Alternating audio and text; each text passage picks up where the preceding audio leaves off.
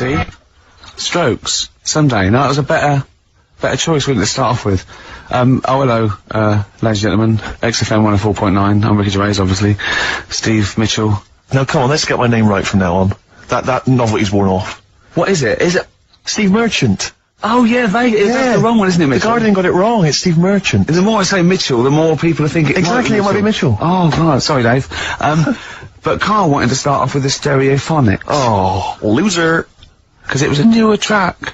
And Carl now, we've made him what he is. He was nothing when we found him. He's like work experience. And now he's going, oh, we should start off with stereophonics. I'm going... Trying to tell you what to do. If I want anyone's opinion, I don't.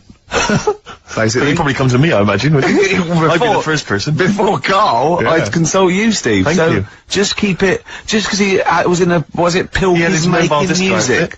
Pilkington's making, I bet you never pleased a crowd once. Did. Loads of times. Go on then, what did you play? What's your biggest gig you ever played? I did, like a social club gig.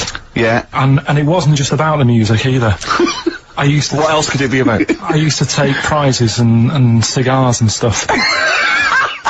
In a youth club? To give away. I just love these, like, 14-year-old manx hanging out going, let's go and have hey, you might have some fags and cigars for us. Well, it was whatever, like, was on my mum and dad's dressing table. That could have been embarrassing, couldn't it? That could have been deeply embarrassing. Oh, yeah. Oh. You've won. And third prize, some handcuffs. And a black mamba. I'm not saying that at any point in your upbringing, your parents left around any kind of marital aid on the dressing table. Don't think I'm saying that, Carl. I'm not suggesting, like, he doesn't like this, does he? Well, no, I can understand why. Oh yeah, because it's about his parents having sex. Well, they must have. Yeah, At least 3 times. I think I was an accident. They still have had sex. Oh, Carl. I think it's been ongoing. Just because me brother and sister are quite older than me. Yeah, me too. I was an accident. I know that. Yeah. How old's your brother and sister? I think my sister's about 39. Right. And my brother's about 37. Okay. And you're 29. I'm like 29. Right. So yeah, my next one's 11 years older than me. Yeah. That was definitely a. Do you want to have a hug, you two, or? Yeah. Yeah. You're dealing with it now. You got over it. Well, would you like to see us have a hug? You had a mobile disco as well. You're having a laugh, aren't you? Every single gig I did, it's dynamite. The people loved it. It was storming. What was it called? I ran it from about the age of 14 to 18. What was it called? Was it called in The name of our mobile disco? Yeah. It had 2 names in its lifetime. Yeah. It started its life as, bear with it, Go on. the rock and roll DJs. Oh my God. The rock and roll D's, that's the worst. I mean, that's the worst. Yeah. That's the most appalling. But then it became pretty bad after that, when it became the Fantasy Island Roadshow. Why? I don't know. Because everyone up to you looked like Tattoo. Partly that, and because I liked the programme Fantasy Island. Why did you like the programme Fantasy Island? Well, it was about love on an island. It wasn't. It was about a midget on an island. No, the midget was a minor character about people going to find love and romance. You obviously switched off once the midget had gone off and said, there's the plane. Oh, that's that then. Your parents went, that's over then. It's only 5 minutes long. Yeah, well, it's... What's that fantasy midget? Yeah. What happened then? Because didn't they acted out their fantasies on an island? People would pay to go to the island, to live out their own romantic fantasies, and invariably that's what was it always romantic? It was always about getting off. It was a kind of love island, yeah. Was it? Well, no, not always. Sometimes they might be. Maybe I didn't watch the whole one. Maybe I did just see him, like, smack a little tattoo around the head. I think you just saw the trailer. Oh, really? But, so what did they sort of go? I've always wanted to have someone in... Well, no, it might be something like, you know, I've always wanted to sort of, you know, live out, being a gunslinger in a Wild West frontier town, you know, so you might kind of create that fantasy. But what's that got to do with... Well, he invariably would find love, or he'd sort out some emotional problem he had. It was much more a spiritual, emotional journey than it was about little midgets running around. But was it like, I'd like to be a cowboy, and, like Remember the Shag? Yeah, it was like Jim will fix it. Like those letters you wrote to Jim will fix it. I'd like to be 5-star, and if something happens, so be it. Well, but no, I have to just say once though, this is my DJing credentials. I was once playing, music at a Scout Jamboree. Yeah. When I was about 17, Big 16, gig then, 17. big Big gig. There was 1,000 scouts there. Yeah. Right, Yeah. and I'd tell you this, we were playing on stuff, they were loving it, they were dancing, it was in a big marquee, right? I slapped on Smells Like Teen Spirit. Yeah. Right? They went mad. They went mad for it, they were moshing, they were climbing up the poles, the organisers were going, switch that off, right? They're going crazy, and I was there going, no, that's what they like, I'm gonna do it. It was like Footloose. It was unbelievable, it was just like Footloose. Then I came in with Rage Against the Machine, Killing in the Name of, the place went wild, and they were trying to get me off the decks, it was like Bill Grundy interviewing the Sex Pistols. And then when the head of everybody had you killed, exactly. like there was some sort of mafia thing, and it was all hushed up, that the scouts went there one night with all candles and they stood by a grave, and that was the end of the film. It was a film, I assume. Yeah, this genuinely happened. I assume this didn't really happen. Yes, it did. I swear to God, I was playing Smells Like Teen Spirit, and it went wild, and the organisers were going, switch that off, they're going crazy, and I was going, no, it's what they want. Can I say something? It was brilliant. That, to me, I've known you for about 4 years, and I've heard all those things. That must be the highlight of your life. Unbelievably so, yeah. You've never had anything that good or exciting since, have you? One day I hope to sleep with a lady, and hopefully it'll slide into second place. Rock the Casbah. I love the fact you had at least 3 minutes to get that right. I know. Prepare and get that right. I know, but my mouth was full of Maryland cookies. Yeah. You know, last week, this would blow your mind. He came in, do you know what he bought? For himself, about 10 penguins. Who buys penguins still? No. All wagon wheels. Oh, I've never liked wagon wheels. You've not been a fan? No, but I was sorry about that. It's The Clash and Rock the Casbah. Talking about records, have I told you that time my brother-in-law, he was moving out of his place, and I think moving in with my sister, and I was about like, I don't know, 13, and so he was about, 30, and I moved in, and he brought round all, his records when he was storage to leave them at our house. Right, and he had all these old sort of records, 50s and 60s records, they are, right, and they, put them upstairs, and I was looking through them, and, it's just all like Elvis stuff and Beatles stuff, and there was a mate of mine who loved Elvis, okay, and he had, loads of chemicals, yeah, he had loads of chemicals, and I was into chemistry, and, he said, let's swap me some chemicals for them, so I sort of nicked about 5 Elvis singles, and I got all these chemicals, and then, just guilt. What sort of chemicals? Just things like, you know, just things like from a chemistry set, just, you know, crystals and metals and manganese, all that sort of stuff that I just like to muck around with. And then the guilt just hit me. I just thought, well, he's gonna notice that. And one night, I just came downstairs and I confessed to my mum. And she went, alright, well, I won't tell him, but you've got to be good.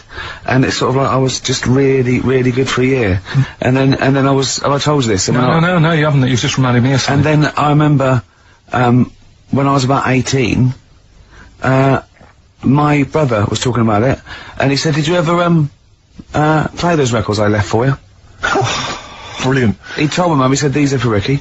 She just didn't tell me. She was sharp, wasn't she? She used opportunism there. Oh, that's genius. And, that was it. That's why I was good. But you've never stolen anything since, have you? No, I don't. Except that spate of shoplifting after that to teach your mum a lesson. yeah. Well, I went round, and arson. No, I just couldn't believe it. It was terrible. I remember, I think all kids go through a phase of shoplifting. Well, and when I was going through it, I used to just little things, just like magic markers and, magazines, Mars bars, that sort of thing. Yeah. And cigars and dildos. And one day, right? Same thing. My mate, Anthony, his mum called up my mum and said, I've got to meet up with you. I've got to have a word with you. And, she said, what about? She said, I don't want to talk about it over the phone. So she goes, oh, right. Well, yeah, come round tonight then. So anyway, my mum sees me, she don't want to be in an awkward position and, like, be a bit embarrassed and what have you. So she sees me and she goes, right, Anthony's mum's coming round. What have you been doing? Yeah. So I go, oh, God. I said, I've been nicking stuff. So she goes, like, what? So, not big stuff. I've had a few calculators and Mars bars and stuff. How many? I'll just work it out, hold on. Works out at 7.2 per day. So, how many calculators do you need? So it was when that phase... You failed maths, didn't you? Everyone wanted a calculator. It was like a trendy thing, wasn't it? Right. Oh, yeah. In Manchester a couple of years ago, yeah. So, anyway, so I told her all this and I confessed to, like... Computers will make it there one day. I confessed to... There's magic in the back of battery. Go on. Confessed to nicking all this stuff. She comes round, she only wanted to borrow some money. Brilliant. She said, "Oh, I don't like asking. I was a bit embarrassed to ask you over the phone, but can I borrow 20 quid?" Oh, that's fantastic. And there's me. That's great. And it's similar sort of thing to yours. And did you... And he went, hold on, Mum, let's work out the interest on that. Bank 10%. She'll owe you £4.40. Oh, so your mum was a loan shark. yeah. And did she mention? She went, I just with that other, because what I'm saying is presumably you got your mate in trouble. No. Right, you didn't. No. She went, no worries, I'll just go and get my purse. It's on the dressing table. Exactly. Yeah. Carl, do you want a cigar? what other things you used to give away at your disco then that you'd find on the dressing table? You used to go into your parents' room and go, what can I give away tonight? It was stuff like cigars. Yeah. I'd like cigars. Yeah. I had a pair of tights. What do you mean? Unopened. You know, you get them in like a long... Who did you give that to? Just whoever did the prize. It was stuff like, you know, we did like a little raffle. Just imagine Carl going, this is for a pair Who's of going joyriding this Pretty week? Polly, sheer. Exactly. Yeah, who's doing a bank job this week? Exactly, that's what it was used for, yeah. Just little bits of, you know, unopened makeup, just stuff like that. And did their parents not notice? Well, no, because it's stuff that you're not that bothered about. And if a telly went missing, they'd notice it. They would, wouldn't they? They'd be staring at a wall for 3 days. But a pair of tights and a cigar and that, get away with it. Yeah. But it's funny as well, because like, you had two names, I just, like, remembered. I started off as, Baslin Darren's Disco, just because the first lights I could afford belonged to someone who had their name put in lights. Right. So I went along with that name for a bit. Pretend you were called Darren. That's lovely. That's great. Is it worth it? Brilliant. And then it went on to Pilkington making music. Yeah. That's great. Anyway, should we have some more music? 'Cause, we've been waiting for it. What are you going to play, Carl? We've got the Cooper Temple Clause Oh, lined up. brilliant. Yes, Steve Merchant Steve here. Merchant. Steve Merchant. Yeah, okay, don't keep saying it. And Carl, obviously, yeah. Now, Stop fiddling, Carl. We've been digging around in Carl's office, haven't we? As ever, Rick. He's a little bit nervous about this. Well, But he doesn't need to be. I don't think he is. You just need to trust us, Carl. Just trust us. Trust us with the music. Trust us with the speech output. Trust us with That's easy for me to say. Yeah. But I'm conscious, Rick, that sometimes perhaps we're a little ill-prepared on the show. And I just wanted to make sure that we were sort of keeping ourselves abreast of developments, changes at the station, policy. You said breast. Thanks. You know, policies particularly, and I was lucky enough just to stumble across this, and I feel that actually a couple of weeks back we were a little ill-prepared because we hadn't read this. Yeah. This is the XFM information. It's the guidelines, if you will. Sure. On how to react to deaths, disasters, and other news emergencies. Yeah, and there's very important ones like a royal death. There's like, you know... Well, there's certain criteria. I mean, obviously, the general guidelines state that occasionally something will happen in the world that prompts XFM to break away from the normal programming and react to our audience's feelings of shock or grief. As broadcasters, we have a duty to think They're not carefully talking about our show there, are they? They're talking about something happening No, there. all shows. I mean, no, like people being caused grief, just Carl's on the air. Right. You mean like, you know... I mean a bigger event. A royal dying. A royal dying or some kind of, you know, major disaster. Sure. We should be able to tailor our output to show that we feel the same way as the audience in these times of trouble. No, definitely. That would never involve the station shutting down completely, Rick. No. I want to reassure you of that now. And it would never involve playing classical music or stopping all speech content. Sure. Because they put that in there because a lot of stations, that's exactly what they do. Exactly. But, XFM have deemed it that we don't have to go completely down the line there. We have to do it in our own little way. People need company at times like this. Yeah. And should be able to look to us for both factual information and emotional reaction. Sure. We simply have to change our tone and our playlist to show that we're all feeling the same thing. Right. Be it, oh my god, I can't believe this is happening, or, well, it's pretty sad, but she was 101 after all. And that's actually in that That's document, what it actually says in the general guidelines. That's as they are stated. If you should hear about the death of a major royal, this is information that... You're actually reading this, by the way, Yeah, aren't I'm you? reading this now. What you should do is say nothing about this on air under any circumstances. Drop all the ads and promos from your schedule. And if Chris Smith, the news guy, is in the building, get him in the studio immediately. Yeah. That's what it says, Carl. Yeah. If Smitty is, I don't care where he is, I don't care if he's on holiday. Let's phone him up now and tell him someone's died. To see how he would react. Get him down there. Get him down. See how long it takes him to get down there. Where does Smitty live? Because I know where he lives. He lives in a cave and he slides down a pole. And he gets into a car. His butler is up there and he sorts things out. I suppose the approach there is that only Chris can deliver this tragic news. Yeah. If it was you or I... Yeah, it wouldn't have the same. Do you remember the XFM, as it first started, it launched the day after, Princess Diana died? I know. And I'd never done radio before. I was nervous enough. And it was launched, and it was, how... Because was it the first night? Because what I've forgotten actually until you mentioned that then is of course you used to host your own phone-in show. God. I'd forgotten all about that. Yeah. Oh man, I gave that up after a week because it was just too stressful. I have never seen a man so petrified. I know. He spent all his time preventing people getting through on the phone lines. Yeah. He just wouldn't let people come on air. And for when I had to go on air, right, my mates sort of like came over the first day, and they were mucking around, and I was having a drink with them, where I used to work, and I was like, I've got to go on air in a minute, and I was like, drinking shandy or something, because I was saying I didn't want to be drunk, and I kept saying, don't swear. Telling my mates not to swear, they look at me like I was mental. I was going, don't swear, because I'll swear. I was terrified of two things. Just swearing, and operating the desk. I thought, I'm gonna, even if I get through operating the desk, I'm gonna swear. And it just, it was awful. Didn't you spill coffee over the machine and then go, oh shit, on your first link? I can't remember. But I know it wasn't a triumph. No, I started off with I was really like the music, and I started off with a classical piece by a bloke called Kuntz, who's a German composer. Brilliant. So I knew it was okay. You're then. off. You're off. Yeah. And so how did it go then? Because I remember it was appalling. But Carl, he's a composer. Look it up. Yeah, I know he is. Right, 08700 800 1234. Yeah. If you know what the composer I'm talking. What? Yeah, we've done it now. Chill out, Carl. Come on. You know what people are like? What? They take things badly, don't they? Like who? Like what? You just, it's like a bull to a red rag, whatever. Yeah, but the thing is that we say bad words and we get in trouble. But I was listening to Heart the other day, and they played Luther Vandross, and that song, was it Never Too Much, Never Too Much? Play it a bit. The lyric in this is disgusting. Woke up today, looked at your picture just to get me started. Hear that? Woke up today, looked at your picture just to get me started. That's filthy. Play it again. Woke up today, looked at your picture just to get me started. That is just depraved. filthy. What is he doing? Just saying like that. Imagine that. He's got a young girl's picture, and he's going, oh, thanks for that. And he phones her and goes, what did it say? You know that picture you gave me? She goes, yeah. He goes, well, I looked at it just to get me started. That poor young woman must... I imagine more that, like, she's sleeping, and he just sneaks in and he's got a Polaroid camera, she wakes up, he goes, what are you doing? She goes, what are you up to? He goes, no, I'm just taking a picture. Well, what? I'm gonna... We're with you tomorrow, will you? Yeah, you're going on holiday tomorrow, aren't you? Yeah, well, I need I that. just need something to get me started. What do you mean, get you started? Yeah, you know, in the morning. And then that's on Heart.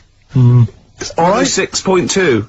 So don't come on air and tell us what we can and cannot say. We can't say classical composers' names or philosophers like Kant. Exactly. So don't tell us that, Carl. Alright? Just play a record. What you got, Steve? Some rides, Steve. Yeah, I just think it's time that we listen to some Ride Rit. We haven't listened to them, I don't know about you and I, but I haven't listened to any for about 6-7 weeks. Yeah. Just thought it'd be good to have them on the air again. Yeah. And it's a tragedy they split up.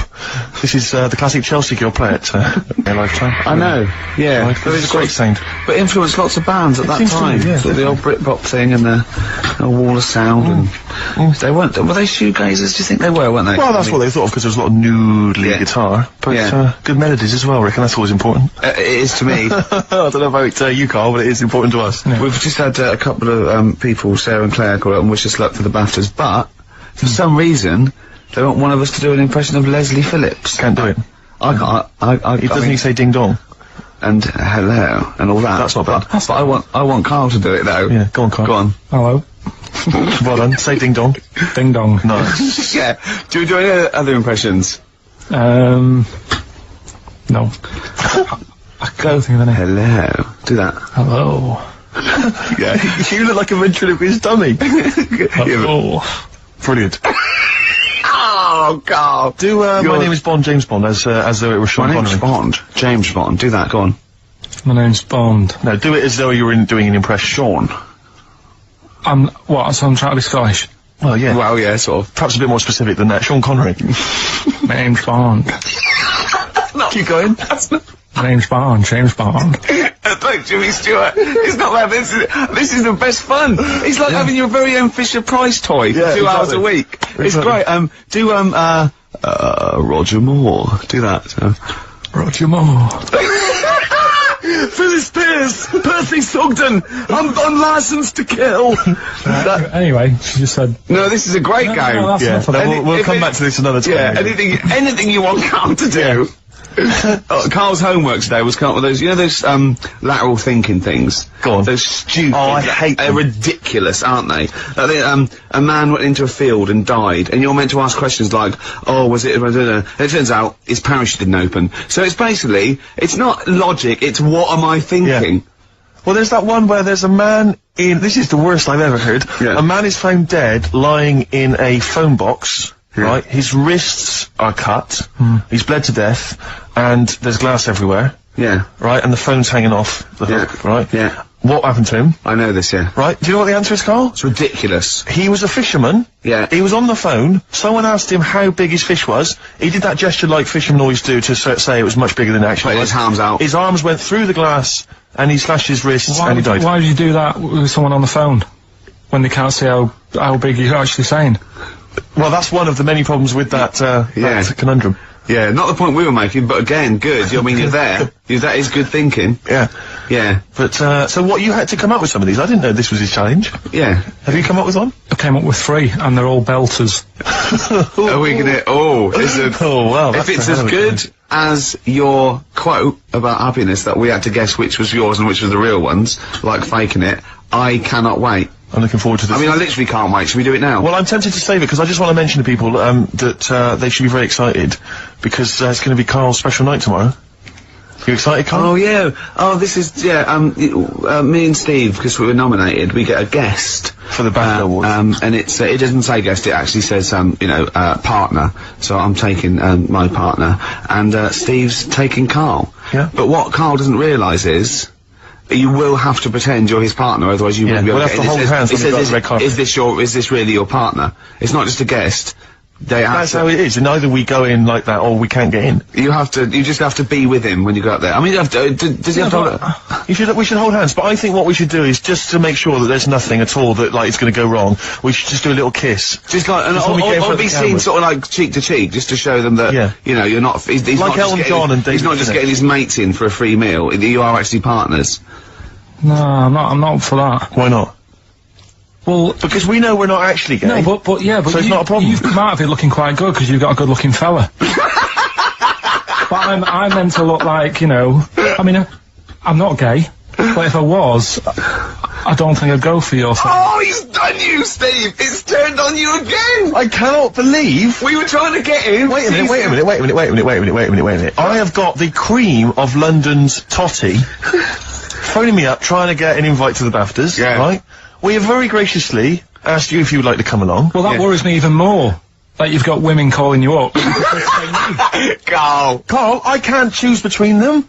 If I let one of them down, they're gonna destroy Yeah. them. They'll be ruined, their Yeah. lives will be ruined. It's better for me to take you and not, ruin the lives of any of those poor women. When he told them he was taking you, it was like a scene from Graceland. There was just like... There was women- weeping. They were crying, like... It was horrible. Hundreds of them. And he Really? just went... And I he- got he- upset. He just had to say, look, just chill out, bitches, didn't you? I did, I just said, you're all my hoes, but Yeah. I can't choose between you. So I'm taking Carl. So I'm taking Carl. You know he could get you discount frocks. Now, I had a letter from the people that there's an organisation. good. No, listen, Carl. There's an organisation that sponsors the BAFTA Awards Yeah. in terms of clothes and fashion. They sent me a letter. They said your partner. They've not specified the sex. They've said your partner can come along and choose an outfit. Now, I suspect. By the look of it, it is a woman's outfitters. I'm thinking we could get you a lovely trouser suit. Well, yeah, it may trouser look suit, but- feminine, right? But I think people will be fooled. It'd just be a little bit roomy in the hip, and That probably was it. narrow on the shoulders, but you're a bit skinny. Why didn't you take it? Because it's a lot of an insult. And maybe just some pearls as well. Be lovely. Wouldn't you, I haven't got anything sorted to wear yet. See, you're slagging me off. You're likely to end up going in a tracksuit. yeah. I'm going out today. I've never bought a suit since I was like 11, right? I went to my brother's wedding. That's the last time I wore a suit. Right. Really? And you can't get anywhere near it now, can you? Can't get into that. No. No. That was a good day. What was it?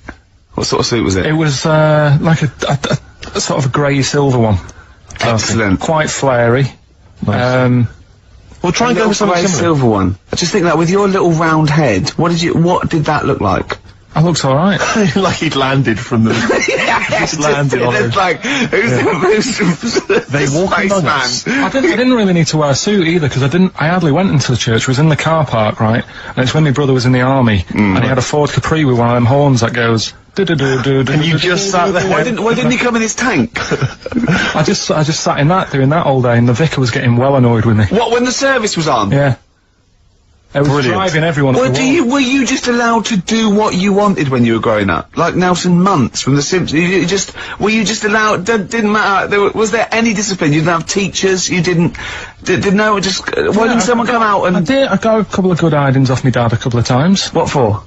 Just being mopey most of the time. If I had a strop on, he'd hate that. He could go out and burn something down or nick something, but don't wander around with your head down. well- Didn't he smack you for not liking a castle once? Yeah. No, what's that? What's that? Went to Carnarvon the other day, and I was bored. I was at that age when I just wanted to go in an arcade, and my dad was saying, come and see the castle, you know, there's history here, and I still don't like castles. It's one of them things that, again, just too far back to sort of even think about people living in them. Yeah. Do you know what I mean? So I was just like, look, it's a wreck, you know, knock it down, flatten the thing. Sure. And I was being really mopey. Isn't that great? And it's weird, because now, like, my mum and dad have retired and gone to Wales. Yeah. And now and again he texts me there, and every time we get to the point where he gave me a clout, he goes, "You're getting flashbacks, son." Yeah. Well, it's a sobering lesson for you. Yeah. You're not on the British Heritage Committee anymore, are you? This is the National Trust Land. Tarmac it. The biggest car park in Britain, for Christ's sake. So look, you're looking forward to the awards, are you, tomorrow? You better say yes, because otherwise...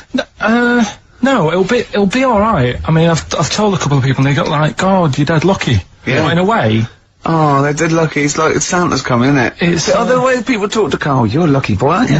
Going to the BAFTAs with Steve? it's just a posh raffle at the end of the day, though, isn't it? Do you know what I mean? Makes sense. It's, you know, there's gonna be some... They give away some tights and Yeah, cigars. exactly, yeah. It's Chris Tower goes, I went to my parents' house, I found these just lying around. Oh, but winners and losers, and, Yeah, but and what- food. Well, quite, yeah, but what is exciting, surely, is the razzmatazz and the brushing shoulders with the rich and famous. I'm not into that. You're not? No. I don't feel you're going to appreciate this like we thought It's you would. weird, because Suzanne said to me this morning, who would you like to meet there? Yeah. Is there anyone who, like, you know, you can get close to, and it's like, God, you know, I really admire your, you know, big fan of yours, whatever. And it's me and Steve, so you're here now. Well, you know, I really admire your big fanny. I didn't... What did you say? What did you say? You were- you know, if you're a big fan of it. Oh, right. Oh, right, yeah. And, Sorry. there isn't anyone, really. Do you know what I mean? I like, you know, you two are alright. Thanks. Jonathan Ross, is he going? He might do, I don't know. Hang on, wait a minute. I can't help but feel we could have exploited this more. We could have maybe run a competition to let someone win. You Yeah. know, if you're not going to appreciate it, Carl. Yeah. Are you going to get a trouser suit? Are you going to get a ladies' trouser suit?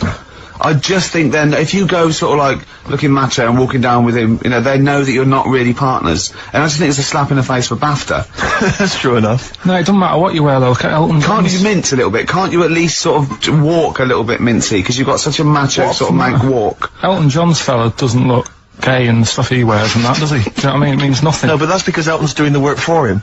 No, but By dressing as like some kind of restoration dame. Yeah, I love the fact he dressed as Anne Widdecombe for special occasions and has his hair done like her. That's great. Anyway, music. But, yeah, this is a very underrated album. It's Richard Ashcroft's Alone With Everybody, and I know it got a bit of a slag and it didn't sell as well as it was because people were going, oh, it's no urban hymns, and it maybe it's not, but he got criticised for being pop, but this is a great tune on here. You On My Mind in My Sleep, and I think it's really good. Ashcroft there, and You On My Mind in My Sleep. Is that one, Carl? it's alright. Yeah. Good, okay. What I did want to do is, I want to play some, adverts now. There goes the fear from XFM 104.9. Well, into the last hour, and then only 2 more shows. That's true enough. And we're away for 3 months. I'm Ricky Gervais. Obviously, yeah. Steve Merchant, little Carl. Now, Carl, his homework was to come up with one of those stupid lateral thinking problems. We maybe should give an example of the, Romeo and Juliet, right? Romeo's asleep on the bed, Juliet's on the floor, covered in water and broken glass. What happened? And you ask all these stupid questions, and it's Romeo's a cat and Juliet's a goldfish. Again, Awful. what am I thinking? Yeah. Yeah, come on then, Carl. Right, first one. Yeah. There's a bloke lying on the floor, right? He's cut his head, blood's coming out of his head, and all his mates come running up, and they're all stood round him. Yeah. And they don't take their hats off as a mark of respect. That is outrageous. Why didn't they take their hats off? I'm laughing, but it's probably as good as the real absolutely. ones. No, but these are really good. Did you make them all up? Yeah. No, I mean, did you make up all the ones that already exist? No. That would make a lot of sense. Right, a bloke's fallen with his... Yeah, He's lying on the floor. yeah, He's dead. yeah. His mates come running up. Like, Was it important that his head was cut? I don't know. I mean, Would it have been okay if he'd have been wearing a hat? He wouldn't have been dead if he was wearing a hat. what's your answer? No, you're meant to answer questions. You don't just go, what's your answer? You say, where's the turn? You go, no, and I have to guess. It's obviously like sort of motorcycle stunt team or a parachute. Why didn't they take their hats off? Because they're probably still on the motorbikes or something, or... Well, yeah, but if you mark a respect to someone, you could take your helmet off. Getting angry! What? They're parachutists. Why couldn't they take their helmets off? Because they're coming down from the sky. But he's on the floor dead. Well, Yeah, but they can look down and see him on the floor. Are they on the floor, Carl? They're on the floor as They're well. walking, are they? Yeah, well, they sort of stood there looking at him. They're stood there. Yeah. They're stood on the floor looking They're at him. soldiers. Why? But why? If Because it might be in a battle zone. They might have their helmets on, and he's been shot in the head. No. Well, that does work. You see, this is my point. That one works. That one works. Unless you've given us a piece of information where that doesn't work. What's the difference? Why is yours different to he's been shot in the head in the trenches and they're looking at him and they keep their helmets on? I just don't think it matters as much. If they're in the trench, they're already guarded a little bit. So they could take their hats off. It's the best mate, for God's sake. Okay, he's dwelling on this. Are they normal hats? What kind of hats I'll are give you they? the answer. No! Don't get ratty! What kind of hats are they? Baseball What hats? If I told you what sort of hats they are, you'd have the answer. Oh! Okay, I've got to guess what sort of a hat it is then, have I? Right. Is it a trilby? No. Is it a bowler? I know what it is. What? They're spacemen. No. Oh, that's a good That one. one though. works as well. This is my point. I like that one a lot. It works. He's fallen on the moon, and not that the moon happened, it was set up, wasn't it, in the studio, we know that, yeah.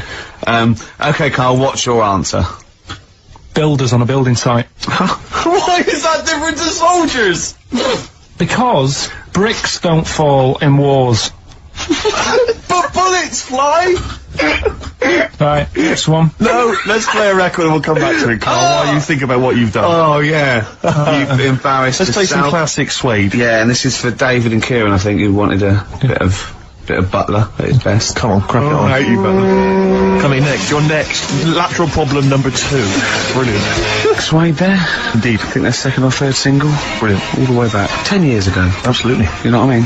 Metal Mickey. On XFM 104.9. It's 10 years ago. Must have been, mustn't it? Wow. I think, was Dramas 91? I think so. Drums. Yeah. Go on. Right. Go on then, Carl. Second one then. This is a bit easier, but I still think it's a good one. So this is, we should explain what this is if you've just tuned in. It's one of those stupid lateral thinking problems. That Carl himself has created. Yeah, that was his homework. Right, this one. It's a fella. He has a normal day doing stuff. Nothing wrong with him. Right. And It's the twist in the tower. It's just like Towers the Unexpected. Just a normal day, nothing wrong with him. Hold on, though, he's got the legs of a fish. Go on. So, that's what he's been hiding his legs. so Go on. he does his The normal, legs of a fish. Sorry, Carl, carry on. He has his working day and that, Yeah. and then he gets a bit tired. Goes to bed. He puts the light on, leaves it on, goes to bed. Oh. That's crazy. That's mental. I can't think what's happened. Anyway, here's Radiohead. Right, okay. What? The question is, why does he put the light on when So a he's going man, to bed? he's had a normal day, he's come home from work. Is that right? He's come home from work or he's not been working? Yeah, he's just been out? no, it's been working and stuff, I think. You think? You've made it up, Carl, you can decide. So is the question is, why has he put the light on when he's asleep? There's a reason that he's put the light on when he's asleep. Has he gone to sleep? No, Carl, don't shrug. You're meant to answer these questions. He put the light on before he went to bed. Yeah, and the question you're asking me is why? What's the scenario? And the light's on and Yeah. that, but he's gone to sleep. Yeah. He started reading and then he fell asleep. No. Did he intentionally, for some reason, put the light on? Every night, It's mad. Sounds mad. That's Carl, doesn't it? Every night he does it. Yeah. He puts the light on later. Light on it, Carl, mad. Carl, is the point of this, he puts the light on for a very good reason. Not for us, but for some people. He's blind and it's always been on, and he thinks he's turning it off, but it was on in the day, and he thinks he's turning it off, but he's turning it on because he's blind. That'd be stupid. That works. No, that works great, Rick. Yeah. Thank you, Carl. So you've got to come up with one. Hang on. If What? you're blind, why would you put a light on? No, he thinks it's off. Yeah. But why would he turn it on anyway? To think so he doesn't get burgled, so people know he's in because he can't see him. So he just he puts the light on when he's there, then he turns the light off when he goes to bed, so people think it's fine. But he's got it out of kilter, and actually he's walking around in the dark all day. I don't believe that if you're blind you turn your light on. I don't think you'd be living on your own, would you? I'm not having that for a Do second. blind people live on their own? A second. Oh, some people do. Lonely blind people live on their own. No, if you got bad eyes. Any of them women? Are there any blind women who are living on their own, Rick? No, I mean, if you know of some blind women. Oh wait, 700, 800, 1234. We've gone through this. If you are a blind woman with no standards and you don't care annoying voices and smell, yeah, then get in touch with you. yeah, I mean, you've got to be within the ages of, say, 25 to 65. You know, Right. well, call it 75. I see it. You I see all of a sudden. Yeah, go on. If you were blind, would you live in London?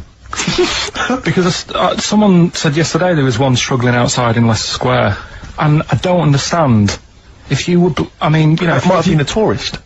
but why come to London if you're blind? It's the worst place in the world to come if you're blind. Hear the sights. To hear the sights. It's a bit mad, isn't it? They do the same job. They have tourist needs like anyone else. Yeah. No, but it sort of stinks, and you go away going, oh, it's not that good. I just thought I thought it was a bit weird. Well, never mind your concern for the partially sighted or sight impaired people coming to London. Get on with this. Yeah. So there he is. Yeah. It's like, oh, a bit tired. Yeah. Just put the light on and get to bed. Yeah. So he turns the light on and he goes to bed. Yeah. Oh. Should we play a track? He's not sleeping on the job. He's a lighthouse keeper. Well done. Is he a lighthouse That's not keeper? it, Carl. He's a lighthouse keeper. Right. Why wasn't the light on all the time? Because he's light in the day. You idiot. Play a record. What? Play a record. You're a buffoon. No, actually, the light isn't on in the day, is it? No, it's not. And Silver, XFM 104.9. I love the fact that Carl went a little bit mental then. So happy that he thinks that a lighthouse keeper pops the light on at the same time every... Are you telling me it was never foggy? Everyone has a routine in the job. And why was he going home from work knackered? What had he been doing all day? He never said he went home knackered. He did. He said he went home, he's just done a day's work, he said he went home knackered and puts the light on and goes to sleep. That's what he said. Yeah, but he's maybe a part-time lighthouse keeper. Oh, what does he do? Works in the library, does he, as well? No, listen, Rick, Hang on. look, I'm really with Carl here. What? He definitely got you. He stitched Anyway, I you got up it right and proper. Anyway, I got it yeah, right. but then you embarrass yourself by He's saying that... stupid. But you He's said stupid. you would never put What's a the next lighthouse light on during the day. What's the next I've one? been painting it that day. Oh, had he? Extra shattered. Right, okay. The next one, last one, this. Yeah. Lateral thinking. Lateral thinking. And you've written this yourself? You've had no help from anyone? No, I've come up with these on my own. Okay. Right, last one. Yeah. This bloke. There's always this bloke. Yeah. This bloke, he's got a brother that is never met. Right, they got separated at birth. Right. You know. Anyway, he gets a letter in the post. Yeah. He says, "Oh, I tracked you down. Yeah. Meet me at the airport." Yeah. Okay. As soon as he gets to the airport, Yeah. he goes, "There he is," and he goes walking over. How did he know that was his brother? He'd never seen a They were picture. twins. They look exactly the same. They were born the same day. No, Steve's got it. Yeah. That's what I mean. So he knew they were born the same day, so he knew they were twins, yeah. I didn't say they were born on the same day, did I? No, I'm just reiterating. They would be, though, if they looked Yeah. identical. Yeah. Sorry about that when we've got you there, Carl, mate. Yeah. You're quite upset about that. That was 1 out of 3, though. That's What about this then? Do you know that when, two brothers, born on the same day, of the same mother and the same father, but they weren't twins? Why? Say that one again. Two brothers Yeah. are born on the same day, of the same mother and father, but they weren't twins. Why not?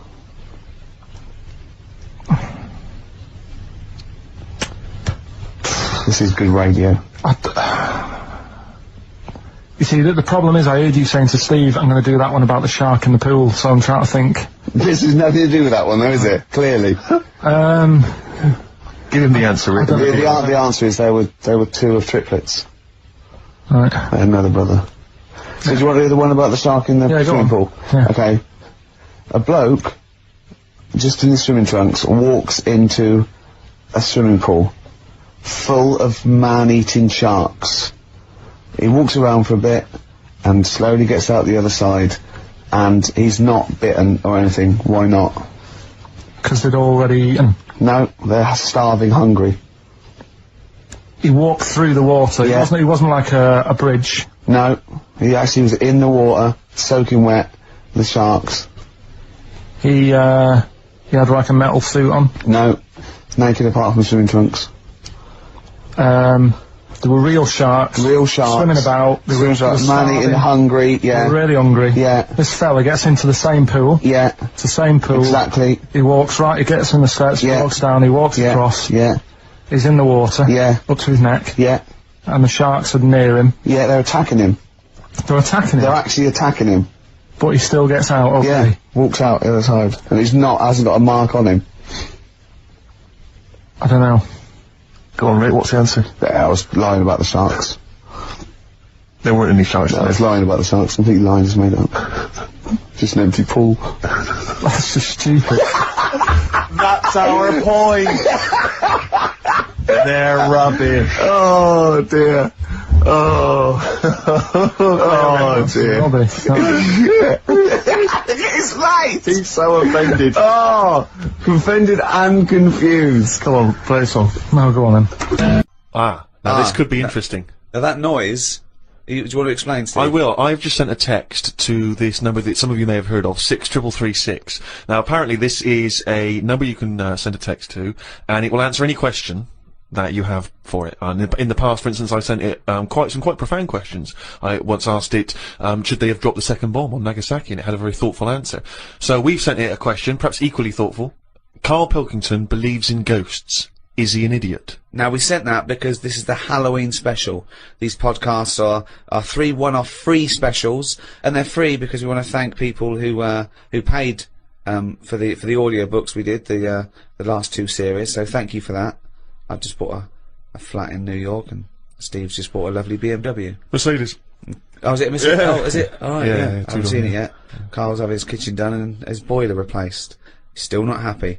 But, yes, thank you. The back catalogue is still available, in audiobooks on iTunes, but these are 3 free ones.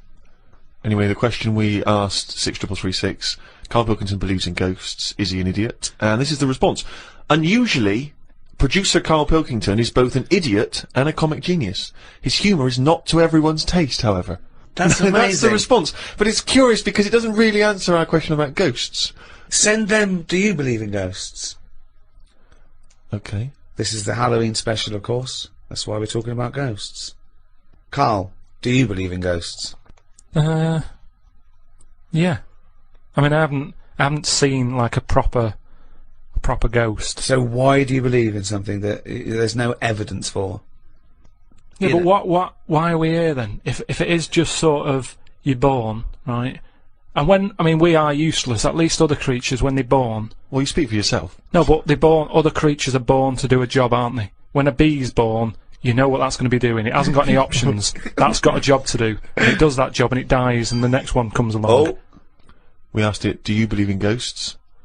The existence of ghosts is not proven. Many experiments have claimed to identify ghosts, but none have been scientifically sound. excellent. See, Yeah, that's a sensible, intelligent, logical, thoughtful answer. Weird things have happened to me when I was living at home and was in bed one Where night. do you live now?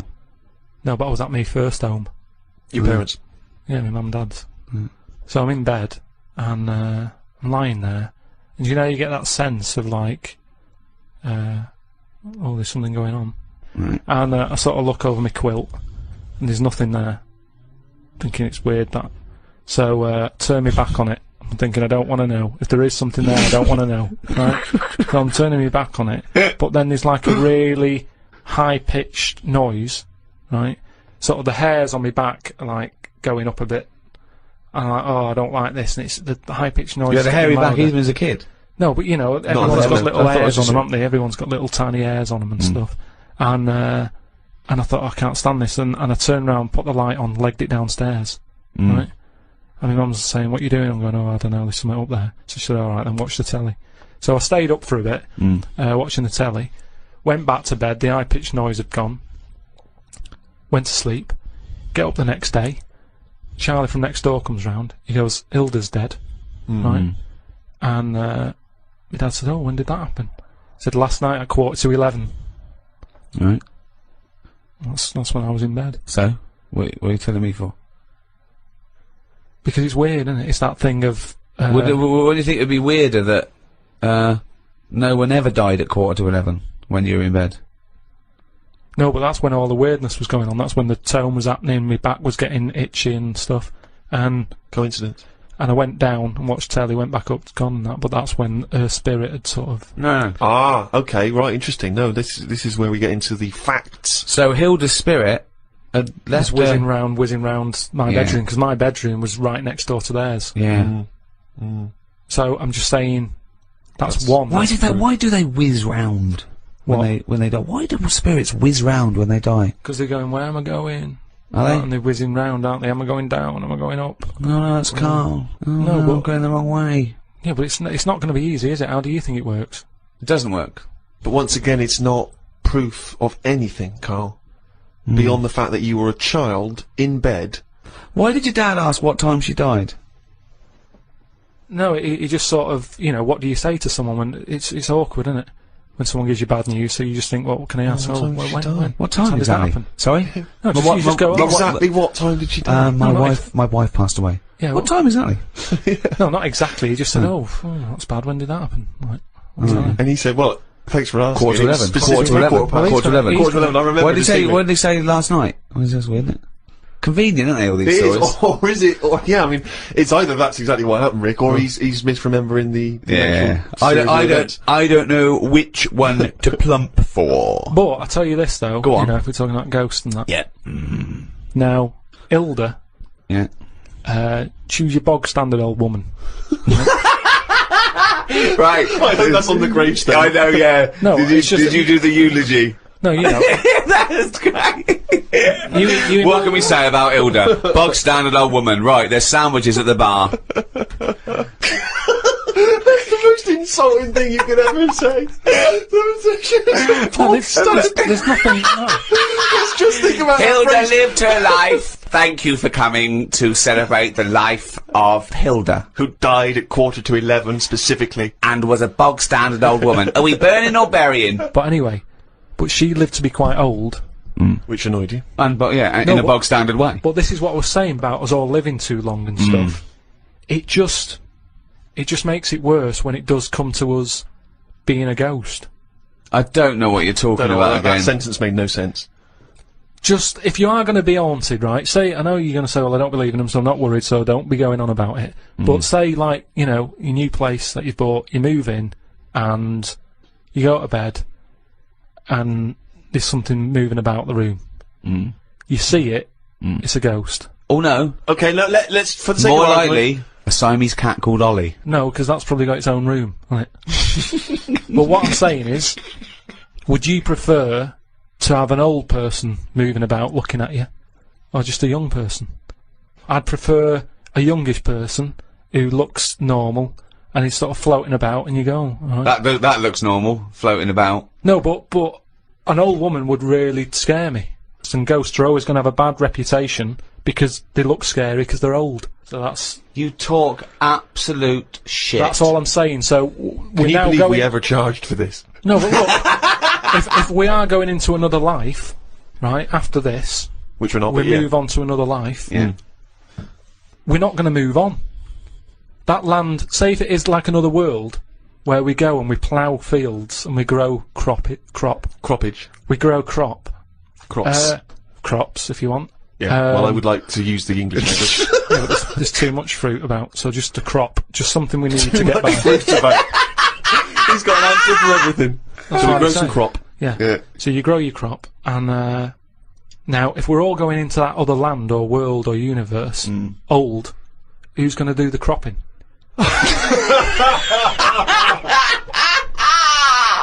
Oh God! Oh, I've never heard so much crop in my life. It's a load of old crop.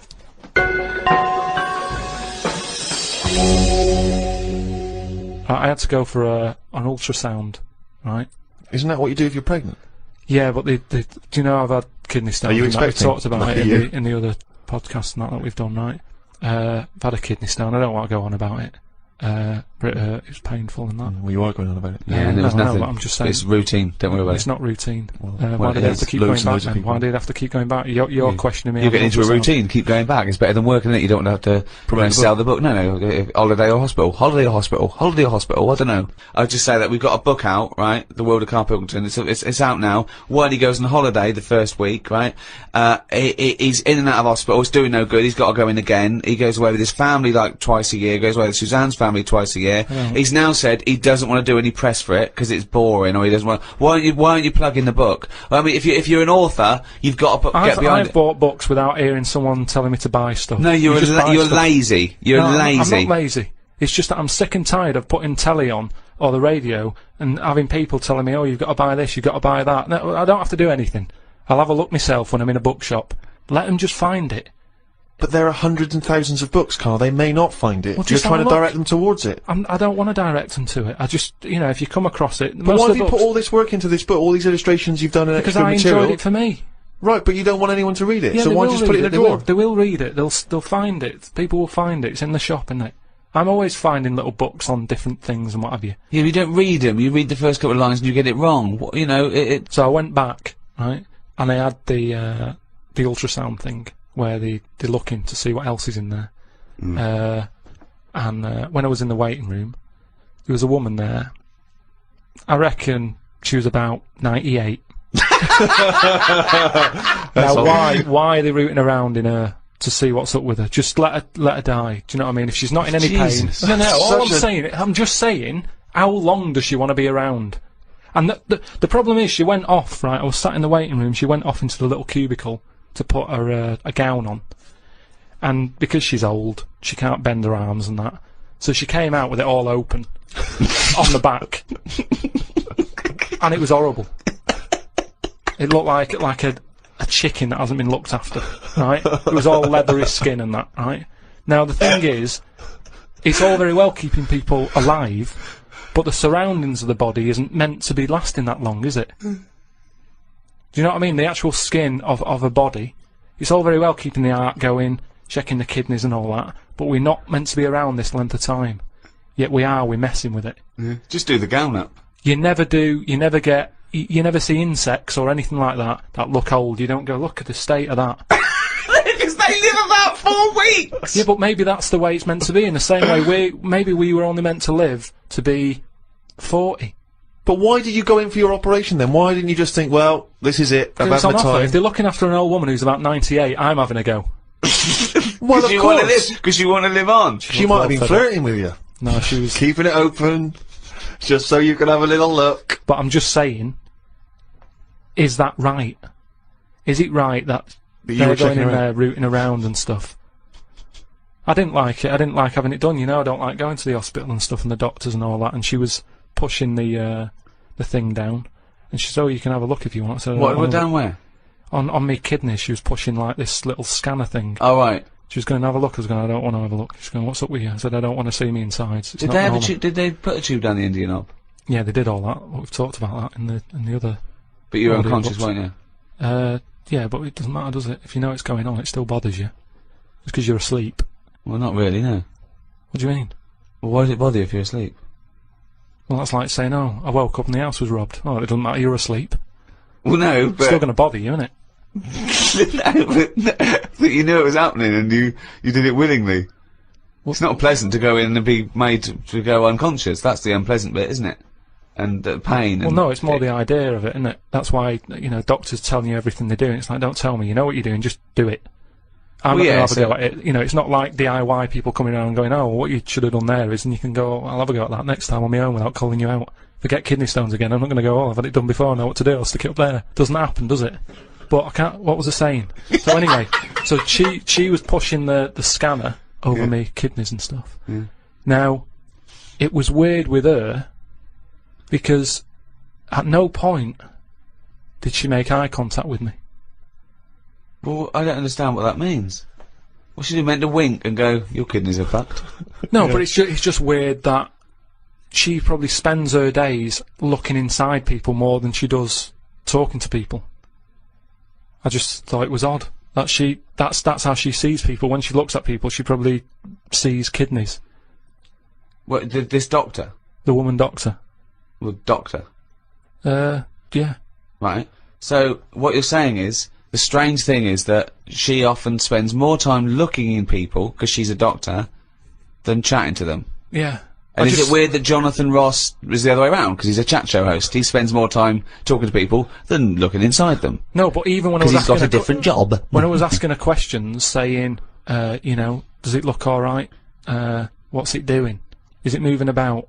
You know, asking her questions about my kidney. She could have quite easily just turned around and give me a bit of eye contact. But she was say, shut up, I'm concentrating, I'm at looking work. at the screen in order to answer your questions. Yeah, she's at work, she's doing something. No, but just... If she was here now going, Carl, what are you doing with that microphone? You'd go, shut the fuck up, I'm doing a podcast.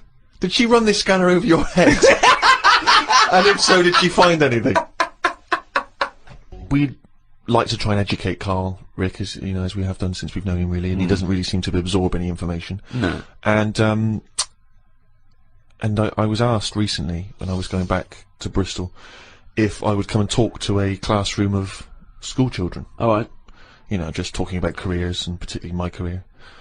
And I went down there. It was in Bristol. It was an inner city school, quite rough area. You're a son of Bristol, you're Exactly, they love me you're a down there. celebrated son of Bristol, you're a Golden Globe winning person who's returned to the homeland. It annoys me when I go down there that I'm not met as I get off the train like the Beatles used to be when they came back from America. By you a know? mayor and a brass band. Hordes of people, ticker tape. Forever this day will be called Steve Merchant Day. Exactly. It frustrates me that I just sneak back into town and there's no fanfare. Yeah. But basically they asked me to come talk at this school, and I sort of batted them away and said I'm too busy. And so I foolishly left them the opportunity to ask me again, which they did, and I didn't have a decent excuse, so I went. And I was expecting to talk to maybe a room of sixth formers. They were 9. These kids, 9 and 10 years old. But I realised as I was walking into the school, I was suddenly really nervous. I was more nervous than anything I've ever done, because I realised that I've not spoken to a child like that since I was a child myself. I've never interacted with them. So I didn't know at what level I would be able to pitch this talk. You know, I didn't know what they understood, what ideas they understood. Obviously, in my mind, I was picturing Carl, and then I was ratcheting it up a few years, sort of IQ-wise. Yeah. And I went in So there, what did you talk to them about? and I was supposed to talk about careers, and I realised very quickly that they didn't really understand conceptual Did they know ideas. you were? Not really. One or two of them vaguely knew. One of them went, "What's Rick Gervais like?" And I said, You got a deep voice. yeah. Actually, that was one of the teachers. And I'm supposed to be talking about careers, how to get into careers. And I start trying to explain the idea of being a writer, and I say that it's very important to be able to get inside other people's minds, you know, figure out how they think, and how, you know, trying to understand other people. But this, they didn't really seem to grasp. They started talking amongst each other. You know, they were just losing interest. I lost them straight away. I was devastated. Oh, no. So then, and this is the worst thing, right? I started lying to them. Because I realised that every time I told a slight lie, because I thought they'd be interested, they were. So I carried know on lying. Justin Timberlake. You're not joking, right? They said, one of them said, "I understand you used to be a DJ," and I went, "Yeah, it's great being a DJ because you get to meet pop stars like Robbie Williams and Beyonce." Never met either of them. Never met them. And they went, one of the kids went, "What's Beyonce like?" And I went, jokingly, I went, "You wouldn't like her." And I said, "No, I'm joking. She's lovely. She's sweet. She's good as gold." I was making it up. But they were loving this, and the teacher was going, "Would you all like to meet Beyonce?" And they were going, "Yeah." And I was thinking, God, well... I'll bring her down tomorrow. Well, exactly, but I don't know why I felt it was like I wanted to win the approval of these 9-year-olds. That's amazing. Because my own achievements, I realised, wouldn't mean anything to them. You know, I can talk about the people I have met, but they don't care if I've met Robert De Niro, but they're interested if I've met Girls Aloud. Or me and Girls Aloud, some of the times we've had together, it turns out. But it is fascinating when you have to interact with with people, with children like that, because I've got no concept of how to talk to children. To me, I can't grasp the difference really in conversation and chat between, say, a 7-year-old and a 13-year-old. I don't know at what point they learn stuff and pick stuff up. Do they understand? Do you know what I mean? I find it really hard. I remember once when I was about 9, the headmaster, deputy headmaster, used to do a little fable. I've talked about him in stand-up. He used to do a little fable. There's one I remember where he got a tube of toothpaste, and he got someone up. He said, "You, come out here. Squeeze this tube of toothpaste out on this board." And he squeezed it all out, right?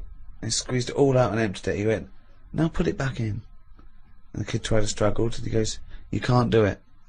He said, "It's easier to do something than undo it." Okay, go back to class. Like people are going, "Oh, I get it. I know what he means." Yeah. They're just thinking, don't squeeze all the toothpaste out. Yeah. Just save some. Yeah. I mean, you know, there's no way they're going to take on No, that exactly. metaphor at the It's age too of 9. conceptual, yeah. Yeah, exactly, yeah. Yeah, just stop misbehaving or I'll smack you. That worked. Karl, have you had to have any dealings with kids? How do you get on with kids? Do you relate to them? Or are they just as angry and perplexed by your views as we are? I mean, it's with everything, isn't it? Everyone's different and that. I can get on with some young kids alright, and some of them are, like, you know, a bit cocky and what have you. But, I'm sort of getting on with the baby at the moment, because, I've been made a godfather. Think of that. So, Wow, who did they reject? I know. no, I mean, Who said no? Yeah. How many people I said did. no? I did at first, and then Brilliant. Suzanne said, "Look, you know, it's not really a choice. It's not like a job interview or something that you're thinking about. Is it a good thing? So you've been asked. You should take it on." But what are they? What if they? Hold on. If you're the godfather of this Yeah. kid, presumably you're friends with them, and they probably listen Yeah, to this yeah, they're good podcast. friends. So now they're hearing, for the first time, that you didn't want to be Yeah, godfather. but I think that's good, because they can hear that, you know, it wasn't. I didn't just do it because I was asked. I thought about it. I thought it through. You know, I was worried. It was kind of like, is this a job? And I was just. Well, it's asking nothing them. but tokenistic, is it? You're not. Well, really this is what I looked into. I said, we went back and I said, right, I've been thinking about this thing. I've heard that it's my job. If anything happens to them, I've got to kick in. I'd have to start looking after the baby. So I said, right, how many of you are in your family? If that happens, am I going to start getting a phone call or what? And they said, no, there's a big family. You're not, you know, you're at the bottom of the list. So I was like, how many? And just finding out what their age is. And you know, I've only got a small flat. It would have to sleep in the sink or something, right? So I checked all that out, and all safe. So this baby is spooking me out a bit because it doesn't blink, and that's pretty weird when you're sort of talking to it and you're thinking, it's not blinking. Are you sure it's not asleep? No, it's honestly, it's weird. If something doesn't blink, it's like it's evil. Because blinking just makes something look a bit more friendly, doesn't it? And I was stood there, you know, talking to it. I just tell it little stories about anything. It's lying there looking up at me. How old is it? It's must be about 2.5 months. Well then, why are you telling it stories? Because it likes it. But it's just weird how, like, then I'll sort of forget the story because I'm looking at it going, it's not blinked yet. It's been about 10 minutes, it's not blinking. So then I forget the end of the story and I just walk away because it's not bothered anyway, it's probably not listening, is it? But What a pointless tale! What a pointless tale now and at the time. I think it likes it. The kids like stories, like you say, they're not bothered if it's not true or anything. Or if you walk away before the ending because you've forgotten it. That's Brilliant. why it's not blinking. It's so dumbstruck at the idiocy coming out of your gob. No, but you don't need to hear endings of stories. Maybe, like I said That's to the you. point. That's the point of a story. Isn't No, it? it's not. That's the point why people. That's why people like stories because they're hooked into knowing what happened. No, because there's loads of films that happen and they have a funny ending. You leave there going, I wonder what's meant to happen. And you make it up in your own head. You go, well, I bet what happened is that person went off and got married to that woman and they lived that. And then in your head, it's the truth. It's actually what happened. But I think that's better. Why are we told everything? Because So what would your end be to a story such as The Elephant Man? Okay, he's rescued from the freak show, he's put in the hospital, he becomes something of a celebrity, then what happens? He discovered he had big ears and he could fly, and he joined the circus and he was the main attraction. I wouldn't change the end that much because at the end of the day, you can't make something up that's not believable. At the end of the day, he's got an head like an elephant. He's not going to have a good life, is he? So there's no point making out that he went on, loads of women fancied him, and you know he modelled hats. It's not going to happen. so he's got to die. The Elephant Man had to die, but at the same time, Was shot by poachers? for his tusks? show a few positives, you know, because I'm sure there was good bits in his life. I don't know what they were, but you know, look at everything. What was he like when he was a little baby elephant? They didn't cover what he was like as a kid, but you can get away with them sort of looks when you're a baby. You can be an ugly baby, and everyone goes, "Oh, isn't it nice?" There was some woman in a cafe the other week that I was sat in, and she came up and she sat down with a mate, and she was talking loudly, going on about, "Oh, the baby's lovely. They said it's got lovely big eyes, really big hands and feet." Now that doesn't sound like a nice baby to me.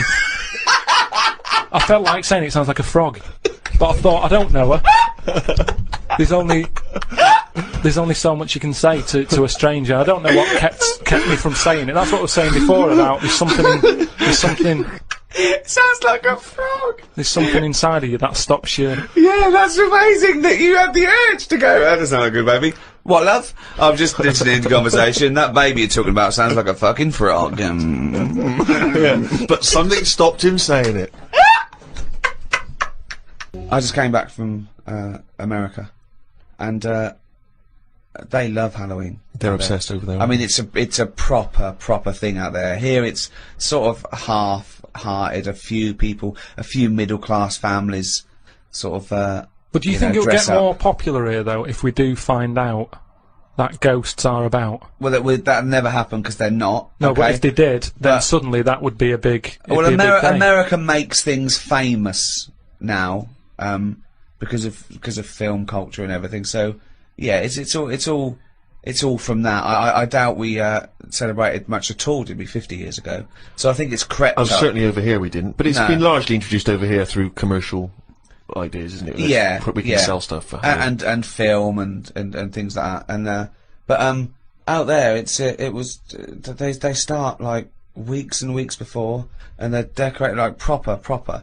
And but I saw a little bakery in Soho, and it didn't look right with cobwebs all over it and spiders on the buns. Yeah. But even though it's fake, it's just I don't think you should do it on a bakery. Do you know what I mean? Yeah, I know what you mean. It's a bit creepy. That surely puts you off the product a little bit. I always find it a bit depressing. Like last time I remember going into supermarkets and you see sort of these old women who you know, in their 60s, and they're doing this job they don't really want to be doing, but they've been made to dress up as a hat, I know, as a witch or as Cinderella, and it just. Well, they could do it in like a morgue or something, just to sort of brighten up the place. Well, just so people aren't that scared. Imagine that. Imagine you going to identify your dead relative, and they go, "What's the spiders all over?" It's 30. Welcome to the 7th Ricky Gervais show on podcast. I'm Ricky Gervais, with me Stephen Merchant. Hello. And Karl Pilkington. Alright. Now, talking of that, that's only 5 to go then, isn't it? 5 to go in this series of 12. Oh, still seems a lot though, doesn't it? We'll take a little break. I'm sure we'll come back. Through popular demand, I'm hoping. Yep. I'm hoping to put that on the poster, back by popular demand. Well, I'm hoping it's by overwhelming public demand. Yeah, which is exactly. my favourite. Yeah. As we're doing it for nothing. Yeah. We want to get a little bit of a pat on the back, don't Exactly, please. Do they give awards out for podcasting? Oh, if they do, hoo-hoo, hello, I am already writing my speech, baby. I was thinking that everyone listening, if you want to register your email with us, we'll let you know when we're back on air. Maybe later in the year. Go to rickygervais.com and just register, and then when I do a general mail out, I'll let you all know when Karl Pilkington is back. You are a good guy to these people, Rick. No sweat. Now, there's been an awful lot of correspondence. It's backing up there. We've got acres of it to get through. It is a bit mental, actually, but it's very flattering, and thank you all. And people have sent such brilliant things in and spent so much time doing them. There's someone sent in this mock-up of, we were talking about the those Russian sort of iconoclastic artifacts, and someone's mocked up Karl Pilkington as Saint Karl the Bewildered. It's brilliant. It's so good. Can we put this on the web? Yeah, I think let's put that up on rickygervais.com, and that's from Joe Murray in Philadelphia. We've also got one which is a little work of art from Ed Ferrari, and it's the three of us in a studio, and it's just great. It's very flattering picture of you there, Rick. You look about 14. I know, I've come out very well in this. Carl, he's got a head like a fucking orange. Look at that. And you, well, I don't know what you are. Your head is about 2 foot long, and in real life it's only 18 inches long, isn't it? So he's exaggerated yours a little bit. But it's a lovely drawing. We'll put that up on the web as well. Just, everyone go to rickygervais.com, everyone register, please, and we'll email you, and everyone, keep sending stuff in, so thank you very much. Carl, Joe from Bradford asks, what body parts can you live without? He wants to know, he's obviously having sleepless nights thinking about this. What, so... With a brain. He's coped this far. So the bits that I've got now, if I had to get rid of Yep. one of them, Yep. what wouldn't I miss? Yes. See, I did a bit of an experiment on this, right? Brilliant. It's my job at home to wash up, right? Suzanne does... She gives you all the really big responsible ones. Yeah. She sort of like pays the bills and wires the house, and you go, what can I do? And you can go, well, you can go and play with the worms in the garden. Yeah. So anyway, so it's my job to wash up and that, right? And I thought to sort of make it interesting and stuff, I thought, I wonder if I can do it, right? If I didn't have any thumbs. And so what did you do? So I just sort You of sliced off your thumbs. I just sort of held them in, and it's amazing how, like, it took me ages. Just having, like, that one thing gone. Well, it's part of our evolution, the opposable thumb. Basically, that's when we soared. These are milestones in human evolution. The opposable thumb, the forward-facing eyes, the upright. These are massive things in taking us out of the animal kingdom. And one day, Carl, you'll walk upright. But what do you mean about eyes facing forward? You mean before we got here, there was people whose eyes were looking in their head? I don't understand. Is that what you mean? No, because when we got sort of binocular vision, where we could you know, because we were predators have a forward face. I'm going way back. I'm not just saying. I'm not saying chimps had eyes on the side of their head, but I'm saying big major milestones in any evolution. I lost you at evolution. Yeah. So, when you were doing this experiment, washing up, you say that you found it difficult, it took you ages. So you didn't just give up once you realised how essential thumbs were. No, you actually washed up everything. I just think of Suzanne walking in and Carl's there, just covered in water and fairy liquid suds, standing on a pile of broken crockery. Yeah, plunging his face into the sink every 30 seconds and just swishing his head around. But we talked about the washing up thing before, I don't know, and I was stood there washing up, and I sort of look out of a window, so the sink's in front of the window. Yeah. And that's why I quite like washing up, because I can just look out onto the street, see people going past. There's like a local homeless fella called Franco. You know, I look out, that he's alright and everything. Sure. But I was looking across the way, right, and there's some there's some Chinese people who live in a flat, right, really small flat. And they're up till all hours. I don't know what they're doing. But they decide to back up at about 3:30 in the morning and that. They're always really noisy and that. But above them, there was some woman, right, who, the sort of bedroom is on par to our kitchen, right? Yeah. So I'm sort of washing up. Yeah. And I sort of look across and see this woman with, like, you know, no pants on and that, no bra on that. Naked. Yeah, just... That's the word you're looking for. Yeah, she's just wandering about, you know, on that. So I was like, oh, what's going on here? So I carried on washing up and that, right? And, kept looking, and then I was looking and she looked at me. Right, so we made eye contact. Sure. So I was like, oh god, right? So, what I thought the best thing to do was sort of drop me pants a little bit. just a little bit, just like, you know, I had boxer shorts on and that. I thought if I just show a little bit of sort of arse cheek, then it's kind of like, right, we quits. Right? I don't understand the thinking. So Suzanne's watching the telly, right? I think she was watching Sex and the City or something. Yeah. She sort of turns around to see how I'm getting on with the washing up, right? She sees me with, like, me pants sort of down a little bit with my arse out. She said, what you doing? I said, don't look now. I said, but there's a woman over the road, right, with no pants on and that. She caught me looking, I'm just giving her a bit back. I love the fact that he explains the rules, and Suzanne's meant to go, okay. That makes sense. But I don't. So hang on. So you showed a bit of your arse. You turned presumably to show the arse. Or waggled the arse at the woman. I had to lift it up a little bit on the on the draining board. What? Hang on though. What did she do? Did you register her reaction when she saw a bit of your arse? What happened? When she saw my arse, yeah. Well, then I wasn't looking because I thought, in a way, I don't want it to look like, well, I've seen a bit of your stuff, here's a bit of mine. I just thought, at the end of the day, I caught a glance of you. It's only fair. You've had a bit back. You know, I'm not making a big deal out of it. I genuinely think James Stewart missed a trick here in Rear Window. Yeah. This would have been, you know, a much better film had James Stewart just popped his pants down. It would have given a whole new meaning to the title Rear Window. Yeah, exactly. It's tricky though. I seem to be surrounded by people like that, because I've told you before, there's the old woman across the way who's just sat there reading a book. I look through everybody's windows like that. Remember that film, that Sliver or something? Okay, right. When they've got video cameras. Yeah. I'm just looking onto everybody's world and just seeing what people are getting up to. There's nothing wrong with that. Brilliant. That's why I like washing up. The Ricky Gervais Show on Guardian Unlimited. Chris has emailed a mantra for Karl. We were talking about famous mantras and sayings and things. Yeah. Never has a mank said so much to so many that means so little. Brilliant. So you can have that on your headstone. Rupert. Your little round headstone. Rupert's in the Isle of Man. He says, I don't know if you knew this, Karl, but apparently octopus's testicles are located in their heads. Yeah. But then, to me, that isn't that amazing, because at the end of the day, an octopus, really, all it is an head. So everything it's got has to be in the head? It has to be in the head.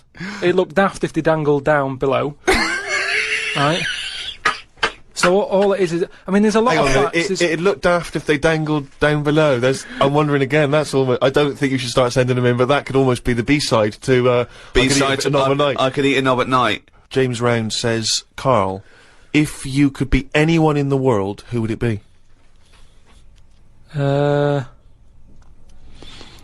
Dead or alive? Why would you choose to be a dead person? No, but sometimes, like, there's people who are now dead, but everybody raves about them. But are you saying? But he wants you to live that life, not have been that person. Are you saying that if you chose Napoleon, you'd be Napoleon, but he'd be back to life, walking around now on the bus, or it'd be the 18th century, or what? What are you saying? What I mean is, if oh, just answer the question. Who would you be and why? It's someone you admire or you think had a good life. Just answer the question. What I mean is, it's good to be remembered. Like Winston Churchill is remembered as being a decent bloke, but I wouldn't want the hassle that he had. So I don't want to live his life. Right. But it's good to be. You'd like to be Winston Churchill, but you'd like to have a paper round instead of saving the world. Yeah. Well, that's what I mean. But is he saying whose job would I want to take on? It's not that complicated. The question is this: if he could be anyone in the world, who would Karl be? That's the question. That's all the information I've got. A lot of responsibility on a lot of jobs, isn't there? So, some of the names flowing through your head now? I was thinking, Bruce Willis. I never expected that! I never expected that! So his responsibility in your mind is what? Saving, people who are trapped in a building with terrorists? Well, yeah, maybe, you know, his worries are different worries. With, you know, people who have a lot of money come other worries. Yeah. Do you know what I mean? So Bruce Willis, he's always going on these marches, isn't he, saying stop war and all that. Mainly because he's got, you know, he's got more to lose if there's a war. He's got loads of houses. One of them's going to get damaged. Whereas if you're poor, you've got the one house. If there's a war, it's like, oh, just end it all for me then. I'm sick of it anyway. Do you know what I mean? Sure. So Whereas Bruce, yeah. With successful life and happy life, there's more for you to lose, is what I'm saying. Right. Like at the moment, because I've finished a job that I've been at for 10 years, right? I've finished working there, so suddenly I've got me timetable's a bit out, and I haven't got enough of a routine, and I'm a man who likes to know what I'm doing. Right? Yeah. So now suddenly 5 until 7, washing up with no thumbs.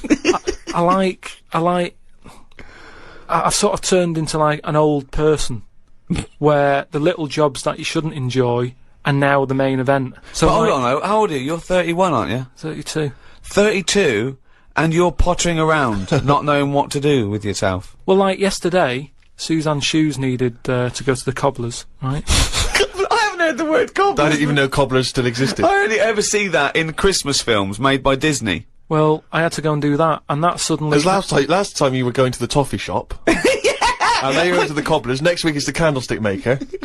But all I mean is, that suddenly is a nice little day out. I'm sort of putting my coat on, going, right, I'll go and see the cobbler now and go and have a chat. Tell me about the cobbler. You didn't come back with 3 magic beans, did you? No, the cobbler's alright. He's doing, he's fixing Cobbling. shoes and that. He's cobbling all day. Have I told you about, my Uncle Alf, who was a cobbler? No? I'm sure I told you about him. He's the one who, he lived in like a bedsit, and he had 2 tellies. He had like one that the sound didn't work on, and one that the picture didn't. But both together, it worked. Oh, right, okay. So as long as he was watching the same channel on both, sound came out of one telly, and he'd watch the picture on the other. Brilliant. And he slept in like a rubber dinghy, right? But he was... Whoa! You can't just let that slide. Why did you in a rubber dinghy? He just liked boats and stuff, and he sort of... Yeah, I like boats, but they're better on the water. Beds are better to sleep on. Boats are better to sail on. Well, he just had it in there. It's a bed sit. It was really tight space. Boat sit. He's got this. It's moved into a dinghy sit. He's got this dinghy, so he's thinking, well, rather than it get in the way, I might as well use it. Yeah. Right? But he was a cobbler, and he used to like repair like my shoes and that, right? Yeah. But he'd always sort of overdo them, right? So What do you mean? like, Fancy. do you know like Pimp My Ride on MTV? Yeah. Because he does up shoes, he'd go mental on them. What do you mean? There was the stereo. Yeah. Well, no, There was horns. It's like, Here Go comes faster Karl stripes down the yeah, side. yeah. Here comes Mr. Pilkington. He's got the fastest shoes in the land. no, it just makes shoes that would last forever. So instead of putting like 1 sole on, he'd put about 5 on. So it looked like one of them built-up shoes that you never see. It just put loads of stuff on. They'd last forever, but they did. But they look because like I was- orthopedic shoes. Yeah, it just like suddenly I was like 6'7" whenever he'd sort of sorted my shoes out. But he's a cobbler, and it's work that's always there for you, isn't it? I suppose so. So you went out with to take Suzanne's shoes to the cobbler. Yeah, so that's it. Yeah, so I just took him to the cobblers and that was like a nice little job for the day. I got a leaflet through the door saying, if you want to walk a dog, the rates are good. I don't know what they pay and that, but I got a little letter in my little letterbox saying, if you're free in the day, What, they pay you to walk a dog? They pay you to walk a dog and that. And I thought if I do that and get a paper round, 2 in 1. Sorry, you just went from a job, right, where you were the head of production at a radio station, dare I say it, on... can I discuss your... Well, it was an alright wage, yeah. It was very good. But I wasn't happy, so it's pointless. No, I know that, but to go from the head of a department on a lot of money to walking dogs and doing a paper round, I don't know. No, but it's about being happy, innit? I know, but that's commendable if that's true, but... okay. And that alright. makes you happier. Well, I haven't walked the dog yet, but I'm just saying if I do... I mean, I'm not taking it if it's raining. I'm just thinking if it's a nice sunny day and I fancy a potter, I'll go round to her and say, well, how much are you paying? I'll take the dog a walk and stuff. But I can't believe some of the words that have cropped up in this. It's 2006 now. Potter, cobblers, toffee shop. It's very, very strange. Do you live in Narnia?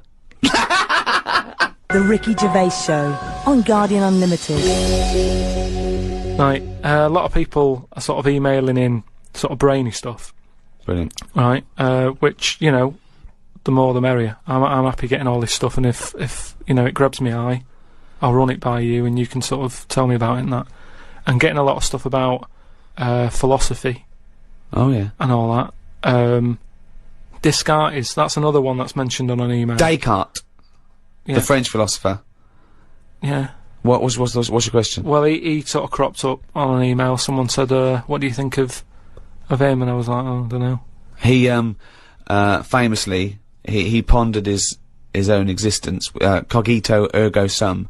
I think, therefore I am. He was thinking about that. He was thinking, how do I know all this is true, everything around me? And he thought, well, I can see it, and I can smell it, and I can hear it. And he went, oh yeah, my senses can be fooled. I could be dreaming. And he thought, well, that's true, I could be dreaming. But if I'm dreaming, then at least I'm alive. At least I have some sort of consciousness. So if I'm even thinking about anything, you know, I exist. I think, therefore I am.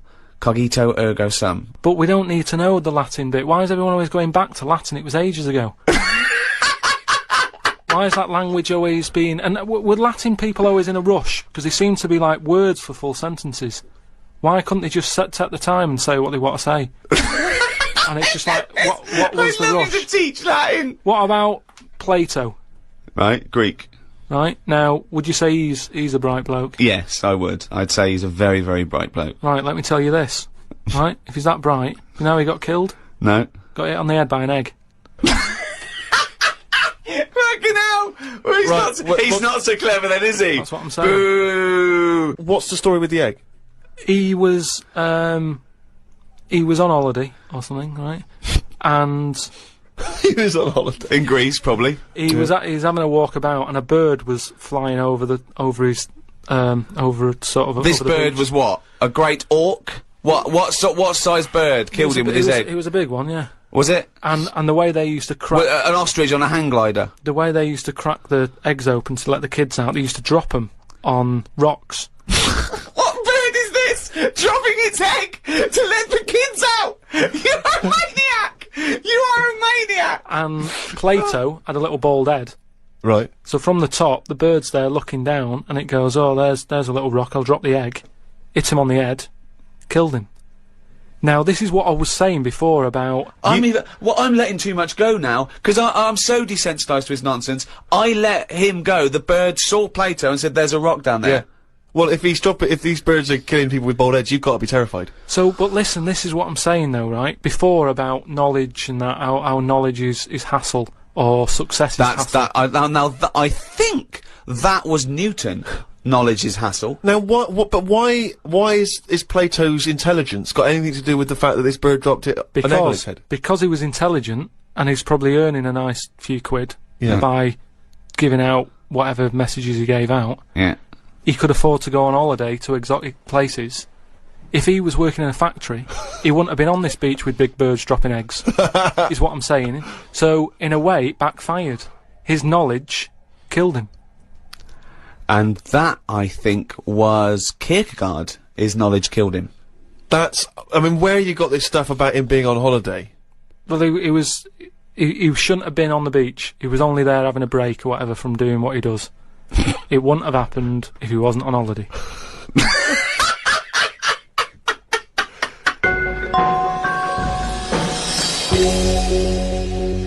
Again, I can't remember which show this was that we were discussing this, but we talked about well-known phrases and quotes from the past. We talked about Benjamin Franklin. People have this is an email we've had saying, Karl, what do you take by the well-known saying, "A stitch in time saves 9"? A stitch in time saves 9. Oh, a stitch in time saves 9. Yeah. See, it's another one that I don't think I've picked up on a lot of these sayings that are being sort of thrown about willy-nilly. Willy-nilly. Willy-nilly. Okay. Willy-nilly. No, but I again, it's one of them like last week. I've heard of it, but what does willy-nilly mean? Just sort of like throwing it about all over the place. What do you mean? But what someone said, what does the term willy-nilly mean? It just sort of means, you know, carefree. That's right, yeah. Okay, So but that's what good. does a stitch in time So save you 9 understood mean? willy-nilly, so you used a Yeah, but it phrase. sounds I mean, nice, you used doesn't it, you said it willy-nilly, but you sort of got the gist of it. So what does a stitch in time saves 9 mean? I don't know. What do you must mean you know. don't know? Think about it. A stitch in time saves 9. Is it to do with sewing? Well, yeah, sort of.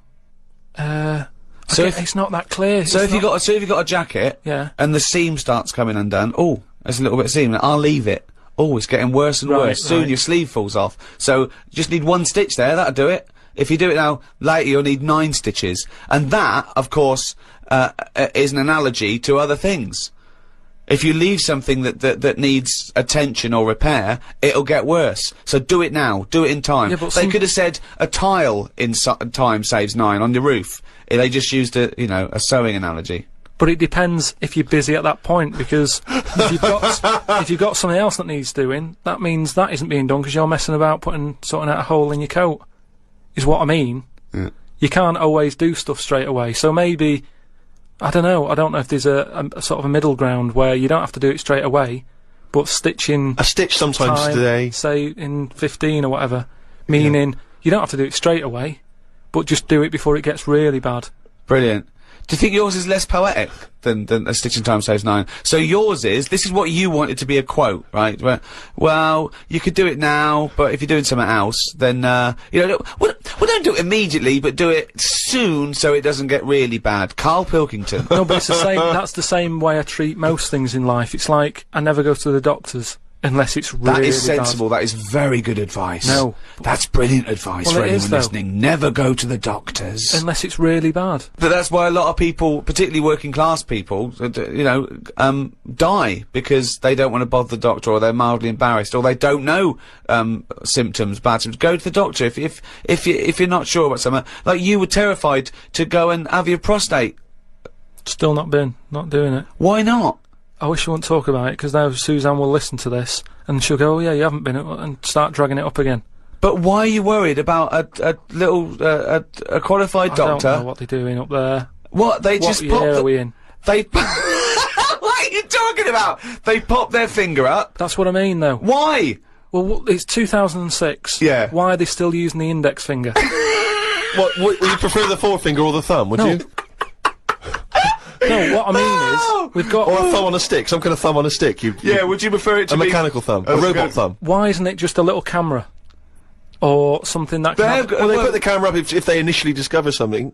But just put the camera up straight away. If I'm No, paying they for don't the need visit. to. They pop the finger up, feel that the prostate isn't swollen, wiggle it around a little bit up your back passage. What are you worried about? I don't think they need to do Are that. you in this embarrassed? day Are and you age. embarrassed about being in a room with your trousers around your ankles and a little fella popping A his... little bit, yeah. Why? And the other thing is, it's not just that, is it? So, you go in there, they check your heart out and that, which to me is the most important thing, because that's what keeps you going, isn't it? Yeah. You've got to go there, you Yeah. sat on the bus, stressing out, thinking, oh, in less than half an hour I'm going to have a finger up the arse, right? What is the And problem they go there? in, they check your heart, they probably check your testicles and that. What's up with that? They take your testicles, yeah? Yeah, That's but it's all building, and you've sat there going, oh, soon that'll be happening. Yeah. And that's what puts me off. So if they just came round when you were asleep, Suzanne just let them in and goes, he's over there, right? And they crept up and went, bang, you go, what are you prefer doing? I just don't understand why they don't teach you how to do it yourself. How can they? Wow. How can they teach? Imagine you squatting in a corner with one hand on your bollocks and the other finger up the arse going, it seems to be alright. Carl, you don't understand the phrase "a stitch in time saves 9." I don't think you should be doing any kind of invasive medical research in your own human body. But then... Who knows what trouble you're going to cause? No, but then at least... You would get stuck. Yeah. You would get stuck. Suzanne would come out, your fist would be up your own arse.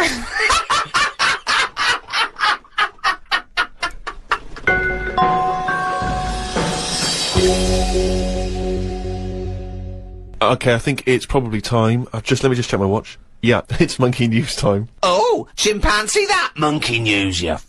Right, last week we talked about, the one who was good at getting up buildings and that for, putting out fires and stuff, ended Yeah. up working for the fire department. Yeah, not true, but sure. But if the building had good grippage, he was right up there. Yeah, Yeah. it's not true, but go on. So this week, anyway, it's more about tall buildings and stuff. Oh yeah. It was this bloke who was a builder. Oh yeah. Right? And, you know what builders are like, they sort of move about, don't they, from sort of building to building, just building. Well, yeah. Well, once they built it, the building's done, and they move on to build some more. Building to building, just Where- building, yeah. So he goes to his next job and that, right? Who does, the builder? The builder. Yep. He goes to, like, the The boss, new building. the boss of this building, who's building it. Right. Okay. Yeah. And he says what unto him? Do you need anything building? Okay. Right? Yeah. So anyway, so he says, yeah, there's plenty of work and that going about. Yep. He said, we're working on this one here. He said, get going on it, like, there's your bricks and your cement and stuff, get on with it. Yeah.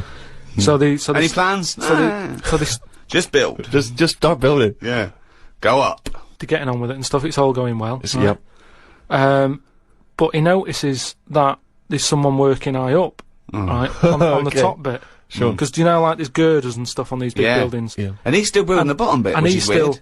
yeah, well, that's the way they do it there, apparently, just to sort of speed it up, work from top to middle, from top to bottom. if you Sure, know what I mean. that's in imaginary land. We So put anyway. the spire on, now we better do the foundations, Yeah. and then put some stuff in the middle to keep it up there. So anyway, he's saying to, like, the other workers, he's going, who's that up there? Who's that up Like, there? He's working on his own. The little fella, was he? And, The little hairy fella up there. Who's he's the little saying. hairy fella up there with the hard hat? and the other fellas were going, look, you know, don't ask questions, you know, the boss decides who he takes on, we're happy to be getting paid here. Don't ask questions! Well, I'll see him when he comes down. So he said, well, it's pretty impressive, you know, the work rate he's doing, the way he's getting from one girder to the other. He doesn't Swinging, seem, is he? He doesn't seem to be scared of the heights or anything. He said, no, just let him get on with it, you know, we work well as a team. So anyway, What nonsense is So- this? so- he believes all this. Yep. so he sees the boss and he goes, that fella up there, who's the fella up there? He's pretty good. And he's like, look, you know, just get on with the job, yeah, I'll pay you, let's just all get on with our jobs and that. Lunchtime comes, they're all sat there, sat on a little wall, having the sandwiches, he's thinking he'll come down in a bit. He's just carrying on. Is he just still going? Still going on that, right? So the fella says to the boss man, he says, "Isn't that fella up there gonna come down and join us for lunch?" He said, "Like I said, mate, don't worry about him, right?" He He's said, very "But-" secretive. I'm suspicious about this fella. I don't know. Yeah, why, I don't know I what's don't know happening. why he's working through his lunch. I don't know why he's not scared of heights. And I don't know why he's swinging from girder to girder. It's weird. Go on. So he said, "Oh, anyway, you've reminded me that he's up there." He said, "He's doing a lot of riveting and stuff up there. He probably needs some more nuts to." Right, sure. And what kind of nuts is that? Is that nuts to food or? So he said, "What nuts?" He said, "Yeah, just there's a bag full of them there. Just put them on the hook, send them up, and he can get on with his job." So anyway, he picks these nuts up. Nuts, right? yep. Just hooks them on. He thinks they're not that heavy, No. considering, you know, I mean, they're normally pretty heavy, aren't they? Like nuts big and bag of bolts and nuts, stuff. yeah. So anyway, he has a little glance in. Oh no, what's in there? Nuts, What, you mean nuts that you can eat? nuts that you can eat. Oh. Right? So they send the bag up, and he's thinking, "What's all that about?" He checks him out, starts to stare, works it out. You can see that he's a little chimp running about. So he goes, "I'm not happy with this." Why So- isn't he? Because he's working for an organisation that's, you know, there's unions for this sort of stuff. Isn't there? Yeah, he's not going, that's amazing. They've got a chimp riveting this building together. Yeah. Yeah, that's not scary. He's wondering if they're breaking union rules. So he goes. You don't have to talk So he goes and has a word with He the boss. goes to the boss and he goes, "Look, I've worked out what you're playing at here." Yeah. He said, "All them out Is the there." boss sitting in a tyre? He said, "All them lot out there might not be wise to what's going on here." He Yeah. said, "But I've clocked it, and you're sending nuts up to it. It's a monkey. It's not on." So he goes, "Look, you know, we're just all trying to earn a living here." He said, "Don't get involved in it. I'm happy to pay you, but I'm paying him. Don't interfere." He's paying him. And he's saying, "Look, I'm just not happy with this. It's not allowed." So the boss was saying, "Well, We to be pay honest, peanuts, we get monkeys. mate," he said, "To be honest, mate, you know, he's a great worker. He's known for doing what he does. He's a good grafter. If one of you's going to go, right, I'm afraid I'll have to let you go because Blimey. he's been here longer than that. He was made redundant. None of because that the monkey- happened. He was laid off. None of that happened. He's laid off and that, and that's No. where that saying about, you know, like there's a lot of tower blocks and that in America. It's like the chimp off the old block is where." So that's monkey news.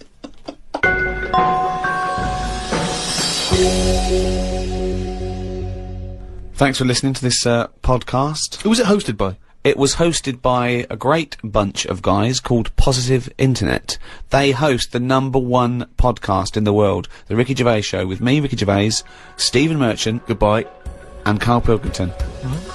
Hello, welcome to the 8th in this series of 12 podcasts, The Ricky Gervais Show, with The Guardian. I'm Ricky Gervais, hello, with me Stephen Merchant. Hello. And Karl Pilkington. All right. So, thank you again for all your emails. We're getting thousands. We're up to about 250,000 hits a week now, people listening to this show. Blimey. 250,000 people bothering to go in and listen to this show. Nothing else in their lives. Nothing All around the better to world. do. It's unbelievable though. North America, Asia, South America, all over Europe, and thanks to everyone in England as well, where we do it from in a little room in London.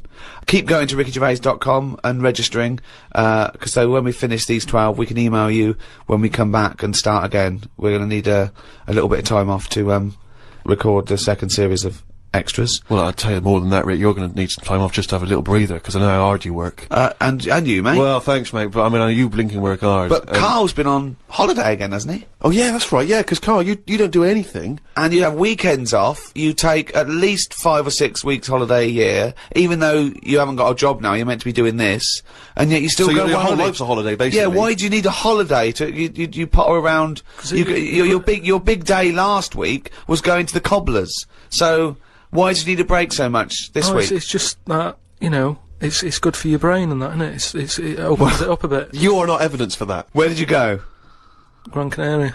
for a week? Yeah. Just sitting around. Well, there isn't much else to do at Gran Canaria. I mean, I don't want to go slagging a place off, because every time I seem to talk about somewhere, get into trouble for it. But it's just like a big rock. It's just volcanic, innit? It's And just- you must have looked like a little barnacle on that. Have you been there before? been near it before to another rock. Which was just. But it was what, the you same had your sort of fingers thing. burned, why did you go back? Because you think, well, they can't have loads of these islands that are the same, like just a big rock with hotels on. They can't get away with it. So you think, they well, the obviously next are one. getting away with it. But why do you keep going to these places that are rocks? Why don't you investigate first? Ask your travel agent, is this a giant rock? Because that's what you do, innit? You go and find out yourself. I mean, when Armstrong went to the moon, what was he expecting up there? That's a fact. That's a big rock, and he still went all that way. I don't know what that point was. No, Fair so what I'm saying is, though, sometimes Tell us about the moon landing. What, as you started it, what do you know about that? You know, because I mean, so far you've given us a lot of insight into the moon landing. So there was Armstrong. There was Armstrong and that. Yeah. There was fella called Buzz Yeah. and another bloke, Yeah. Poor bastard. Yeah, never remembered. Yeah. Go on. and they went up there, got out. Two of them did. One of them didn't bother. The one whose name don't know who he was. Didn't even get out, stretch his legs. Right, went all that way. They had a potter about, had a wander, came back again. Yeah. So that's all you need to know, isn't it? Yeah. And in they- your opinion, pointless? To me, yeah. But to them, I'm sure they had a good time, and that's what I'm saying. Sometimes you just take the risk, don't you? Go and visit a place, make up your own mind. And so, what do you make of this place? You enjoy it, Gran Canaria? It was just a big rock, but did you I bet the moon was better. Really? What did you do? It was just, you know, it's one of them. It was big hotel, which is that's where I made a mistake. It was one of those like big, massive places where there's loads of people, and you know, you go for your dinner. That describes a hotel. Yeah. No, Sounds like no. one to me. You've nailed that. I've been to a few, that sounds like it. No, but do you know what I mean? Though there's the nice small ones where it's just enough people, but this is like mental, and it was all, it was full of old people really. Ugh. I mean that's probably why it's called Gran Canaria, right? Because it's just Grannies old people. everywhere. Yeah, right. But what I thought I'd start doing is start a diary, Okay, why? just 'cause I sort of had a bit of time on my hands and that. Just thought, write it down, write stuff down. And do right? you hope that this one day will become one of the great literary documents like Samuel Pepys' diary? I haven't heard of that. Is it any good? You've never heard of Samuel Pepys' diary? No, The most famous diary, other than probably Anne Frank's. I've heard of Anne Frank's and that, and I thought if she's sat in a loft, knocking stuff up, not much going on in her life at that point, yet she Sure. was still writing it down. Yeah. Whereas Thought, you've well, been I'm to on Gran holiday. Canaria, yeah. I thought, so there is stuff going on that I can chat about. Start a diary. Sure. You started a diary. Yeah, And what are you gonna do? Did you keep it up every day? yeah. Just Oh, can I read it, please? well, a diary's meant to be sort of. Please, can I read some out on this podcast? Carl. Some of it though is only relevant to me. It's sort of. Oh, this is. Please give me it. Oh my God. I mean, this isn't. I haven't just. Look how big it is! It's one of those desk diaries. It's huge. It's about a foot long, and it's oh, that is amazing. Imagine if Anne Frank's had been like that. As she got out, right? Everyone would have heard it clank down on the desk. Yeah, but my writing's quite big, isn't it? Oh look, give us that. Do you Give us know? that. Do you know about joined up writing? Have you This heard is about There's that? no point. amazing. Sometimes you can't read it, can you? So it's Right. best to Okay. look at ancient look! times. Oh my God! It starts on the first day. This is wonderful. Going on holiday to Gran Canaria today. Woke up to the news that Tony Banks had died. There was a piece on the news about how everyone was shocked. Got me thinking about an invention that would be good. Right, a watch that counted down your life. if it says you've got 3 days left, go to the doctors. Told Suzanne about invention. She said she wouldn't buy one. But she said that about the iPod. How would this device work, this watch? I mean, how would you know when you were about to die? Is that again, not for you to worry about, presumably the boffins and No, all I was thinking is that Tony Banks fella, you know, he died and everyone was shocked about it. But if you had like a little watch on... But how did it work? You can't just say, wouldn't it be good? How would this work? Yeah, I imagine you in the patent office going, got an idea, they go, oh certainly, Mr. Pilkington, what's your idea? Watch that counting down your life. Oh, how does that work? What? Just wear it, just pop it on your wrist. No, what do you mean, just pop it on your wrist? How does it work? Just pop it on your wrist. Brilliant. You're an idiot. Well, it's interesting that he goes on. The flight to Gran Canaria was a bit bumpy. I thought about the clock that counts down your life again, and I wondered if it would know if you were going to die in a disaster. No, he's querying his own design. He's wondering if it would know. He's invented this. And now he's not even sure. A fella on the plane was reading Koi Mag. It was a fishing magazine. I glanced over and noticed he was reading the Pond of the Month article. Don't think they could make it into a weekly magazine. Well, to be fair to you, because I remember seeing a guy on the train once reading Carp Monthly, a magazine dedicated entirely to carp, and it had Carp of the Month. And I just thought, you know, once you're like 3 months in, the editor must be stressing, have we got any more carp? Have we got a carp that's actually done anything? I reckon if they used the same one twice, there wouldn't be many complaints. No one would be noticing. No, that's the carp they used 2 years ago. There was a really fat bloke on the plane. He was playing on his PSP. While I waited to go to the toilet, I looked at what game he was playing. It was darts. He's that fat and lazy, he can't even face playing a more active game on a games console.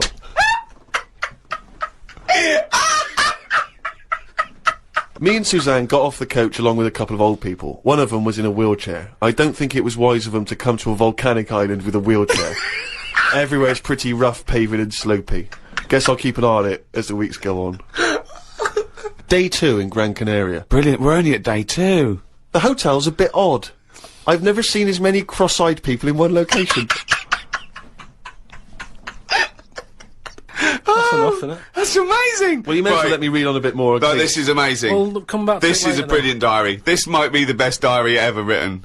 Oh. While sat listening to the Kinks on my iPod, I wondered if everybody thinks in their accent.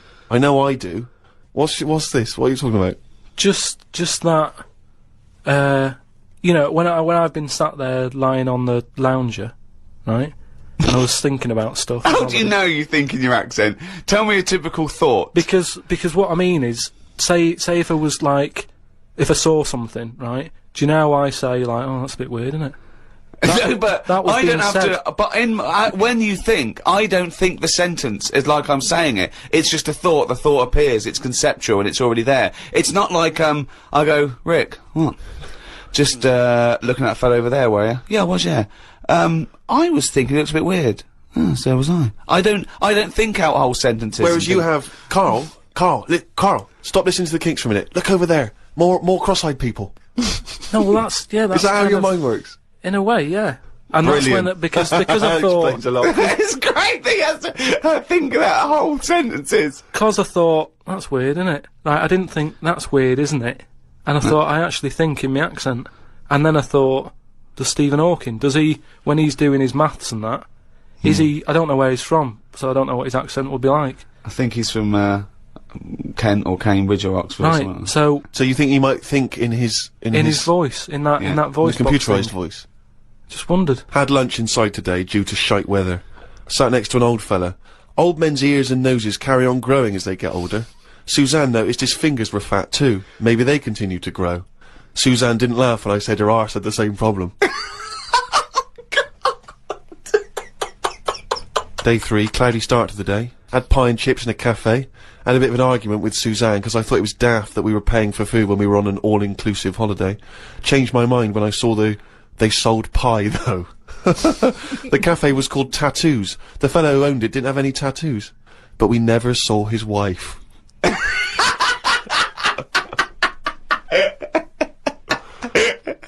Oh, brilliant. Had a drink in a bar. Everyone sat and watched one of the local cats lick its bollocks. It's the greatest holiday in the world. I say it entertainment in that town. Went back to the hotel and had a sleep before tea. I love the fact you're moaning about old people, but you're just as bad. You've done nothing so far. He's done nothing, he's got a big hip. Oh, God. Woke up to news about ducks being badly treated. There was a really ugly one with bent legs. I'm gonna die. Why does he write this down? Oh, God. Oh. There is a fat bloke from Bolton who is in the pool as I write this. He's got a big tattoo on his back, but I can't work out what it is. ... He just got out of the pool and burped. You just felt like you had to keep us abreast of that. Everything's in the diary. I just seen it get to the point where you're going, breathed in, Yeah. breathed out again. There was a big fat fella in the sea who kept his t-shirt on. If you're big and fat, is there more chance of you getting burnt because there's more of you on show? I asked Suzanne and she said she didn't know in that sort of not listening kind of way. I wanted to hang about to see if the fat bloke was going to get in the kayak, but Suzanne said we had to head back. I just love him waiting to see if he's going to capsize. We go home today, so we got up early to get the last bit of cloud. No, it's just that it wasn't. It's not that sunny all the time. I mean, I was sat in weather that if it was like that here, there's no way I'd be sat in the garden. But because you're on holiday, it's like, well, we got to sit in it. Put your coat on. So are you going to continue to write this diary? Every single day? It's amazing. Keep this diary up. It's amazing. No, I will keep it up, because what I find as well is, I think earlier on, before I went away, I think I did learn something, and because I wrote it down, I remembered it a bit, better. So... What was that? I just was thinking then, I forgot it now, but... but I remembered looking back at it and not having to read it all, because I remembered the end of it before I read it, if you know what I mean. I have no idea what you're talking about. Well, if you've enjoyed the diary of Karl Pilkington, more next week, I hope. Another week's worth. That's amazing. I'm going to try and get that published. We'll put the odd page up on the web. Go to rickygervais.com. Don't forget to register there as well, so we can email you and let you know what's happening. Brilliant. The Ricky Gervais Show on Guardian Unlimited. Hey, fool! Don't give me no back chat, sucker! I ain't here to mess with you, I ain't getting in no plane. I'm here to tell you all about Friday night comedy on Channel 4. There's 3 great new comedies. New Green Wing, yeah, fool, that's nearly ready. My Name is Earl, and The Egg Crowd. They're great new comedy from the creator of Father Ted, sucker. Friday night comedy, this Friday on Channel 4, fool. Switch it on, or I'll be round your house. You stay up all night shivering, 'cause you be so mad scared. Fool. The Ricky Gervais Show on Guardian Unlimited. Rick, who hosts this podcast? The guys at Positive Internet, why? No, I know you're a big fan of those guys. Yeah, because they're brilliant. Well, yeah, they are, and I tell you, they're working overtime. Because we've had an email from Jake, who's the director at Positive Internet, and apparently he's been in touch with the editor of the Guinness World Records book. Oh, right. And he's hoping to see if we can get this podcast in the Guinness World Record breaking section, or the podcast World Record breaking section, or whatever they call it. I don't know exactly what record we'd have broken. I assume it's just sheer number of listeners, is it? Or yeah, being with the number one? it's the number 1 podcast, and it's the biggest downloaded show ever at the moment. Right. I think that's because people have only had podcasts for a couple of years. Yes, well, I don't know. I mean, I don't know when the next issue comes out. I guess it's sort of December time. I used to get the Guinness Book of Records every year. I love it. I've never understood why it was such a big seller. I mean, presumably, who's excited to find out whether, you know, I don't know, a man that can balance 3 egg cups on his head has beaten the record? Well, the they're next real year? records as well, obviously. I used to go straight for that. I really loved the sort of, animals, fastest, strongest, all that sort of thing, biggest. But aren't they the same every year? Well, no, they do change, and obviously there's new entries to keep it exciting. But what annoys me is that it looks like anyone can get in if you're willing to do something that no one else will bother with. Yeah. They did one on Big Brother where it was the, stacking sugar cubes, and I was thinking, well, no one's going to bother beating that. No. There's people that walk along with a milk bottle on their head, and no one's going, oh, I'm a bit jealous of Bill. Why? He's broken the record. What? For walking along with a milk bottle on his head? Yeah. Yeah. I'm going to go into training tomorrow. They're ridiculous. Yeah, yeah. You know, but I do like the real ones. There was one in there I got on a couple of years ago, and it was about disasters.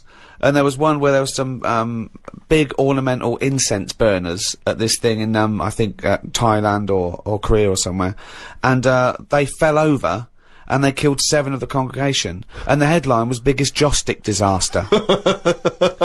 Now again, there's no one trying to beat that. There's no one going, we need 8. Yeah. We need 8 people. We're going for it tonight. What do I have to do? You have to stand quite near those big joss sticks. Okay. And what record am I breaking again? We'll tell you after. Also, I think a lot of people waste their energy on this because there's one guy in there that can do the 100 metres in 11 seconds running backwards. And I want to say to him, turn round. Because I think you'd be fast forwards, you know, Yeah, if you'd have only, from the age of 10, sort of, like, you might be, you know, one of the fastest runners in the world. Because you're never going to be considered one of the great athletes for doing it No one backwards. knows about him. That's not going to ever be an Olympic sport, running backwards. Or, and now the 100 metres. Oh, one of them's putting a milk bottle on his head.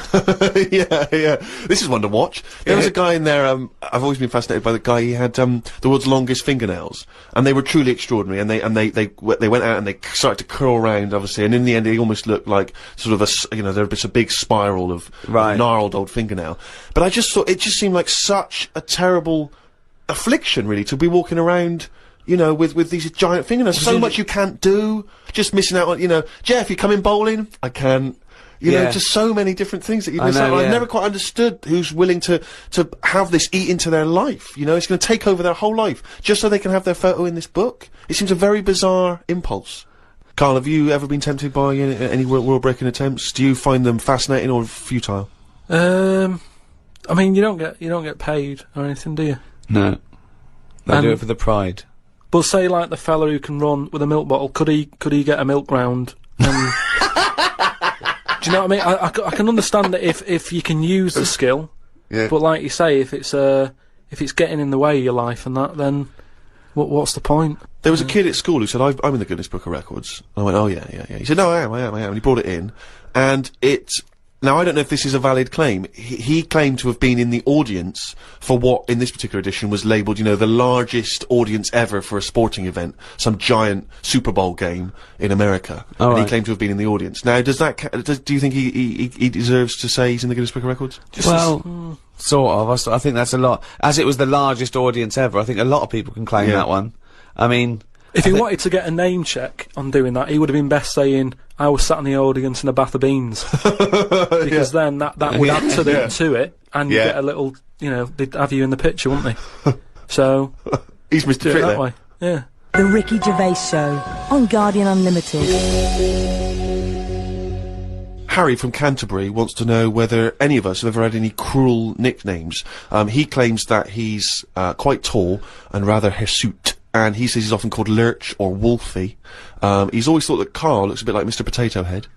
No, there's no potato that round. But, I suppose you could fashion a potato to be that round.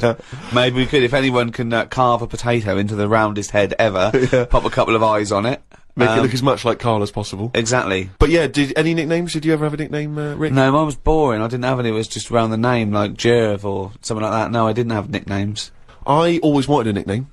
I just thought it was quite cool for some reason, particularly because gangsters always seem to have nicknames. Lefty. You know, Fingers. Lefty, Scarface. Yeah. And so I decided that I thought, because no one was giving me a nickname at school, it was kind of annoying, or certainly not to my face, that I decided to just come up with one. Yeah. And so I remember I was at lunch once, and I just said to my mate Phil. How old were you? 12, 13. Brilliant. I just said to him, Phil, don't know if you know, mate, but, people aren't calling me Steve anymore. Everyone's calling me Spud now. Now, I don't know why I thought Spud, it's weird we should talk about Mr. Potato Head. I don't know why I thought Spud was a cool nickname. I think it's a grown-up name though, isn't it? And it's also because I think it sounded like, it was probably either something that you'd find in one of those kids books, like the Famous Five, or like the Bash Street Kids, there'd be Spud. And I always imagine with Spud, he's not the leader of the gang, but he's a reliable member. I think Spud is the biggest lorry driver in one particular sort of, car park. Yeah. And here comes Spud. Yeah. And he gets out, alright boys, and he's big and massive, and Spud can eat 2 breakfasts. Exactly, yeah. But I just, in my mind, it was, that I would be one day part of a gang, and it's, I'm Pinky, this is Jojo, and the tall guy Spud. And you know, it never really caught. And he just went, oh yeah, right. And no one started, and I was hoping he'd go, you know, everyone's calling Steve Spud. Yeah. But of course. Hey Spud, the first time I said Spud, you go, what? Yeah, exactly. You'd be really proud, wouldn't you? But I think that it kind of, actually in a way, it probably revealed that I just was probably not in people's thoughts enough. to get for the nickname to catch on, you know, because you sort of need to be a real player in the school. I think you should have gone something more memorable. I mean, I'm not saying a goggle-eyed freak or anything. What? No, just... Well, no, that's good advice, Fatty. Fatty pot That's belly. the problem, I wasn't fat at school, and I suppose Carl didn't have a round bald head at school, did you? No. No. Did you have a nickname? Not really. I mean, there was a lot of people on the estate that I grew up on. You know, nicknames are big things on estates and that. Yeah. A lot of my dad's mates, right?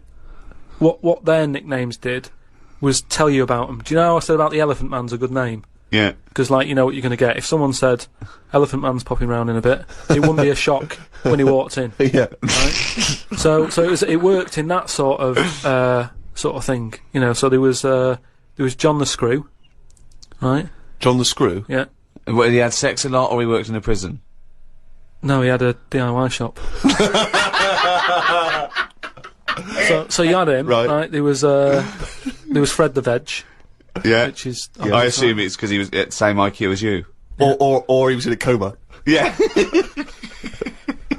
Right. There was my uncle, Tattoo Stan. All right. Yeah. He had like loads of tattoos that he'd just done himself.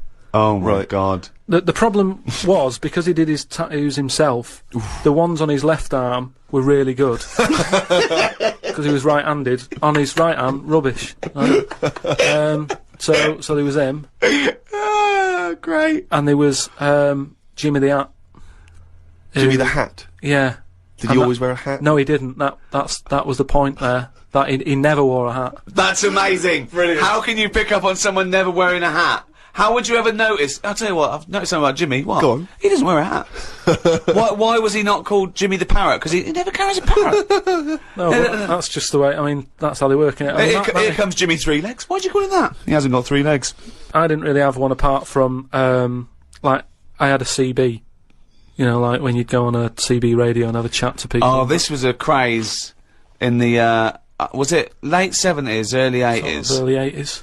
And, it was just short band radio, wasn't it? Everyone had these little handsets and they'd speak to each other in the sort of local area. Yeah, it was mainly, I think it started off with like lorry truckers drivers, and isn't it? that. Yeah, truckers, yeah, because there was that thing from like about 1977, Convoy. it was Convoy, yeah. Yeah, so I had one of them, and my handle, I had 2 Handle different names. means your nickname, your Yeah, name. there's loads of code stuff. Yeah. I had a couple. I had there was Pilky 01, because Right. like I say, there's a lot of Pilkingtons and that in Manchester. So I just thought, give it a number. If someone wants Pilky 02, it's open. Do you know what I mean? They can have it. And then like it's people scrabbling. I want a Pilky one. And then because I did boxing and that, Well, you did it once. Yeah. I'd Boxer Boy, because I thought that's quite a good image as well. That's kind of like people going, oh, don't mess with him. Do you know what I mean? Yeah. If he asks what your handle is, tell him. Do you know what I mean? It's Boxer Boy and that. Yeah. So just had them 2, and I used to just go on there and. Pointless. What is the point of this? Well, you just meet people, don't you? And you So don't meet people. You say, "What's your handle?" You go, "Box Boy." What's yours? Rubber Duck. All right. Cheers. No, It's but ridiculous. then you'll say like, then you go, oh, what's your 20? What's that mean? That's where are you? Well, why don't you say, "Where are you?" Because just in case there's someone who's listening in who you know, you hear about this all the time, don't you? People listening, jotting stuff down.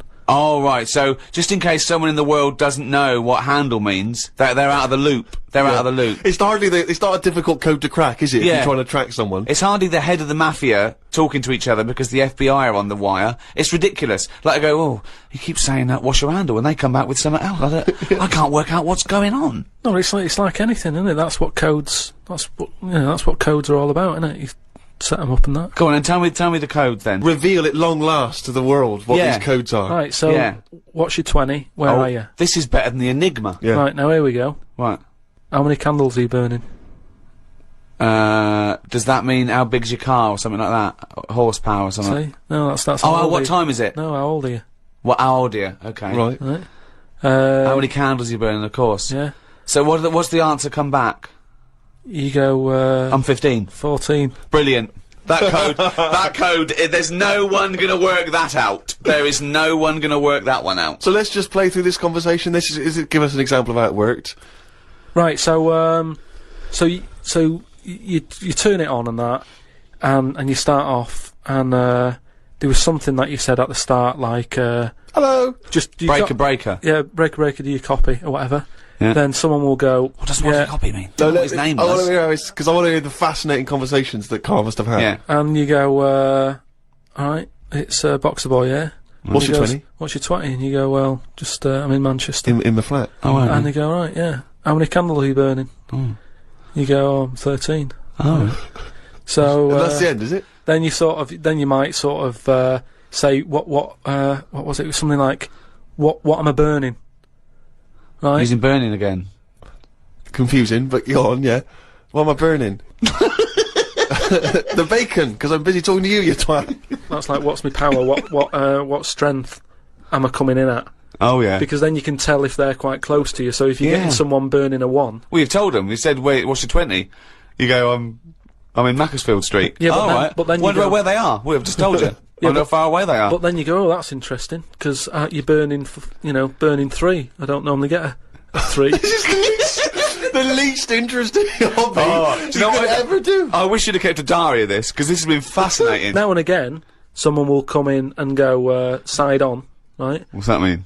And that means, like, there's someone sat there listening into this chat and going, this sounds interesting. Yeah, no, it doesn't. Unlikely. Yeah. And they want to join in, so they sort of go side on, you go, side on, bring it in, right? And they go, alright. How many candles are you burning? Yeah. What's your 20? That's it goes round again. Yeah. See you later. What's your 20? How many candles are you burning? Oh. And, I mean, it seems to me that what you should have done is made a note the first time, so that when you then speak to them again, you don't need to ask them those questions. Can I just confirm that you're burning 15?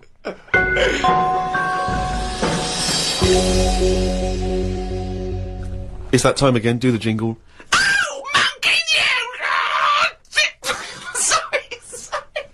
Okay. I'm gonna do a really good one. Though. Okay, go. Okay. Oh, chimpanzees! Monkey news, you fucking. Right, do you know it's nearly time for the Winter Olympics again? Okay. Is it? Okay. They sort of come round every 4 years. Is it this year? Is it? Yeah.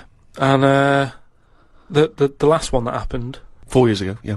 there was a bit of an incident. Oh no. Oh well, I'd know about this then because it would be Well, it'd be big news because it's a well-known. televised as event. well. Yeah. It's, Do you remember any winners that were monkeys in any of the no, tournaments? of course not. No. So, yeah. it's So not anyway- going to be that because it wouldn't be true. Go Oh, on. yeah. So anyway, one of the popular events, bobsleigh. Okay, right. It works. Well, you It's need like a 4 sleigh. men. Is it 4 men or 5 4 men, It's yeah. 4. So it's definitely 4 men that you need Need on a 4 bobsleigh men. team. Is it and there's two team bobsleigh as But well. they're always men. Is that right, Rick? well, yeah, they have to be. Anyway, so humans. Well, that's be humans. Yeah, it's the Winter Olympics for. Yeah. So let me just clarify. With the Winter Olympics, you can't have any animals taking part. No, and they also no, because they wouldn't be allowed. And two, there's no way they could disguise it because not only would they see it straight away, right, but they have blood tests Right. Okay. So which would show up. so they definitely know if it was Well, they have any blood kind of tests. non-human. It's impossible. It would be literally impossible to have anything other than a human Taking involved part. in a bobsleigh team. Fine. Okay. So carry on. So anyway, this country, I don't want to name them because they try to shake off this sort of, this bad news. Oh yeah, and you don't know. And Because it it's not didn't true. happen. Yeah. So anyway, the country was doing really well in the qualifying stages. Oh, yeah. But the problem was there was like 2 members who were getting all like the press and stuff, Oh right, yeah. and one of them never got a look in. Right. How tall was he?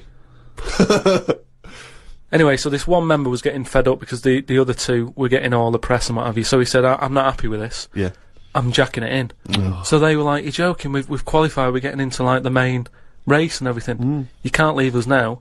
And he said, well, you could do it all on your own before, the way you were acting and that, you didn't Yeah. need me, so I'm going.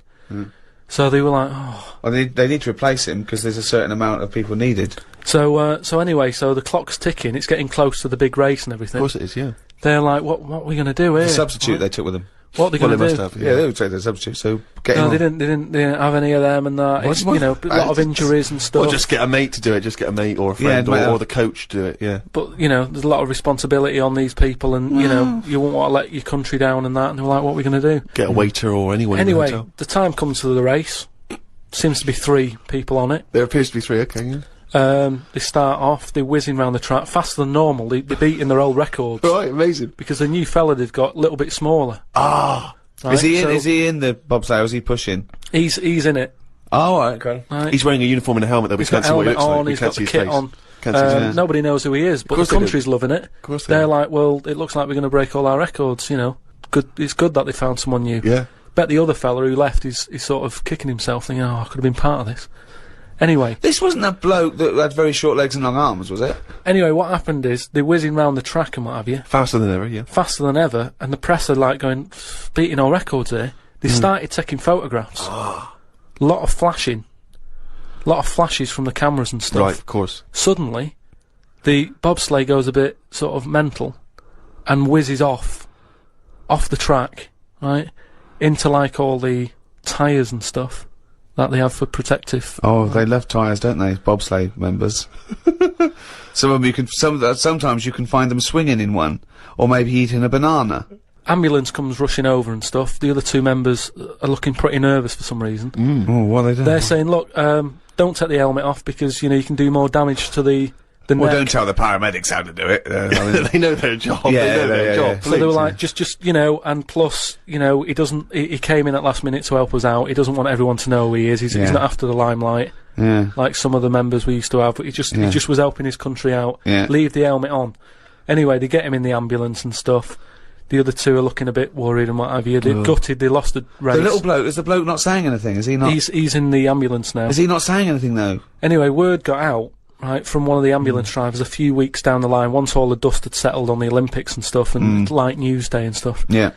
It was reported that one of the ambulance drivers said that on that sort of dreadful night, when, you know, the country lost out on a medal in the bobsleigh, he sort of reported that there was a monkey in the back of the ambulance. People were like going, you're joking, I don't aren't you? I don't remember this at all. Well, this is it, you see, because they sort of swept it under the carpet a little bit. Right. They were like, this is crazy talk. Bullshit. This is crazy talk. Once talk. Absolute shit. Where'd you get this from? This is crazy talk, right? It is crazy talk, and it's from the mouth of Karl Pilkington. But the weird thing is that backed it up. Following week, there was a story of some people who visited the zoo, saw a chimp in a neck brace. And that's this week's Monkey News. Bollocks.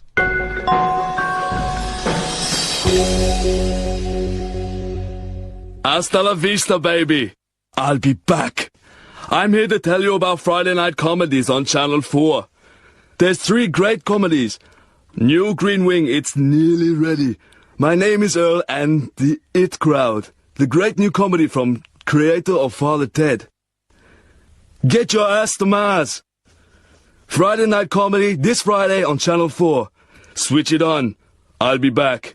Uzi 9mm. Cause I did it divorce.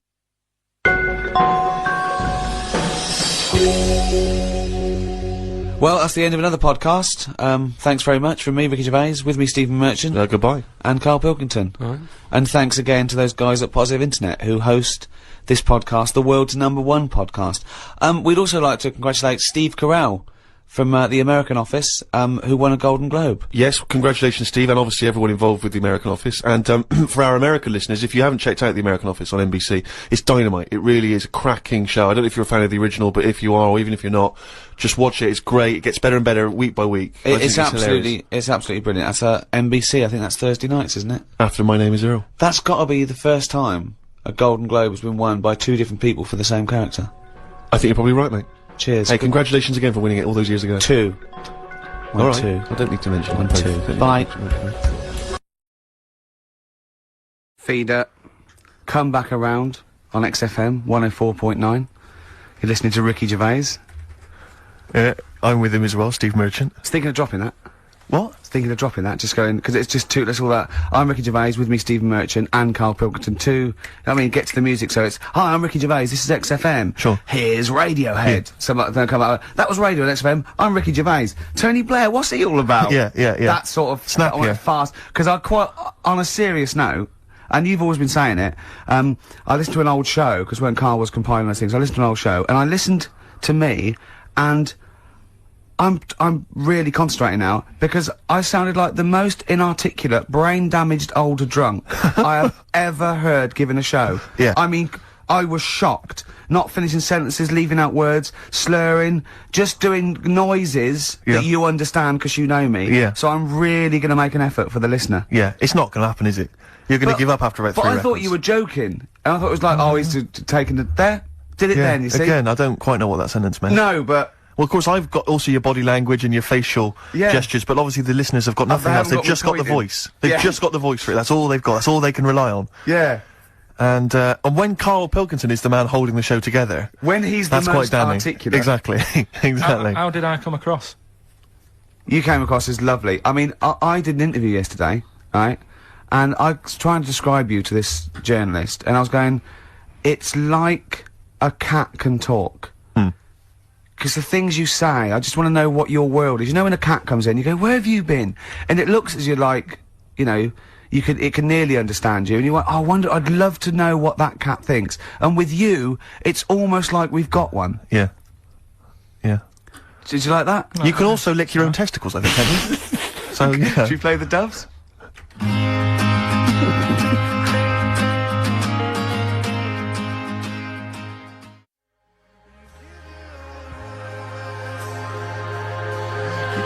Doves, Caught by the River on XFM 104.9. You're listening to Ricky Gervais. Welcome. I hope you're having a lovely Saturday. Were you asked to appear on Celebrity Fat Club? No, no.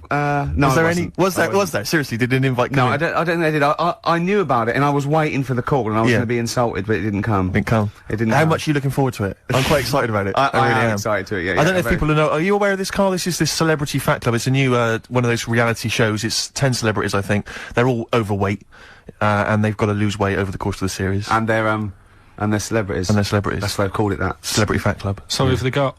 Well, I'm very excited because one of them is, you know, that guy who was in Pop Idol but didn't win in the end, that really big fat guy, Rick Waller, Fats Waller, as I call him. And I was reading about him on the web earlier. It says he's been told to lose 17 stone because they reckon he might be dead by the age of 40 if he doesn't lose weight. Seriously. How old is he now? I don't know how old he is. He's only in his 20s, isn't he? Well, that's still a good But 20 years of cake eating. it says he was shocked to find he weighed 31 stone when he stepped on the scales at the start of the show. 31 stone. 31 stone. But I love That's the fact. really big. I like the fact it says he was shocked to find he weighed it. Yeah. I had no inclination. I kept my eye off the ball. There, didn't I? Exactly. That must be all those breakfasts. I haven't stood on the scales for years, and I didn't know how much I weighed. Rick told the Sun. 31 stone, right?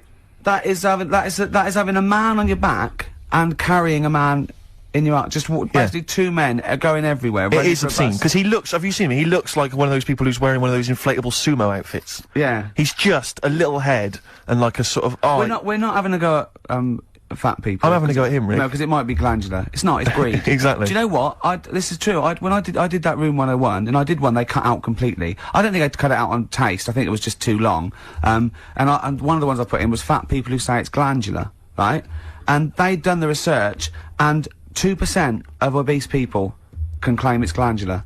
The rest, they just eat too much. But the thing about Waller is he was going on there, on the telly going, it's good, what a wonderful role model I am for people who don't conform to the usual pop star sort of stereotype. No, you're not a role model for anyone.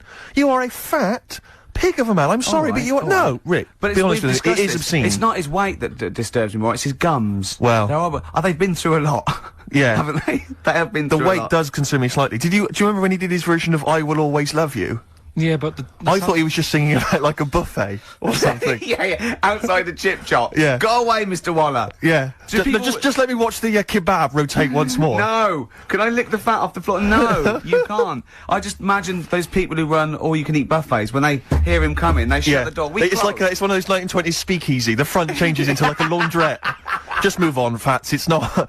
I can smell chip fat. No. Move on. On you go. But I mean, we're not Olympic fat Brits. They are so fat. 31 stone is sort of, quite big. But the American, that one, did you see that one? Seriously, we talked about it before. That one on Jerry Springer. And he was 75 stone. Did you see 75 stone? He was in his bed. Honestly, it looked like a, I don't know, sort of molten lava in his bed.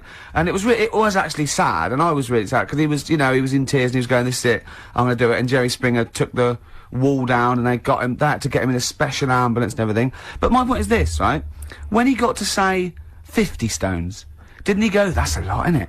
I gotta be careful. For a human. Exactly. You know, for someone that lives on land. Yeah. That is, exactly. that is, I'll tell you, I mean, the fact is they have to have special weighing equipment, so wasn't that a clue? That must have been. The fact they had to get in someone from next door to lift up a bit to tell him how much he weighed. Yeah, the fact that he featured on the Ordnance Survey map should have been a clue that... We've given you your own mare. Yeah, you are, yeah. Stop eating. Oh, dear. Fat.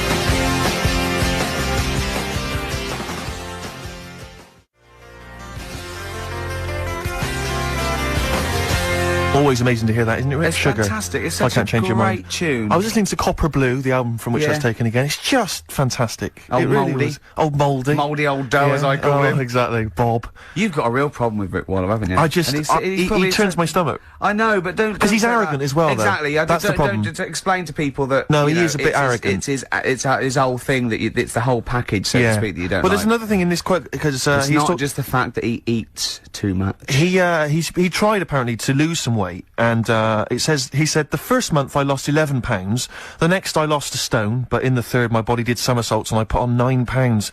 I had a slip up. I can't say when, why, or how, but it just sneaked up on me. Yeah. I don't believe it. Yeah. Don't believe it just sneaked up on That him. body's never done a somersault No. in its life. No, it just sneaked up on him. Me, yeah.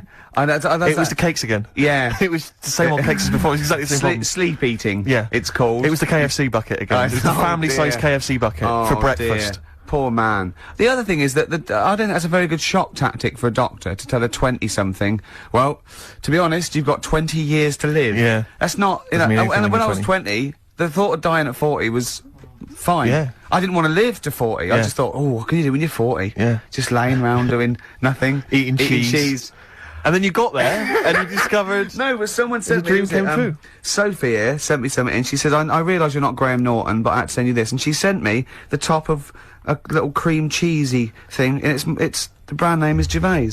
How odd that is. Have you been... They've named a cheese after you. I think it's a big French company, and this is from the Czech Republic. It's all over Europe, and so it That would shows- be a dream come true, wouldn't it, if they named a cheese after No, you? I think it's probably, you know, ancestors, and so I've cheese is in my blood. Sure. Quite It literally. literally is, yeah. Another heavy Friday night, was it? It comes out of pores like those Play-Doh things. I can squeeze out different shapes. Jane, bring the Stilton in. It's Friday night. Oh, this man isn't alive. fried. Exactly. But yeah, so we can't really have a go at Rick Waller. I eat too much, but But I you're not exercise. big. I mean, one of the other contestants on the Fat Club, Celebrity yeah, Fat isn't Club, it? is another one is Jono Coleman. Oh, we love John. Now, Jono, I don't know, you know Jono, he's that guy who does, he used to be on TV, and I think he does a breakfast show on a rival station, doesn't he? He's happy, isn't he? He's so trivia, and he's a really nice bloke, Jono, It's but... funny because he does a breakfast show on Heart, which is wrecking his own. There's a bit of irony.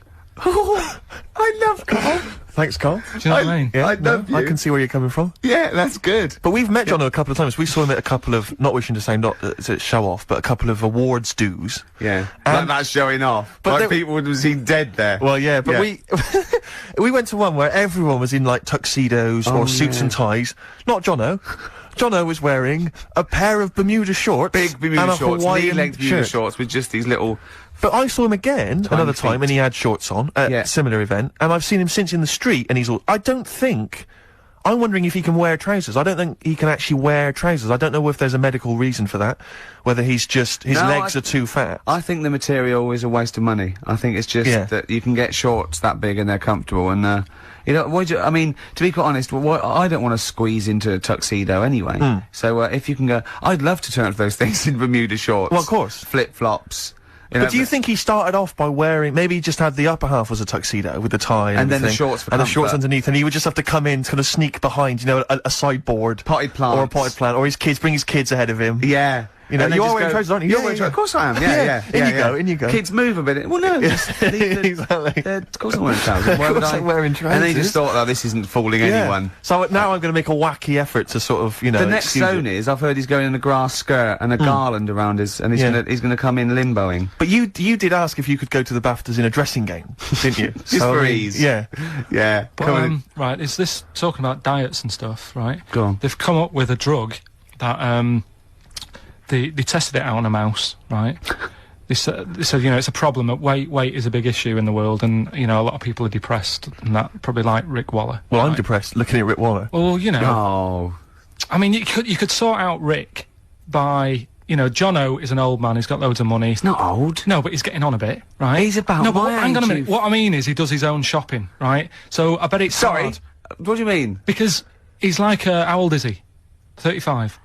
Right? He's got loads of money, he does his own shopping, so when he goes to the supermarket and he passes, you know, the sponge cake section, it must be tough when you've got loads of money to burn that you go, oh, just one more. Yeah. One more. Look, we are getting close to libel here, I think. No, but I'm saying how it is, because Right. I've tried, like, losing a little bit of weight. Have you? And it is difficult when you know, you're in Waitrose and you see a little chocolate muffin and you think, well, one more and I'll do without... Do you like a little chocolate muffin now and Well, again? yeah, right. Is that your favourite thing? So the A thing chocolate is- and Let muffin? him finish his point. So the thing is, right, now with Rick, he lives at home with his mum, so why doesn't his mum just say, I'm going to buy less this week, and if you eat it all, you're not getting any more? Yeah.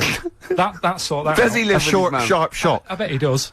I bet he does. 'Cause So he- you don't actually know if this is true or not. No, but anyway, right, so this drug they've come up with...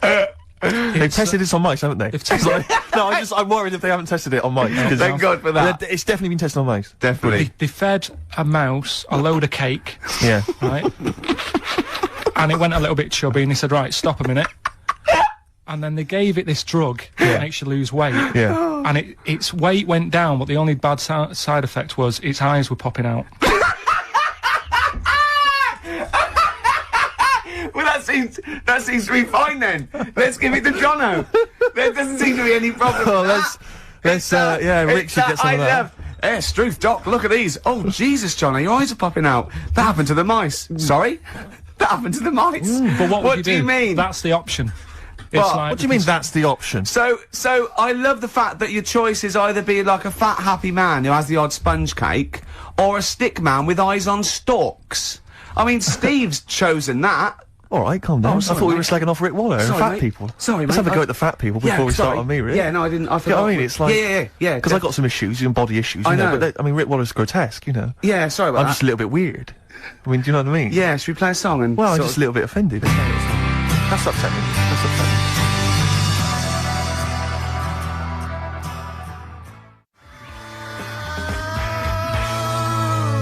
Vines out of the way on XFM 104.9. You're listening to the Ricky Gervais Show. With Steve Merchant and we've Karl got Pilkington. to try and get on though. Because got there's time not for enough. No, not enough time. Let's bang on. Let's do some observations. Some some Yeah. satirical. Take a sideways look at the week's news. Yeah.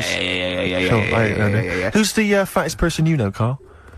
Is it an issue for you? Are you concerned about fat people? Only if I'm travelling somewhere and there's one sat next to you. That Yeah. would be a bit annoying. Yeah. I mean, I think Ricky pointed out a few months ago when I went away, we were talking about plane journeys, and you were saying how it's a bit out of order.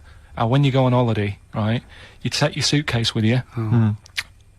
This is all Was right. I it's saying a this good- on air though? Is this my question? Because there's a reason I don't say things. No, on air but sometimes. I think you've got a good point. It made me think. Oh no, I know what it was. Yeah. Yeah? Go on. It's sort of like if you're not allowed to carry a hand baggage on because you're a few pounds overweight, but there's a bloke behind you who weighs 10 stone more than you. Yeah. Surely the whole package should be weighed. Yeah. Like you and your baggage. Absolutely. Can He be should have- he 30 should have a carrier stone. bag, and so that's- I can take on a Labrador and a wheelbarrow. Yeah. He can take on a towelette Yeah. to wipe Absolutely. his brow. Yeah. His sweaty, fatty brow. Yeah. No, absolutely right. So And that does yeah. wind you up, does it? But I don't. That's the only time. I mean, people can't help it. We don't want to like come across as if we're just having a go at people who've got. But they can help it. This is what we're saying. No, but No, that's, but that's a because- little bit. But I'm talking about obesity. I'm not talking about people who are overweight or have got a problem with eating and so on. I'm talking about people who are obese, because that seems to me to be an indulgence. I mean, I read some statistic. Well, God, if we're getting serious, it is a problem, isn't it? Because it's an eating disorder. So what's terrible is laziness and kidding yourself. But the people who have genuinely got a problem. But it's a as big genuine problem as concern for apparently anorexia or- for the future of our children. Apparently, it genuinely is. Yeah. Apparently, it costs. I was reading some statistic that it costs something like America. It costs them like $119 billion a year or But something. that's not what because of people are obesity. starving because fat people are eating all the food. I'm not There's still saying enough people are left. starving because of fat people. Oh, you mean? I'm saying that it's a no. I'm saying it's a concern. Oh, I we mean, meant we'll soon have kids and they're hungry because next door's ate all the food. no, I just mean Sorry. that apparently because exercise now, people aren't taking up exercise, kids aren't Right. taking up exercise, that we will all be obese in years to come. Not all obese, but Yeah. there'll be a big obesity Well, I problem. suppose the natural state for the mammals, we crave fat. We literally crave fat for hard times. But now there are no Well, you're all hard sat in times. offices But typing you're- away. But our body hasn't evolved Yeah. to take our social input in. So we still act like mammals, and we eat and we crave it, and we like to store fat. Yeah. That's why we have to go jogging, because we don't hunt, we don't do anything. So it's not really their fault. I mean, it is about willpower and sort of like, you know, self-hate. But in years to come, we'll have just pictures, like kids will just have pictures of, they won't have NSYNC on the wall, it'll be like sumo wrestlers. Oh, God, you know sumo wrestlers? I saw this thing about sumo wrestlers, because they're athletes, they go into this thing because it's a big honour to be a sumo. It's absolutely true, right? Yeah, absolutely true. Yeah. So you'd go along and you'd be 9 stone, and they have doctors there, so you have to eat to get big. Right? And this doctor was interviewed, Japanese doctor, and he's going, you know, it is against, you'd think it's against the Hippocratic Oath, but whereas they do it anyway, I do it healthily, so he gives them diets of like, you know, 10 pounds of rice, 9 pounds of fish and things like that, and they get, but now, because it's such an honour, it's almost a spiritual thing to be a great sumo and that, they have apprentices willing to, now you know, like when you're an apprentice, say, runner or something, you have to make the coffee, and or when you're working an apprentice in the studio, you have to clean the floor and stuff. Do you know what apprentice sumo's job is? An apprentice sumo? Go on. They wipe the sumo wrestler's arse because they can't reach. They literally can't reach. Rubbish. Right, we'll give out the Who's phone taking that up as a profession? I know. I imagine that. I'd love to be a sumo wrestler. It's a great honour, and I'd love to work under you. Sure. Sure. So, what will I do? Start press-ups first? There'll be some press-ups, yeah. Okay, There yeah. will be What, some shall I get press-ups. into the gym now and, No, don't before you rush Go off. on. You I'm will- starving. No, I can understand that. Go on. Would you mind wiping my arse? Because Right. I've just... Can't reach? No, I can't get the arms back there. Can't get them down Okay. there. So, and but I'll be honest with you, a lot of this Oriental food, it doesn't sit well with me. So it goes straight through me, to be honest. So it's quite messy? It's quite messy down there. It's Right, quite runny. okay, So okay. be careful. Okay. You No, it's a wear great some gloves. honour. If you want to wear gloves, wear I gloves. don't want to wear gloves. I don't want to wear gloves. It's, Well, an it's a- honour. it's an honour. This apprenticeship is 2 years, isn't it? You know, you're not going to take my feces and sallow, are you, as souvenirs or No, something? 'Cause it is, I will be mainly getting fat myself. Sure. Wiping your ass. Yeah. Great honour. Yeah, no, good. Well, Great no, honour. not If at someone all. could call in and verify that. Look, Carl, look at Carl looking at us like we've just said the worst thing ever. You This say is things true, like, apparently. makes your eyes pop out and put in Forrest Gump in a wheelie bin. Don't look How at did- us like that. We're talking cultural science here and wiping arses. Yeah. So, play a record. Yeah, it's lowbrow and it's highbrow at the same time, Carl. That's an incredible picture. Oh, yeah, this is for all you people who like the odd cake. This is Bowie and Sweet Thing. Do you like that? Nice.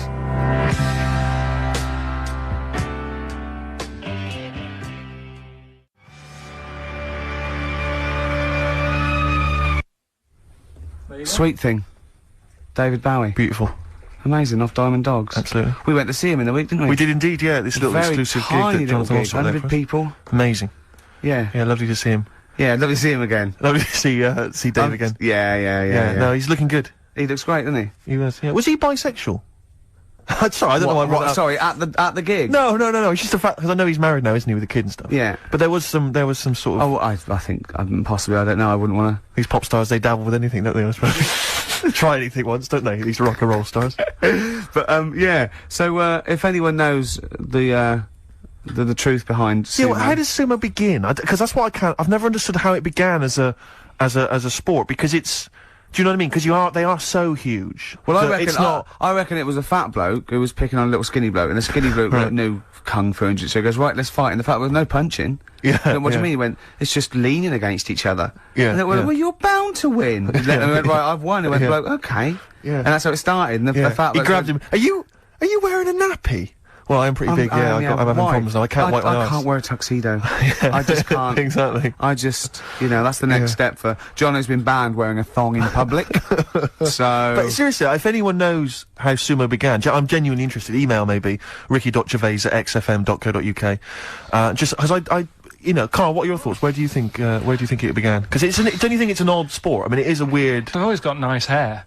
They seem to care about the hair a bit. don't they? Sure. So he's sort of nicely pinned back. Yeah. Are you ever asked to, when people are doing like Sharma's Britain, or people are doing like big historical They say, well, we'll ask Karl about this. He might have an opinion. yeah. They've got. I'd like to see you as a pundit, definitely, on those kind of on Newsnight. It's just that I think it's a funny one because the whole idea of sport is to keep fit. Yeah. And that's sort of, you know, it's a bit of an odd one, isn't it? Well, it's the same as sort of like weightlifting. You have to go through all that all year to see if you can push up, you know, something heavier than someone else. But you have to walk round in a golf buggy to you know, for that one. And take steroids and. But I mean, look, the other day, you know, I don't do much sport. I think living in London, there's not that many areas you can go and. Actually, I'm probably wrong there. Well, there's all the gyms and sports clubs and I'm stuff. probably wrong and the on parks that bit. and the roads. But look how like excited I was going round to your place, Ricky, and you had like a little garden. Yeah.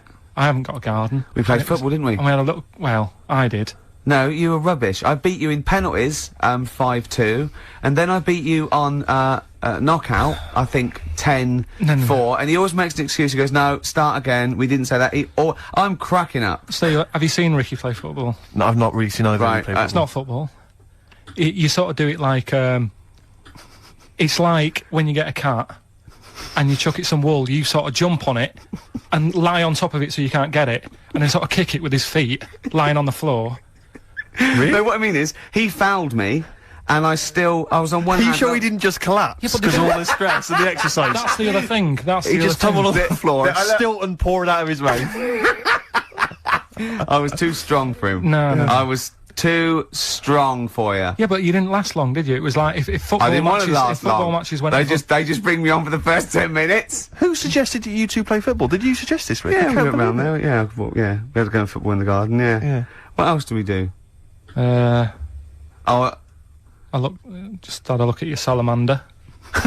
Right, is that euphemism or? Because I know that when I first went to your house, you used to show your genitals to people a lot more than you do now. You definitely used to do that. You used to think that was hilarious. Yeah. I don't know what it is that you get to a certain age, men of a certain ilk get to a certain age and just start. Out, didn't he? Yeah. Yeah, when Ross came in, he did the same. Yeah. It's that weird. Yeah, I suppose. I thought. Oh, you've seen it now. I thought you've seen it. You know, you weren't impressed the first time, to be quite honest, Steve. So, yeah. No, it's it's nice. Always a treat to see. Yeah. What do you make of Ricky's place? What do you make of it? Again, that's not a euphemism. It doesn't mean that it's like a flat fish. Yeah. Do you want to see my place? There it is. It's all right. I mean, You've seen better. The pictures you've got on the wall. I'm not keen on the same sort of art as you are. Right. What sort of art? Because yours is quite sort of modern art. He's got this big bit of abstract canvas with just loads of dark colours on it. Yeah. It looks really miserable. Yeah. I'll be honest with you, it sort of brings the place down. If you're going to sell it, that woman on Channel 5, the house doctor, if she came round, she'd say, take that down, and I'll get double for it. It's just, I thought it was like a wall. Take that down, get that salamander out, and just pop those back in your trousers. It was like he didn't know what sort of colour to use on the wall, so he's like been putting a little bit on. No, that's not good. I'll use like a bit of a darker colour. Yeah. And it's just loads of different. Are you Brian Sewell? Because you're just saying. So what kind of art do you like? I'm intrigued. Yeah, I like Athena. I like Lowry. Larry, the worst painter in the world. The most overrated. You see, it depends. You're getting excited about your stuff you've got on. Lowry, right? Yeah. You can look at. He really is the Brian and Michael. No. But it's real, isn't it?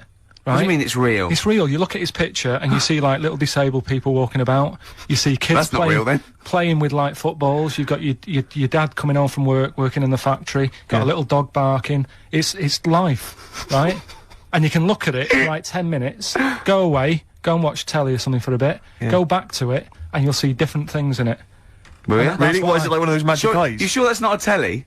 Yeah, you've been looking out the window, Carl. You sure you weren't watching When the Boat Comes In? People will agree with me. It's better than your stuff that you buy. This show started off slick. Yeah. We had something to say. No, what are you talking about? We're now discussing art. We were taking the big out of fat people, and now it's and now you've taken it all highbrow, Carl. Play a record. We'll come back to fatties.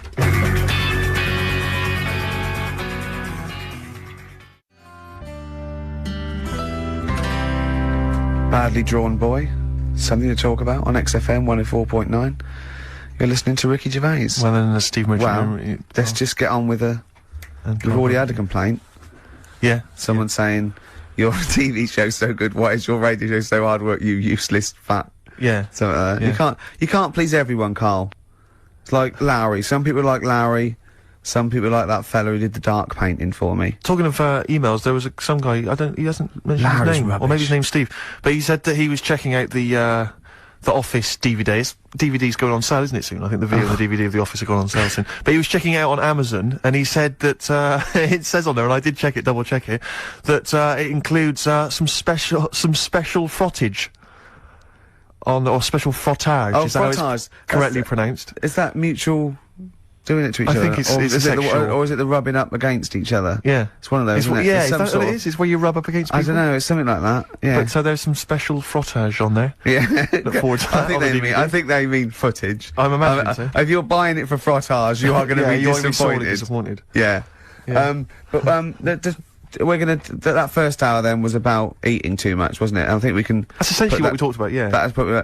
You know, I read something interesting. You know, they've banned. I used to get the Guinness Book of Records every year from about the age of 10 onwards, and I went to the section like, you know, the biggest, fattest, all that, right? And there used to be gluttony records, and it was like these ridiculous looking Texans, and how many hamburgers they can eat, and of course they were.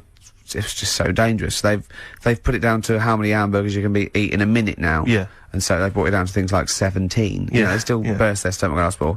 But I remember I was watching the Big Brother when they had to break that record. You know, like eating sweet corn and balancing. I was thinking, who wants to beat that record? Yeah.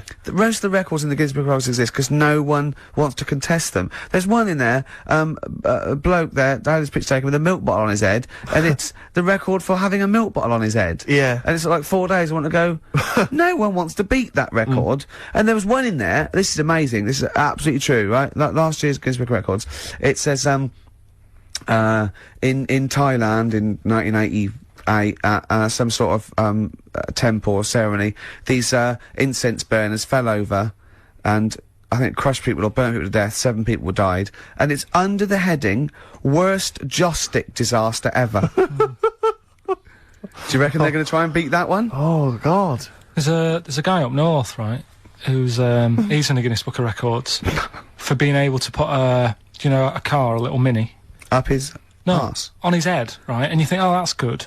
But without the engine in, I love the fact that he puts this thing that still weighs like, you know, 50 stones on his head, and you're going, boo! Yeah. What do you mean he puts the Mini on his head? he wears a little cap with a little bit of sponge on, They all do up there. and he picks up this Mini, Yeah, go on. and it takes like 2 blokes to put it on his head, and then he walks around for about 10 seconds showing off. But it doesn't have the engine in it, so I mean, if you're gonna do it, Yeah. Go the whole hog is what Yeah. you're saying. See, the reason I think he didn't do it with the engine in is because he couldn't, Carl. we'll do a motorbike or something. My mate went to see what's that circus that came to London? And that was in, the Camden, and it's sort of like really weird sort of gothic thing. Oh right, yes. I And remember. there's he said at one point this nude woman got into a jar. He went, but it was a big jar. He said it was a jar big enough for a woman. Yeah. People want to go boo. Yeah. But you know, get into a jam jar. Exactly. And you know, I'll be applauding. But it's a big jar. That's a jar shaped like you. I will get into a wardrobe. What, that big wardrobe? Yeah, well, I can get into that. No, I will get into the Well, wardrobe. I remember, I told you about this before, Rick. I was devastated a couple of years, I think it was a couple of years ago, when I read about that guy that won the world record for staying underground the longest. Like, Oh, what yeah. happened, right? He got in this box, and he was buried like 10 feet underground. It was in a pub car park in Mansfield. And the only way he near could Nottingham. communicate was through this tube that he had that went up to the surface, and he could talk to people, and I assume that was how he got oxygen. And it said that while he was down there, right, he began and ended a relationship with a woman. She put a she was note a down. passerby, she chatted to him, they start this relationship, and they ended it, right? Now, my point was, right, obviously, you know, my luck with the ladies is not triumphant, and, you know, I haven't got a girlfriend or whatever. You're not And Don Juan. Well, exactly right. And what I'm saying is, when you read that there's a man 10 feet underground pulling women through a tube, Yeah. you've got to sit yourself down and ask yourself some very serious questions. Yeah. I was Yeah. a little bit as you can imagine, a little bit upset From by the that. Midlands? Exactly. Yeah. A little bit devastated. Oh dear. Really upset me. Do you what is your method now of do you still throw little rocks at them and go, over here? Yeah, there was a kid I remember at our school, Mark Johnson, when we were like 10 or something, and we were talking about Guinness Book of Records, and Mark Johnson went, yeah, I'm in the Guinness Book of Records. I thought, I'm intrigued. You're a 10-year-old. I said, go on. He went, no, does this qualify? Does this qualify? He claimed that he was in America once, and he went to see, a baseball game, and supposedly that game was the world record for the number of people in an audience for a baseball game. It was like some massive stadium, and this was the most people ever. I'll tell you what it doesn't count. And he claims he was there. I don't reckon it was listed. Well, I don't reckon Mark Johnson got his name on that list. Exactly. Ross McWhirter would be going, well, that's the whole book. But I think I remember him looking it up and going, there it is, I was there. Yeah. Yeah, Does that count? I mean, no, I don't. I've done a similar thing. There was an ice hockey game in Manchester. Sure. And they filled it. It was the arena. Yeah. They had an ice hockey game. And I was part of it, but I wouldn't go around bragging. No. Do you know what I mean? Now you've brought it up, I'm telling you. Yeah, sure. Yeah, but you're not going to boast about it. Nah. You're not going to get a t-shirt made. What's the best thing you've ever done? I don't know. Come on. What's the best thing you've ever done that we will go, did you really do that, Carl? You see, it's weird, because I've been thinking about this quite a bit. Because I'm 30 on Monday. Are you? Are you really? Yeah. Oh, you're just going to try and get presents, aren't you, from the listener? No. I say listener. Yeah. But I kind of was thinking, have I had a good 30 years? What do you think? I don't know. Carl, is this going to get a bit melancholy now? Yeah. Because we've been having a few laughs at the expense of fat people. I'm not sure we want you to bring it down now. No. We've been having a jolly laugh about people who are morbidly obese. It's always when my girlfriend's working away, I always think about odd things. Do you? Odd times. Doesn't she leave you shiny things or videos in so you don't get too depressed and you can... Well, last night when I sent you that text. That was... Right. Right, let's play a record. This sounds intriguing, because I'm worried it is that Carl's intriguing. It's incredible. Right, play a record. Right, wait for this text that Carl sent me. wrestling. Yeah. But they've sort of cut and pasted a huge ream of information from the web. Thanks very much, but we need bullet points, or not don't bother. You're wasting our time, frankly, with any too many sentences, proper grammar. We're talking about Ricky Gervais here. Yeah. So not that I'd read the bullet points either, you'd read them too. Exactly, but your concentration would lapse so quickly that it just needs to be keywords, you know, arse, sumo, things like that. Yes, arse wipe. Yes, arse wipe sumo, correct. Yeah, or maybe even a picture of someone wiping an arse with a tip next to it. If you could get words out. If you could send through the origins of sumo wrestling in sort of diagram or sketch form, or in a kind of comic book, or one of those flick books. That just maybe draw a quick flick book, send that in. But thank you very much. Thanks for thinking of us. I woke up this morning, feeling fine. It's not a blues song, and I turned my phone on, and it was from Carl, and it went, "Forget it, I've made my mind up." And I thought, wow, what is that? And I forget it, I've made my mind. I went, "Carl, what is it?" He went, "Oh no, it's about the text I sent you last night." I went, "Well, what was it? I just got this text." He went, I was just wondering, I was thinking last night." He said, "Supposing you had to have your hands removed." Sure. Right? And the doctor said, "Well, you can either have them stay like that with stumps, or I can sew feet there. What would you have?" And I was bleary-eyed, and I went, "The stumps." He went, "Yeah." I went, "All right." He went, "Yeah." And then what was his follow-up text to that? And then I got the text that was obviously before it, and it went, and it was like quite serious. What would you do if surgery not doing with your hands? Would you have stumps or the feet? Right? Now the way, when I said, he's made his mind up, and I went, the stumps, he went, "Yeah." I think secretly he decided on the feet, but was too embarrassed to tell me. There's a little bit of what would you do? Because But why did you think of this? Why did you think of this? Girlfriend's away, right? Yeah, no, that's not why you start thinking bizarre I'll tell you devices. Now, right? I'll let you into my little mind, right? Last night, I had some beans on toast, right? She was away. It's good already. She was away, she had some beans on toast, she went wild. Yeah. Right? Now, I was stood up. I live on like on a high street, right? So I'm washing up. I'm looking out the window. First thing that had my attention is I can look into other people's flats, right? Yeah. And it was weird how all these different lives were going on. I was watching them, and everybody had the telly on and was watching Volcano, right? Which was on last night. Right. And I thought, oh, that's weird, right? I can see them all watching it. And it was like a little Chinese lad who was dancing around in some underpants. Yeah. And then there's a little old woman who lives downstairs who was reading a book, and she's always reading a book every night, and it's like, I have a better life than her. And then there's like some sort of bouncer who's always getting ready to go out late at night with all the black on. He looks like a bouncer. So I was watching all this life going on. I thought, did you witness a murder while you were doing this? Yeah. It was like that sort of Sliver film where that bloke had loads of tellies watching people's lives. So that was going on in my mind. And then I was washing up, and I picked up the plate, and I thought, oh, it's amazing, isn't it? The human body, the way you can just sort of, you know, I want to pick that up, and you do. Yeah. And the way your hands work, right? Yeah. You've got 5 little digits, but it's just the right amount to do what to do what you've got to do, right? So I'm cleaning the plate. Sorry, Carl. Stop.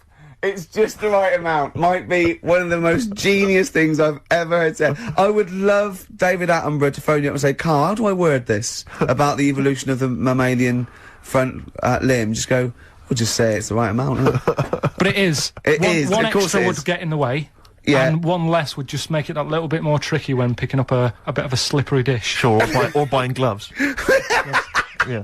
A slippery dish. So then I was thinking, right, imagine like going to the doctors and he's saying, yeah, everything's all right, your heart's good and everything, but your art's good. What, your Larry's or? Yeah, your heart, you're in good form and whatever. Sure. Yeah, it's good news. You know, I had Jono in earlier. He's not looking good. Yeah.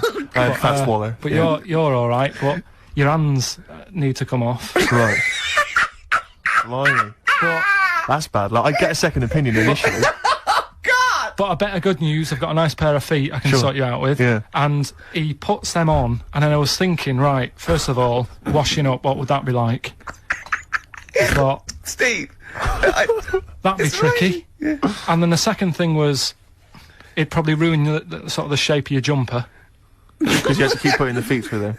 Yeah. And then I thought, but I could still cycle in Okay. to work. You could run in. Well, that's the thing. You'd be really fast. Well, that's what I was thinking. I thought I could still cycle because I could balance, and then I thought, but the only thing is I probably couldn't pull the brakes. Because of the little short things. Yeah. And then, like you, I thought, but then again, you'd run in half the time. So that's what was going on in last night. Right. That's what I was thinking about. Did you How ever... long did this take? Well, how long does it take to wash up? Right. Because I imagine you just being there for, like, all night. Probably 25 minutes. How long did the little Chinese fella dance for in his pants? He's always doing it. Last night he was at it for like 10 minutes. Yeah.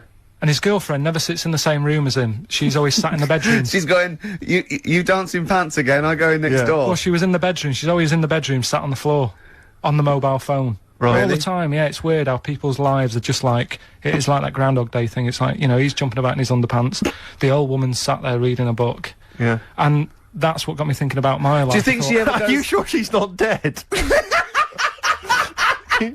Every time you look down there, she's just flicking through she's just reading this book. The pages never turn. She never seems to finish it. She never moves from her chair. Are you sure the Chinese Her girl's cats going... are dead around her. I'm going into next door again. That little round-headed the fella's smell. looking in. He's looking in at me. The bouncer goes, "Don't worry, love, I'll go and beat him up." But he's always true. getting ready. That's true. They're They probably... see you staring at and washing up, going, "I could have feet here," and they get scared. The old woman's dead. Oh, Carl, dear. can you tell us roughly which neighbourhood you live in, so that we know? It's central. Central, is it? Yeah. Wow, imagine if that little... Was he a Chinese fella, did you say? Yeah. Imagine if he was listening now. I'd love him to call in and explain these actions. Well, he might be on some other radio station talking about a lad who's always washing up and looking at his hands in a mysterious way. Yeah. But do we know this doctor that would go, "Well, all right, Carl, you can either leave them as stumps or I've got a lovely little pair of feet." Why? I mean, I told Jane this, and Jane went, "Is that the only choice? You could say, could I have some dead man's hands? Have you got any? Where'd you get the feet from? Where'd you get the feet from? Can I have? What would you rather have then? Human feet or monkey paws?" Well, I mean, that wasn't an option last night. That if the doctors said... No, it this wasn't is- an option last night, but don't forget, it's in your head, Carl. This didn't happen. No, but I'm just saying at the time, that's all the doctor had to offer. But you know, it's your head, you can go anywhere. No, it wasn't a real doctor to offer. It's in your head, you can go anywhere. You're not trapped. Yeah, but if you can do anything, then you'd say we'll sort us out some other hands. Fair point. Let's play a record. We gotta come back to this.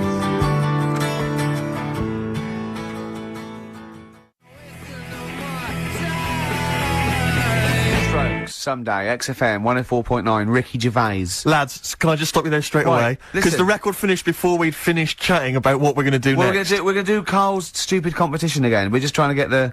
I think that. What are the rules? Right, because last week it was a shambles. Rick. I know it was too easy. That's the why. week before, I should say. I think people should phone up now and be held in a queue, and then he should have the clue. Otherwise, because people are just phone up when they know the answer or not. But how is that entertaining to the listener? That's what I'm going to throw back at you straight away. I don't think this is entertaining at all. I just think people might want to talk to Carl for us just a split second. The way we'll do it, right? Yeah. Right. This is me roll here, right? This is the way we're going to do it. Right. We're going to say if you want to win The Office on VHS, right? Yeah.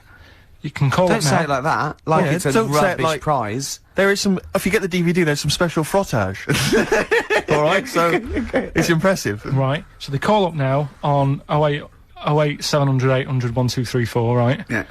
We bung on a bit of Elton John in a bit, right? We line up two callers. Look forward to that. It's a beautiful track. Yeah. We line up two callers. Yeah. Right. And then we have them on the air and we say, right, I'm going to tell you the little story. You've got to tell me what song it is.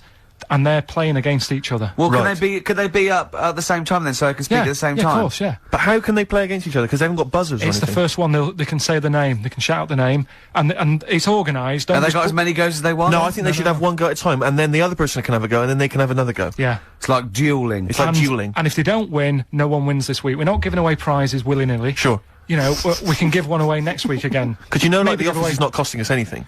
Because we were, involved. I We know, can get but as many copies as you want of that. I like Seriously. it. I like it when, We got them coming out of our... Do you think the listeners are usually in on sort of board meetings like this? Or do you know... I said this before, guys. I said before. I We should know. do this off air, but you refused to chat. Imagine Chris Tarrant going, hold on, what, they can, what do they do? They can phone a friend. Yeah, they just phone a friend. Look, come down to, right, okay, look, we haven't got this... We've got right, this right. sorted. What Phone if up you now. Phone up. We'll play some adverts. Phone Yeah. up now. Yeah. Right, so that's the plan then. Okay, we're gonna have a beautiful track here. Continuing our... Wait, whoa, before- hold on, wait, Steve. Go on. Right, I've said your name 5 times now, I don't need to mention you at all next week. Right, we're gonna play, Elton John, continuing our sort of thing of, don't diss them just because they're old and bald now. Yeah. They used to be good. This is a beautiful track. I dissed him, didn't I? Yeah. Called Tiny Dancer. We're gonna enjoy that. Yeah. Enjoy that. Enjoy listener. that. And then, if not the now, show. Steve, what were you gonna say? Thanks for asking. I was just going to say, what should the audience be doing now? If they're listening at home, they want to play the game, what should they be doing, Carl? Should they be phoning Say you the now? phone number They again. should be ringing 08 700 800 1234. 08 700 800 1234. And 2 lucky contestants get to play your game. Yeah, what's the song? What's the song that Carl's thinking? Could I give you a clue when you call up? You've got more chance of playing if you don't sound like a mentalist. Exactly. Most of the people that phone sound a bit like Carl. We're not interested. We don't want those No. sort of people. Yeah. We want people who can, who are maybe eloquent. Why you watch me in my pants?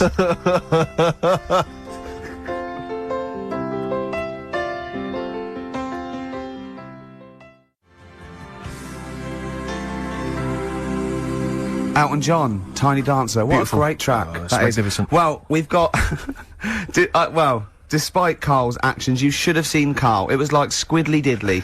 His arms and legs there, he'd have been better with feet, I'll tell you. He didn't know what he was doing. We were getting angry. At one point, he went, oh, we get a man and a woman. And the bloke phones up. He goes, are you a bloke? Bloke goes, yeah. He goes, hold on. And then another bloke goes, oh, you're a bloke. We wanted a woman. And the bloke said, I've got what? He goes, put the woman on. She came on, he went, are you the woman? It's the way he speaks he's to people. magnificent. So who have we got on the line? Here's the woman. It's the woman. Hello.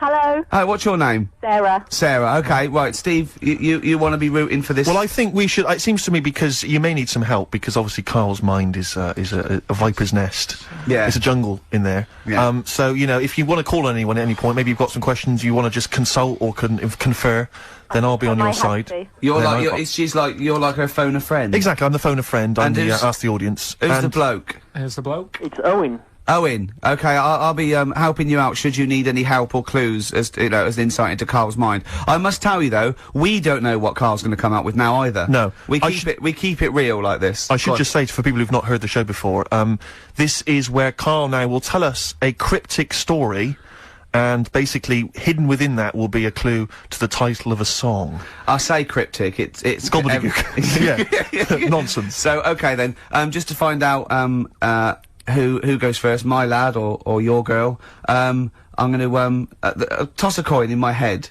Okay. So who can guess? Well, first? ladies first. Ladies first. Okay, what was your so- name again? Sorry. Sarah. Sarah. So Sarah. Okay. So Sarah, heads or tails? Heads or tails? Tails. No. Right, my lad will go first. Okay. So then. so what this means is when he's finished the cryptic clue, you, Owen, will get to guess first, but if you get it wrong, it goes over to Sarah, and then back and forth until hopefully one of you gets it right. Okay. We could be here for some time. Yeah. Right, and what are we playing for here? Of DVD or video of The Office? Whatever we can Whatever find you've out. got, Yeah. whatever format you've got. Yeah. Okay Yeah, then. brilliant. Okay, Carl, go. Right, so here we go. So then, it's the right? name of a song we're looking for. Brilliant. Right, this bloke, he's had a good night out at the Yeah. pub. Right. This is probably all irrelevant. Remember that, Owen. This could all be irrelevant. Yeah. Okay. Right, so he's had a good night out with his mates and that, and he's really enjoyed himself. And he's on his way home, and it's just like any ordinary night, right? Everything's just normal. He's seen the same people leaving the pub, going home, and he's like, see you tomorrow night. I'll be out tomorrow, 7:30 and what have you. And they're on the way home, and it's a nice night. Everything's nice, and he's walking home, and he sees this sort of smoke coming out of a grid. Right? Some smoke coming out of a grid. Yeah, a bit of like smoke, and he thinks, what's that? Right? And this is what's weird, because it's like any other normal night, but this time the smoke coming out of the grid, and he goes over to it, and he can hear some moaning. Right? It's like, ooh. So he thinks this isn't right. So he stands over the grid, and he's looking down it, and he can't see anything. So he lifts the grid up. Right? Do you mean a grill? No, a grid. A you know, like a grid? grid in the street. What? Yeah, he Not means really. a grill. A grill. He means a grill, Okay. Okay. And he lifts it off, and he's looking in, and like more smoke's coming out, and he can hear the moaning getting louder, and then this little demon pops his head out. Oh. Right? Bloody demons. And he goes, are you alright? Yeah. And the little demon goes, oh, I'm hurting. And he goes, what do you mean you're hurting? He said, oh, it's dead hot down there, you know. and it's weird, because he works it out that it's like come from hell. Right? Yes. And he's going, oh, I'm all hot and burning, and all his skin's sort of really red raw because of all the flames in hell and stuff. So he goes, oh, he said, I tell you what, I'll take you to the doctors. And the little demon's like, what, you'll do that for me? And he goes, yeah, I'll do that. And he takes him to the doctors. What's the song? That was Ricky Gervais, Next FM. It's 3 o'clock now. We're going over to Natasha. Thanks very much. See you next week. Bye. Man, that was quite a long story. Ooh. Is Owen and Sarah still there? Yeah. Have you dozed off? You still with us? Okay, Owen. Any clues? No, not yet. I You've gotta haven't make got a guess. clue. I haven't got. I have no idea. Can I think out loud with Owen? Do you think? To No, I help think him? Owen needs to at least have a Okay, guess go before on, have we a can- guess, Owen. Smoke on the water. No. Well, it's not, is it? So not gonna be that. okay, over to Sarah, you. what do you think? Bat out of hell. It's a good guess. No, not. It's not right. Not right. Right, Carl, you'd have to give him a little clue. Well, think about the little fella. Think about the little demon. Yeah, Okay, there's the clue. brilliant. Thanks for that. Where did I say he came from? Highway to hell. On the right, along the right lines, but not the right song. Back Sarah? to Sarah. Stairway to heaven. Carl, if this is rubbish, I'm never working with you again. If this doesn't work, What do you mean, if this is Right. rubbish? Right. Okay. Take the main bit of the story. What's happening? We don't know what what's the the main name bit of the is! story? It took 30 minutes. the grid. There's the grid. We got the grid. The smoke. What's he done? How did the story end? He went to the doctor. He went to the doctor. That's He went to the doctor. Who did he take to the doctor? He took The a little demon fella. Why did he do that? Sarah, come on, that's a big clue. Right, Sarah, come on, let's think about this. Why would he take a little burnt demon to... Was he burnt? He was burnt, wasn't he? He's from hell. Yeah. All the flames and that, and all his skin was Hell. really raw, and he was moaning in pain. And the little fella goes, yeah, I am on the way home. My tea's going to be in the oven and everything, but do you know what? I'm going to take you to the doctors and sort you out. Sick. Doctors. Oh, God. Is there anyone you got there in the house who could maybe help you? Like a sort of 8-year-old child? Yeah. An alien. Yeah. I've got a 3-month-old baby. He probably talks more sense. Yeah. Not than you. Than Karl, we mean. Right. Right, I'll tell you what, let's play a record. But let's all have a chat. These poor people have got lives. Sure. They've Oh, got yeah, to like do we some- haven't. No, but I know, Karl, this is... There's so many things I could be doing instead of this, Rick. I know, but Karl... We'll play some ads, right? and They come can't back. stay on the line They've got for... 3 minutes. They're playing for a video, eh? They've got 3 minutes to think about it. Is that all right with you? Okay. Yeah, and is that all right, Owen? Yep. Sorted. XFM. Right. Please try and guess this, because Karl's threatening to roll it over to next week. Oh. I know, I don't want to live a week trying to think of a little burnt devil in a grid, as he calls it. Burnt devil in a grid. That must be it. Devil in a grid Devil in by a grid. excess. Smoky devil. Oh, God. Oh, burnt devil grid. Sarah, any... Grid? What's a grid? Any He means idea? a grill, he grill. means the little thing in the smoke. Burn. Smoke on the water. Barbecue to doctor. Burnt. Doctor. Owen, any ideas? Devil Without a Cause by Kid Rock. No. What we're going to do... Is the word devil right? Yeah. So devil's a key word here. And you're thinking about what's the bloke done? He's took him to Devil, the doctors. isn't he? They can't Why really did he do that? Why didn't he just say, oh yeah, it looks terrible, but I've got to get off home? He's a good Samaritan. He's a good Samaritan. Right. He's a good guy. He's a good guy. Saviour. Devil. Saviour devil for later. We're really running out. I've got it. I've got it. Have you really? Sarah, Yeah. I tell you this, love. You have got something to entertain yourself with in about 3 weeks' time when we get the DVDs and videos through. Cool. Ladies and gentlemen, I give you Sympathy for the Devil. Well done. Sympathy for the Devil. Karl, Oh, it's man rubbish, alive. mate. It's rubbish. That's not a cryptic clue. It's not rubbish. Sympathy for the devil. You said he wasn't the devil. You said he was a demon. Right. Yeah, but I one. couldn't- no. Right. Okay. Sympathy for. What's all that rubbish about him being burnt and taken to the hospital? Sorry, Rick, but I'm noting a little whiff of jealousy there. It's so rubbish. No, I'm sorry, but Sarah is It's happy. not allowed to try and make people Her guess. baby is happy. Sarah, Her husband, or maybe partner, Sorry, maybe they're not Owen. married, maybe they're living in sin. He's also happy. Yeah. They're happy. That household is happy. Owen's got it. devastated. Fantastic. Yeah. Oh, do you want it on DVD or video? DVD, please. DVD. Sarah, Okay. thank you very much indeed for playing. Cheers, Owen, Sarah. commiserations. Sorry, Owen. yeah. Triumphant. Another You're so triumph. rubbish, Karl. You are so rubbish. There you got it right. Oh didn't you? dear. Rubbish. Well done, Steve. Jealous. I loved it. I Rubbish. thought it was a great one. It's Nice one. fine. I'm Ricky Gervais, with me Steve Merchant. Absolutely, yeah, hello. That clang you heard there isn't Karl. No, Karl's away. It's Sturgis. Claire Sturgis is here. Yeah. You'll know her from the Claire Sturgis show, but we know her from our early days on XFM, Yeah. and, you know, we're good friends. It's sort of like old times, isn't it? And Karl is had a little surprise birthday present. What's for the me. story with this, Claire? Because I don't know Well, about this. do you know, I came in on Monday expecting to see his little smiley face, as usual, and it's always not here. Yeah. What do you mean? So, apparently his girlfriend had surprised him and dragged him off to the Caribbean for a week. Wow. No, Canaries, isn't it? Oh, I mean, I don't Yeah, know. he likes the Caribbean. He likes the crabs. Yes. Yeah. I thought he was bored of the Caribbean. I thought he didn't enjoy it last time. No, he loved it, didn't he? No, I don't think he did enjoy No, the it's crabs. Tunisia he didn't like. Right. He's been travelling, hasn't he? I know, yeah. He gets he about. didn't like Tunisia because there's flies the size of matchboxes. Of course. And, and, midgets in the kitchen. No, there's nothing wrong with that. Yeah. Midges or midgets? Midgets, he said. Right. In It the was kitchen. midgets. He wasn't saying anything bad, he said that there were lots of midgets in there. Lots of midgets in the And kitchen. I thought it was, he'd gone away to some sort of, like, theme holiday. Yeah.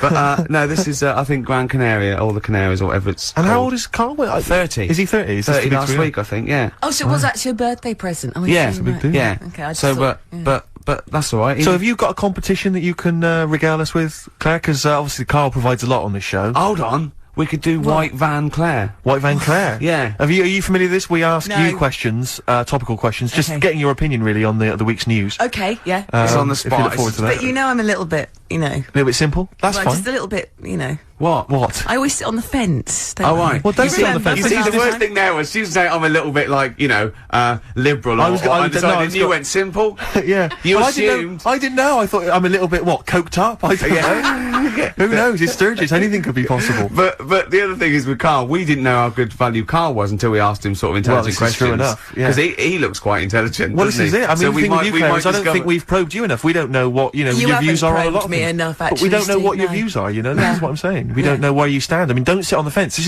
is the new Claire Sturgis. Yeah. All right, we're Yeah, going to delve deep, dynamic. find a personality in there, Claire. Let's go back All to right. the old days.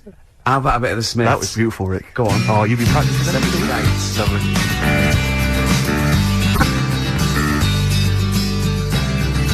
Smiths.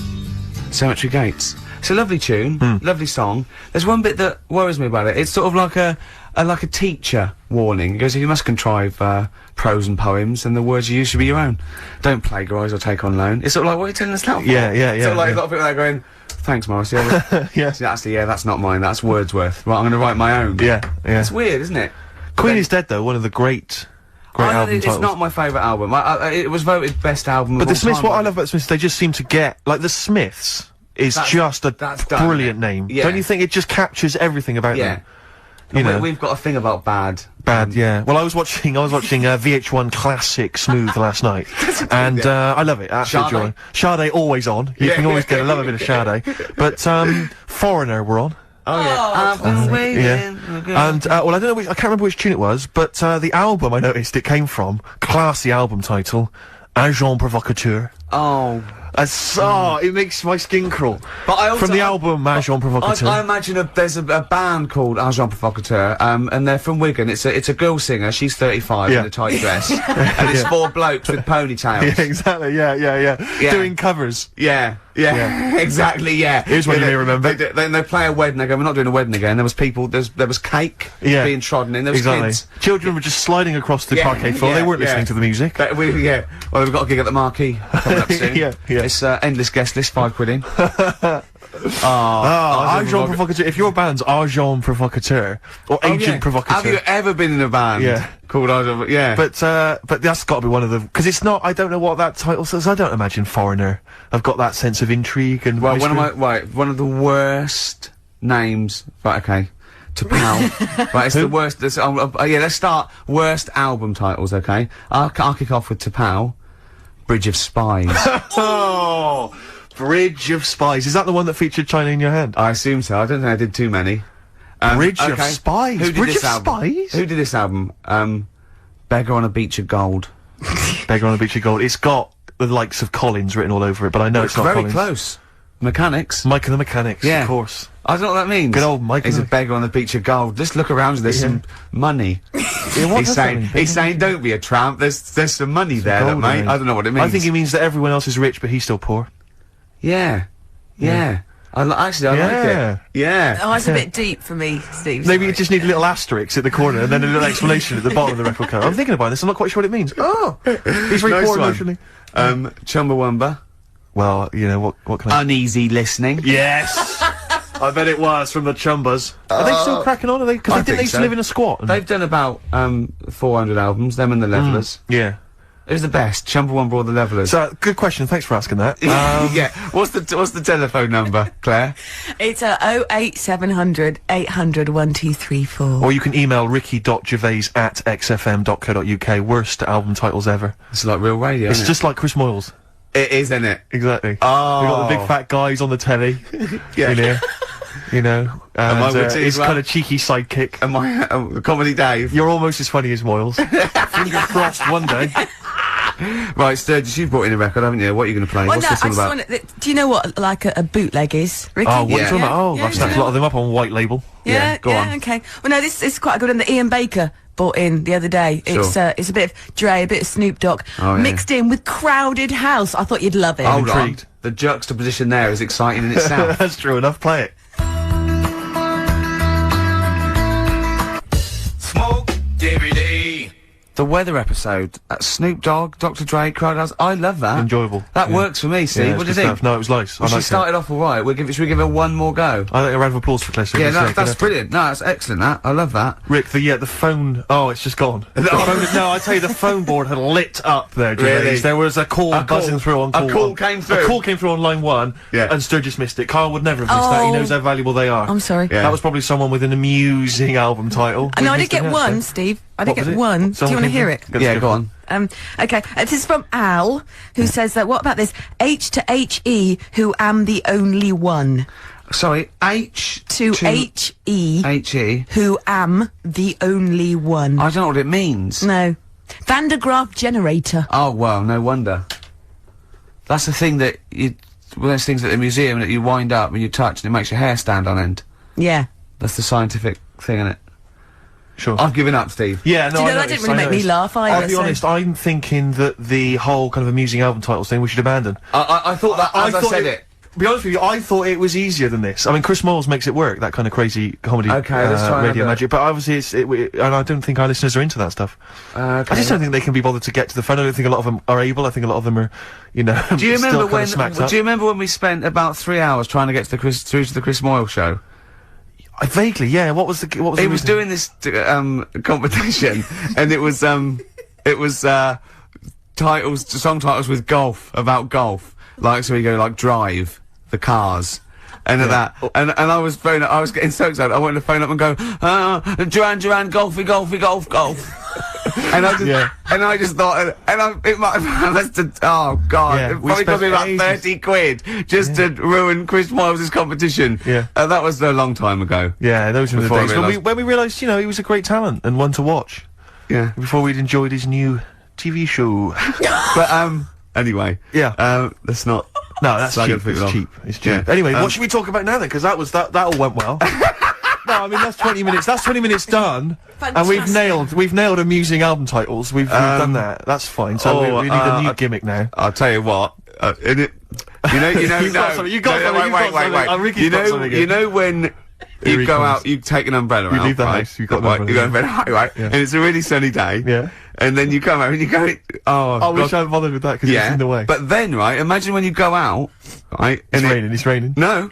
You go out without an umbrella. Okay. And then it rains. What's going on there? Oh, Isn't that weird, isn't it? We've all been there. So phone if you've got like funny, weird observations of things that happen like that. Yeah, stuff like that about umbrellas or any kind of sort of accessory or hats. Give the number out again, Claire. This is going to be brilliant. This is going to be great. Take this one. Take this one. 700 800 1234. Just comedy observations. Yeah, the stuff you thought of. Wacky stuff you thought of. Just tell us what stuff you come up with.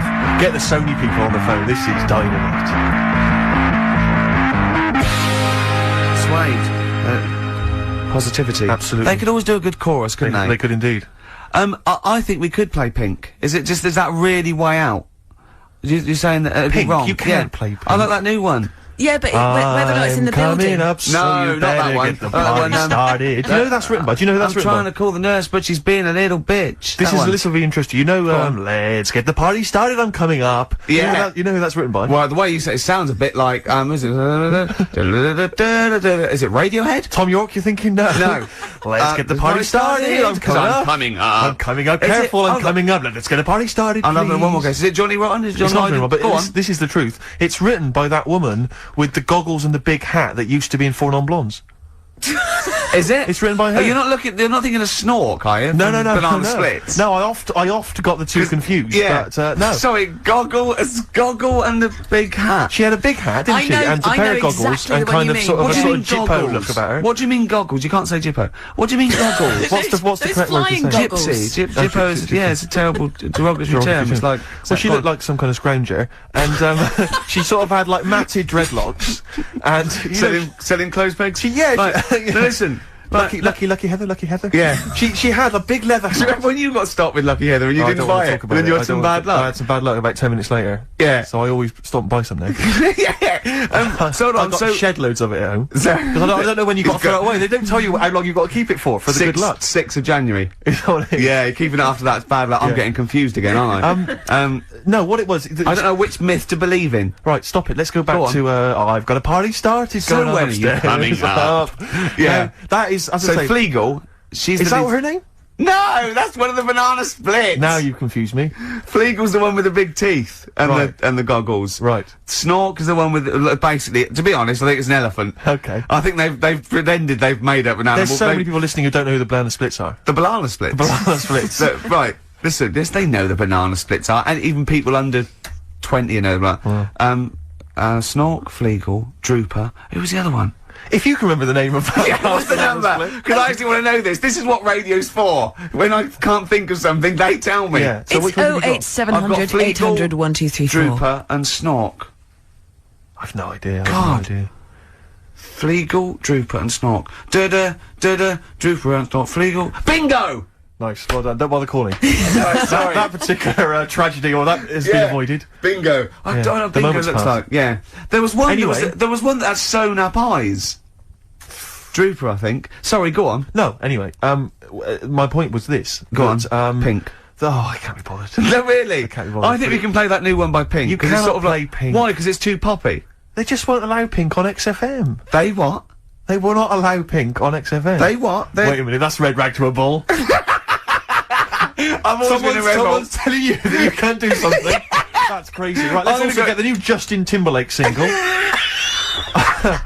I The tell you thing what. is, Ricky, you're gonna have to nip down and have a word with Foxy because we haven't got it up here. Really? Yeah. I'd I mean, love he'll to. have it. Can't but- you call someone at Capital Radio? Well, yeah. Can What's we that call one? some? What's that one by Busted? That's what I go to school for. What about Abs? Dynamite. Abs. The new one from Abs. Dynamite. Yeah. Well, play a record and we'll discuss this Pink thing. Would you want a bit of Cat? Oh, Cat Stevens. Yeah, Yeah, get that. Cat's Bullet 4. This is Sittings. Lovely. Piano and everything, isn't it? Oh, this was the tune we were originally going to use as the theme music for TV's The Office. That starts Yeah. again on Monday, I think. It's Just play it.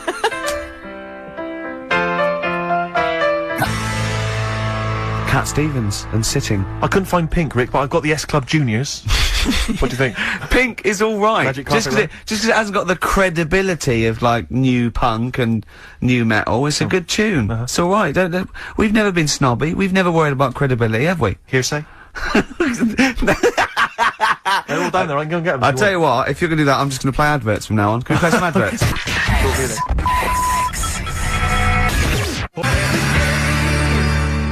Supergrass.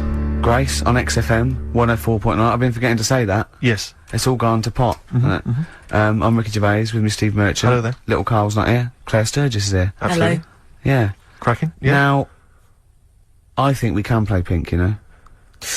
Well, I don't know. I mean, I don't want to be responsible for it. No? I mean, I don't have a problem particularly with the lady. You know, she's made a good effort with it, and I think, but apparently it's either number one or it's likely to be number one Really? this week. So, So it's not that rebellious, me it's not playing this, isn't particularly it? rebellious. No. But I don't know. I mean, what worries me is that whether the audience will turn against you, and that you'll lose all musical credibility.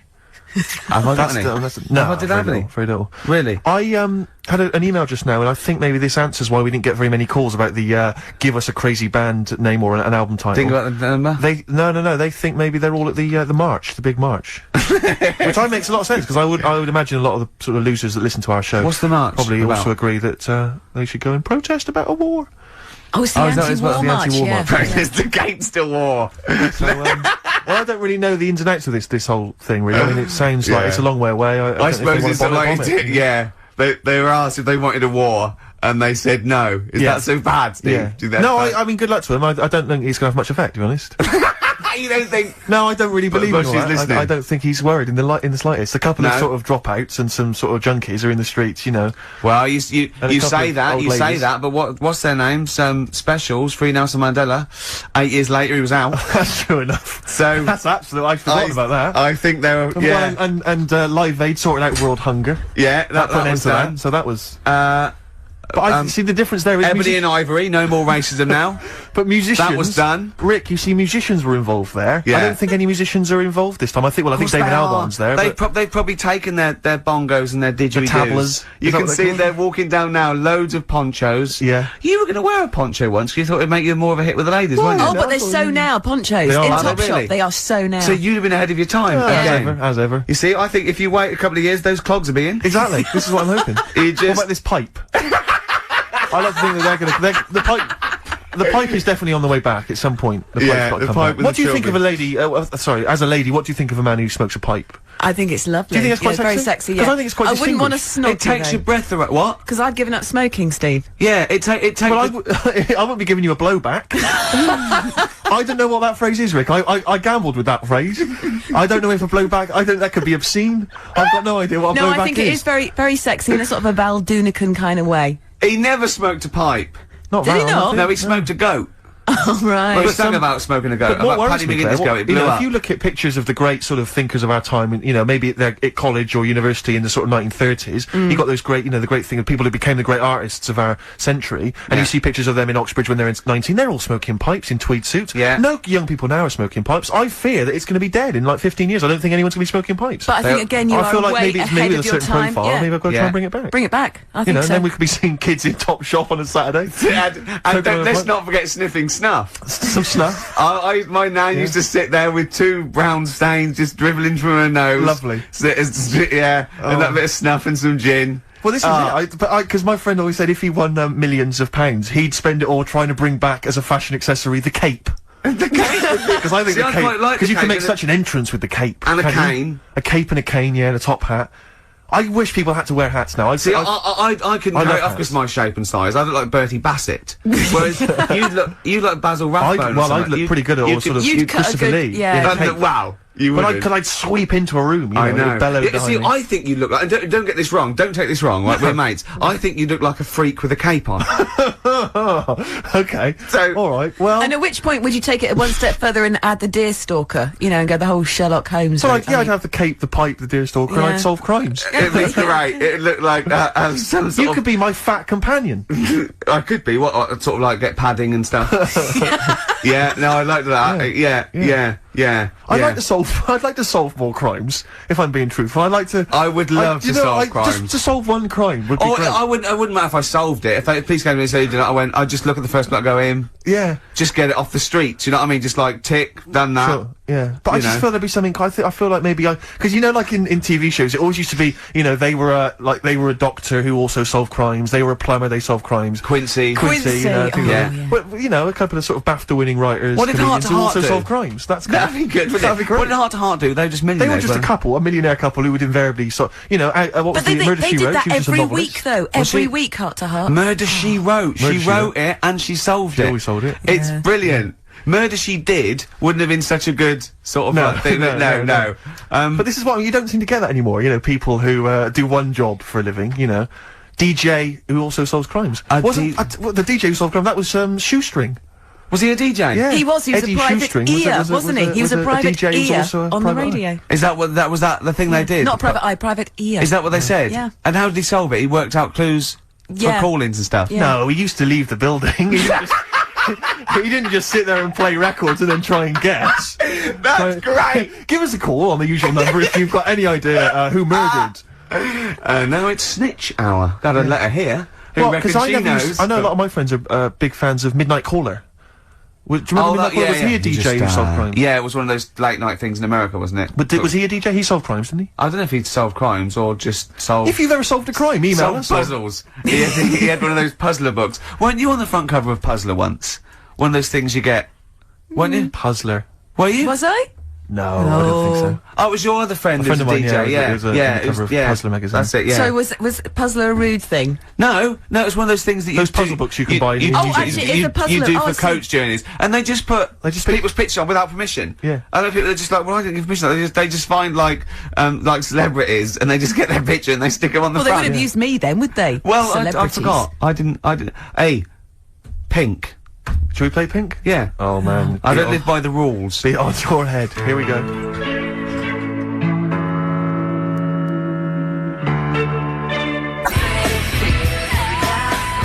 That was the Strokes, and kids are mental. Yeah. That was No, a- you're all right. No, shut up. No, the thing is, I think if we'd introduced that as just, and we didn't mention who it was, and we just said this is the new one from one of those trendy new bands, you know, the Boomtown Rats. then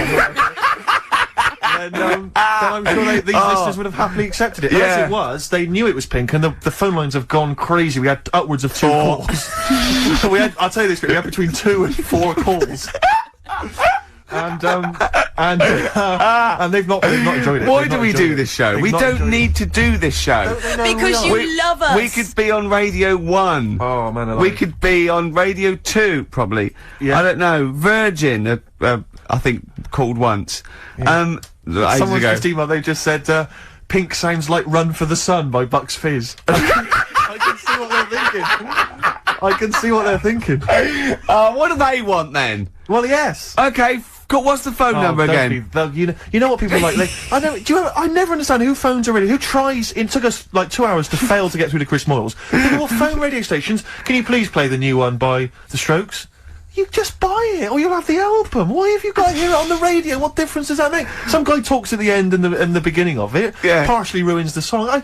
I can't understand who phones up for a request. We're really alienating our listeners now, aren't we? Nice We're going, we don't care what you think, go and buy it. We're going to play what we want and we don't care. Yeah. I mean, we're not being particularly funny or interesting. We haven't even got that to fall back on. I'll tell you what it is, Rick. Arrogance. Laziness. When you've got a hit TV show on your hand and you've won the awards and you're making the kind of money that you are at those massive corporate gigs. Yeah. Where they're paying you thousands of pounds to turn up for 10 minutes. You don't need this. I mean, Steve, don't you get that then? I'm afraid I don't, Claire. We carved it up early on that Steve would not be making the sort of money that I would. Yes. And he shook on that. That was written contractually. Yeah. So I think. So you did shake on that. Oh yeah, yes. it would be horrible to go back. I don't think he realised quite the difference. Yeah. But the you know, huge success. I don't think he'd want me to Welsh on it. Right. I don't think he'd be happy with himself if I gave him any. I would you? couldn't live with myself if you gave me some of that cash. Well, what should we play then? What should we play? Should we play just the save Strokes it or by something? playing the Strokes? Oh, Go on then. That's all stuff. Oh, thank God for that.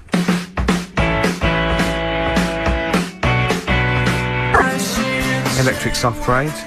Same way every day. Is that what you want? Is that what you want? Do you mean me or the listener? The listener. Sure. Is it what? So they didn't like. So they want good music, they see. Apparently, Rick, they would prefer good music to. They want good music, do they? Are you sure they want good music? They appear to want good music, Rick. Why? Hang on, wait a minute. What are you thinking? I'm gonna thinking of playing a really good record next. Oh, wait a minute. Wait. No. They've wound me up now. They want good music. They don't want right. So I will do a little deal with them. Okay. I will play them a fantastic piece of music. As long as they promise to turn the stereo up to number 10. Wee. What about the neighbours, Rick? Think about the neighbours. What, you think they'll annoy the neighbours? They may annoy Steve, the maybe neighbours. I want them to annoy the neighbours. Wait a minute. What? Rick, you know what that was? What? It's the sound of the rule book being torn up. Yes! Yeah. Rick. Yeah. You think I'm playing with fire? It sounds like it. Maybe I like getting burned. Oh, careful, Rick, careful. Because you could scold your hands, but what about your elbows? I wish I knew what that meant. I wish I knew what that meant. I didn't really think that through. This is a great piece of music by one of the greatest bands ever. Okay, it's one of their best songs. Yeah, that's true Okay, enough. it is long. It's a long but- tune. Well, you know what? What, you can't handle What? that? You can't. You don't want 8 minutes Ooh, of you the don't want Who. 8 minutes of cracking music? Yeah, Then listen to this. please switch off your radio. No, seriously, turn the radio up. Crank it up. Go. Rock it up.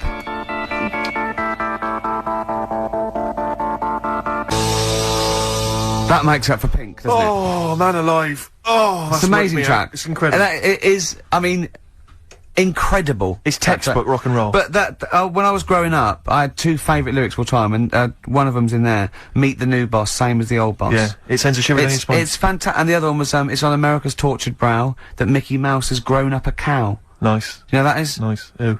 Got a phone in. This would be a competition. What should we give away? Office.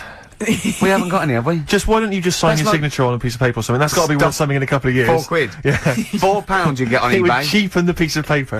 Yeah, not if it's a rubbish bit of paper. I've had an which email here. I probably would sign. There's an email here from Davey Look, Monroe. it's lit up. No, wait a minute. Look at that. Oh my God! They've gone mad. They answer it. Put them live. Oh. They might know the answer. Hang on. We'll give them some. We'll give them some CD. How do you put it Oh, live? While you figure that out, let me just read this email. Go on. If you're having to play, it says here, if you're having to play extra ad breaks and 8-minute long songs, it just goes to show who provides all the material for that radio show of yours. Did Carl secretly write The Office as well?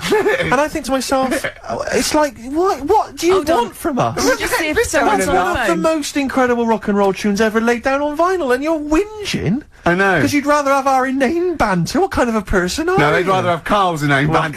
clearly. Don't big your I roll just- up. They no, don't no. want us at all, Steve. I've just had a phone call from a very nice girl saying, "Where's Karl?" I said, "Well, you know, he's back next week. Well, what's wrong with me?" She went, "No, you're lovely, Claire." She said, "But Karl calms the other two down." Sure. Really? Can we just see if someone's on the phone? Is Yeah, go on anyone then. there? Right, what are we going to give him? We're going to give him some got nothing. CDs or We're something. running on Well, it. take the name. Right. Anyone there? Hello? Hello? Oh, God, there's someone there. Oh, I've got to put my headphones on. Oh, hang on. Oh, what was the lyric again? Stay there, please. Alright. It's on America's tortured brow that Mickey Mouse has grown up a cow. Life on Mars. David. Life on Mars, David Bowie. It's easy as that. He. What's your name? It's John Ball. John Ball. John, I'll be honest with you, we got nothing. We got nothing to give you. It's not good enough. No, we'll get him some. We'll give him. We'll give him an office CD. He doesn't. and We can't keep doing that, Rick. It's We've got pathetic. nothing Yes, else. They you don't can. give. They don't give us anything, do they? They don't.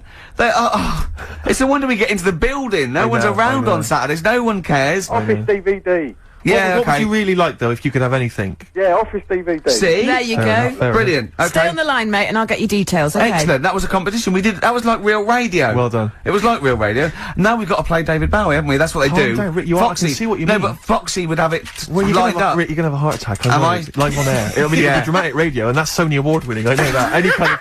I think you remember when Tony Blackburn had his breakdown on there. I think did he win awards for that? I mean, it was pretty impressive Probably. stuff. It was pretty intense. Yeah. What breakdown award? Have a breakdown. Yeah. Excellent.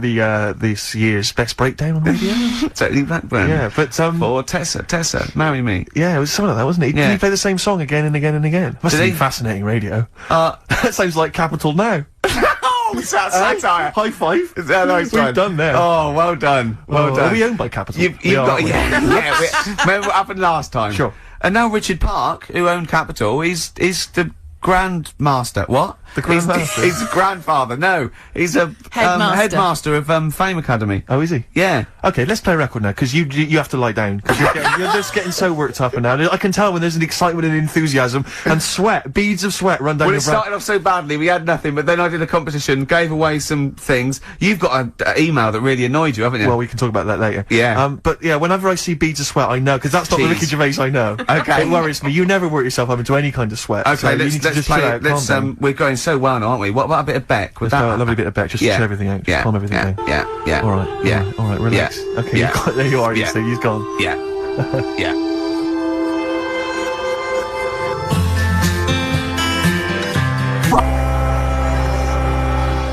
Beck. Beautiful, that. Good tune. Brilliant. Good tune. Yeah, I enjoyed it. Lost Cause, XFM 104.9. It's going well, isn't it? Oh, I'm loving it. Right, let's do something else then. Adverts. or Yeah. Adverts, I'd something? love to hear some adverts. Yeah. Oh, please.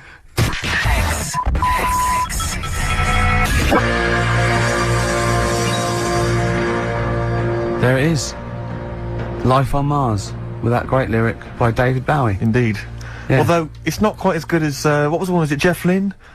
The chances of anything coming from Mars are a million to one, and yet they come. Yeah, and still they come. And still they come, and I wonder still what you they get. come. Would you get that at Ladbrokes? I'd like to A see, million yeah. to one. But it's Yeah. a million to one and still they come, Claire. Yeah, And still yeah. They, come. They didn't know the odds. They go, what are you doing? It's a million to one. It's what? Some guy in There's that- a million to one on you. We should have put a bet on. We didn't.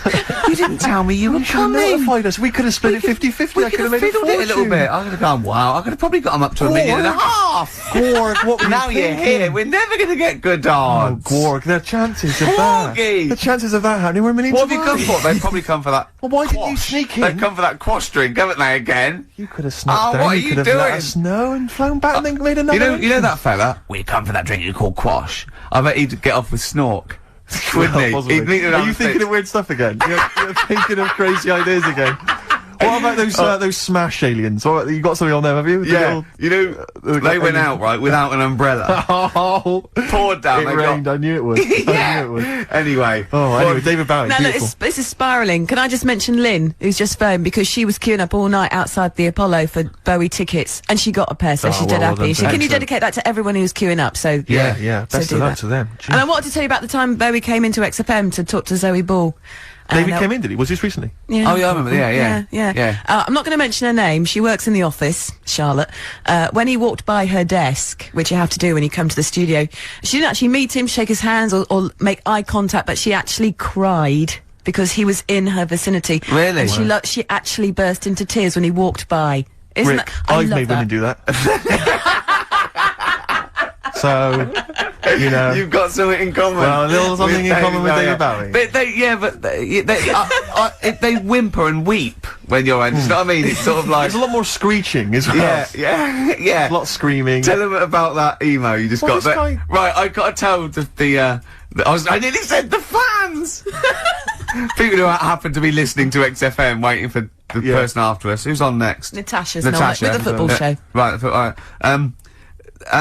Steve was genuinely annoyed. I laughed. Right, Steve is genuinely annoyed. He doesn't like rudeness or people insulting him from a distance. I'm not sure I can find it. Oh, what was it? Oh, you got to find it. Well, hang on. Let me. Oh, hang on. This is good radio as well. The sound of a mouse clicking in the distance. Well, I'll just keep talking. I'll just keep talking. Can't you come up with some magic? What was Scooby-Doo on about? A talking dog? That's a bit weird, isn't it? Oh, what is that? And then, right, what was that? Wacky Races? I don't know wait a minute. So why did they run, the cavemen, if they, the car? I've got it. I've got it. Right. Okay. This is an email. This is an email that was sent through. Right. And this is my feeling. I think if you're going to email an insult, you've got to at least be clear what the insult is.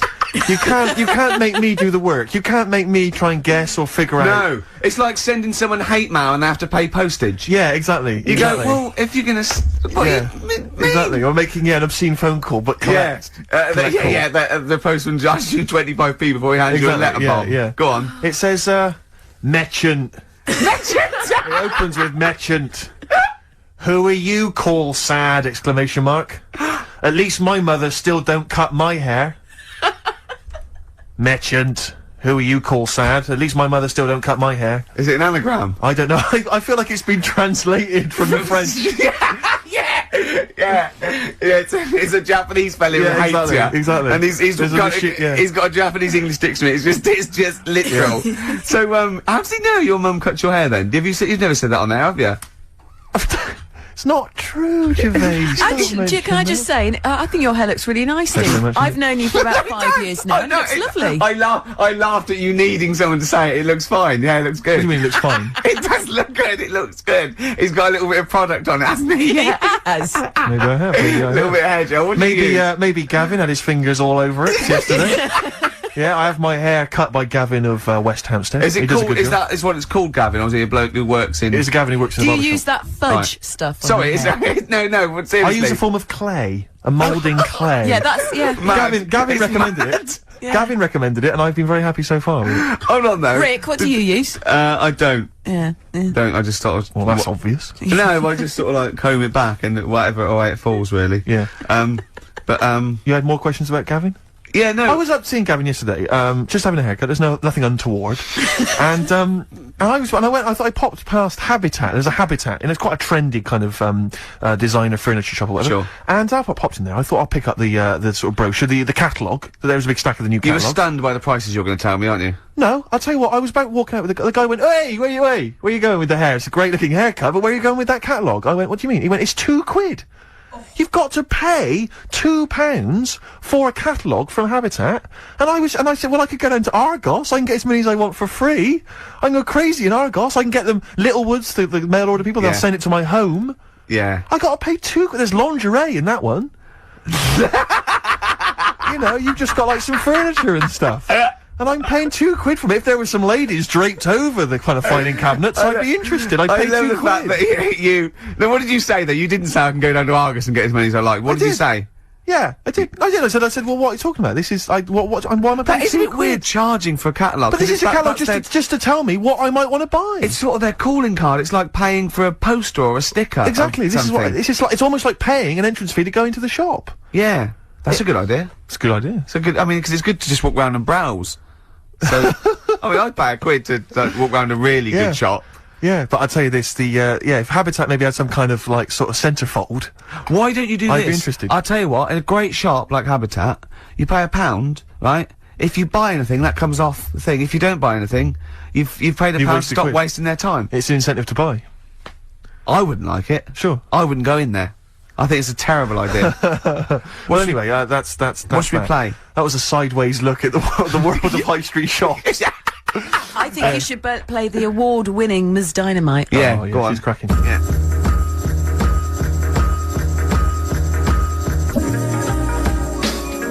Ms. Dynamite? Good that, innit? It's cracking. Yeah, it's very good. Yeah. Mercury Award winning. Absolutely. Well done.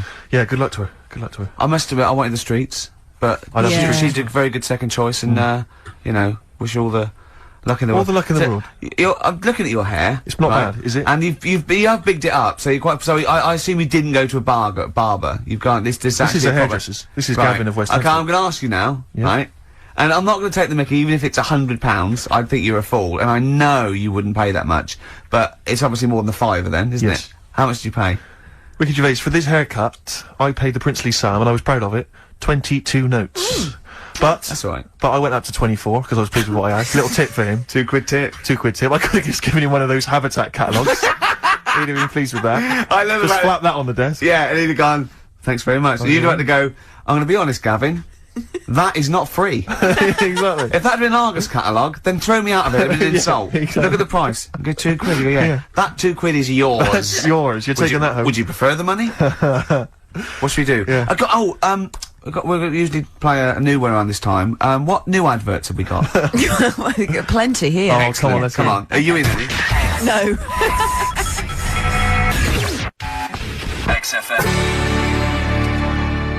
Badly Drawn Boy. I imagine that's starting a British film. Do you know what I Yes. mean? They're jumping on a London bus and they're going around London. Well, of course, the film about a boy, he did the soundtrack for. So if you were a little bit more up on films and stuff, you'd have already Yeah. known that idea's been done, and you wouldn't have embarrassed yourself, and there wouldn't be egg on all our faces. Oh, But no. thanks very much. Sorry Rick. about that, I'm eating. I'm very messy, aren't I? yeah. What have you got, Steve? What have you got for Rick, me? I'm glad you've asked. Thanks for asking. This is a Stevie Wonder track. Now, I hope people aren't as offended by Stevie as they were by Pink. I'm sure they won't be. I mean, for goodness sake, he's one of 20th century's greatest artists. Yeah.